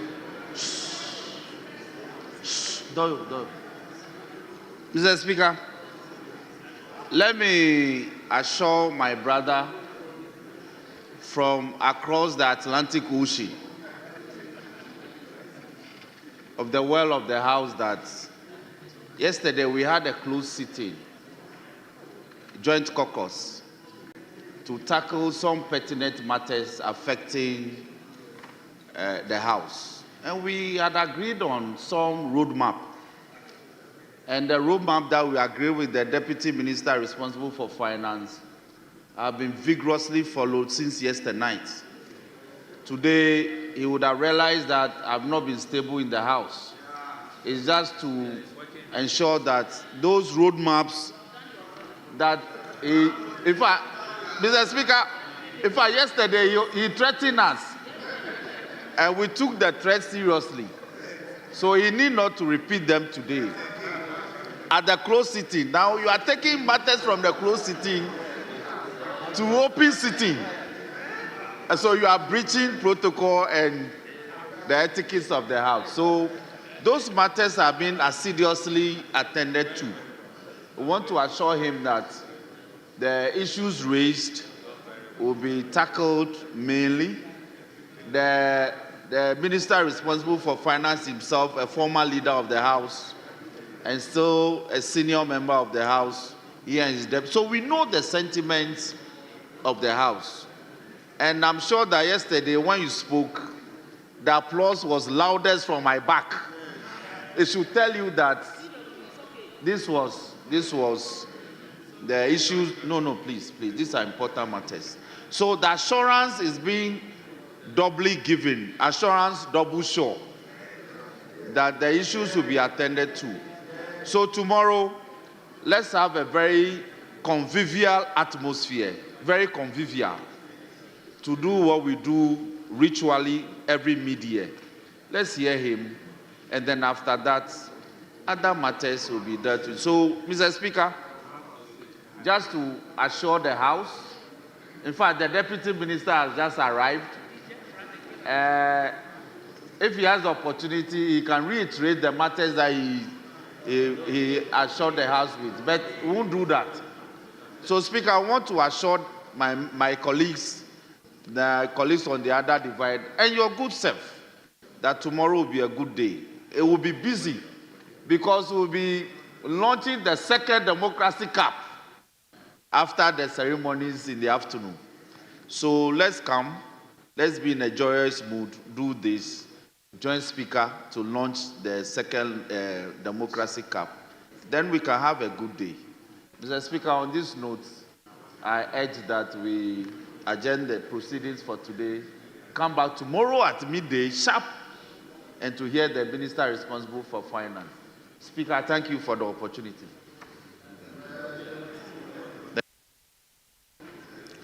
Honorable members, I want to just add my voice in commending all of you for a job well done, and to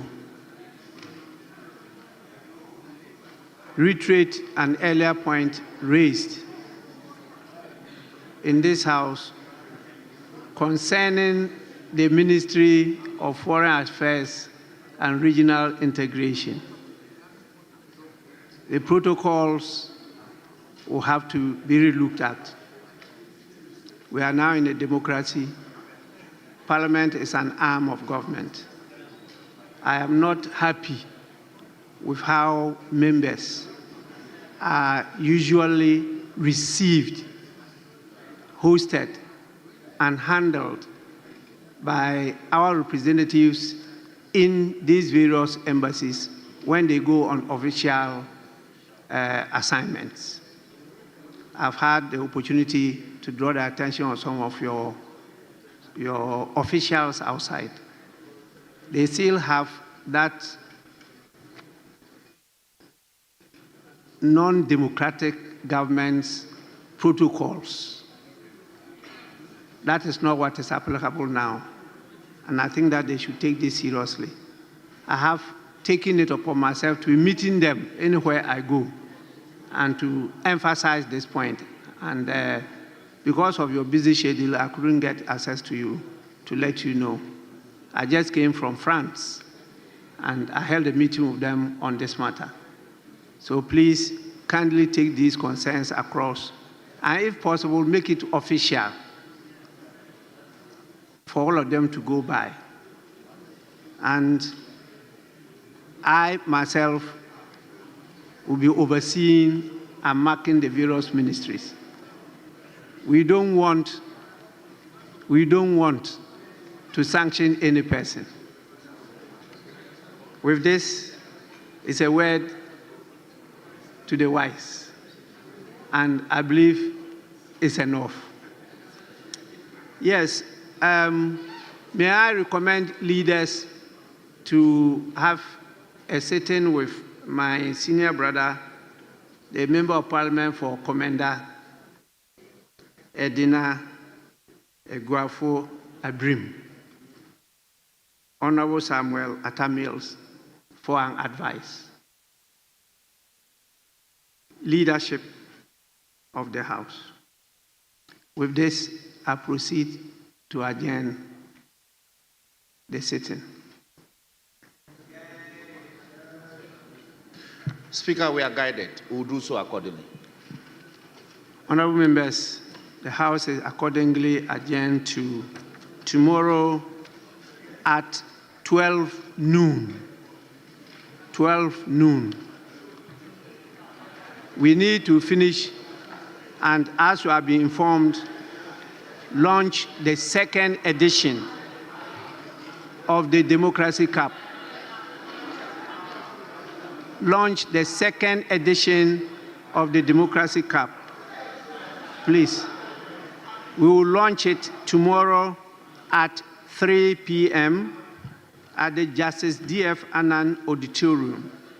All of you are expected to be there. We want to make it grand and roll it out so that all your constituents become involved in our attempt to build a democratic culture in the country. These are all meant to not just guarantee, but practicalize your rights and freedoms in a democracy.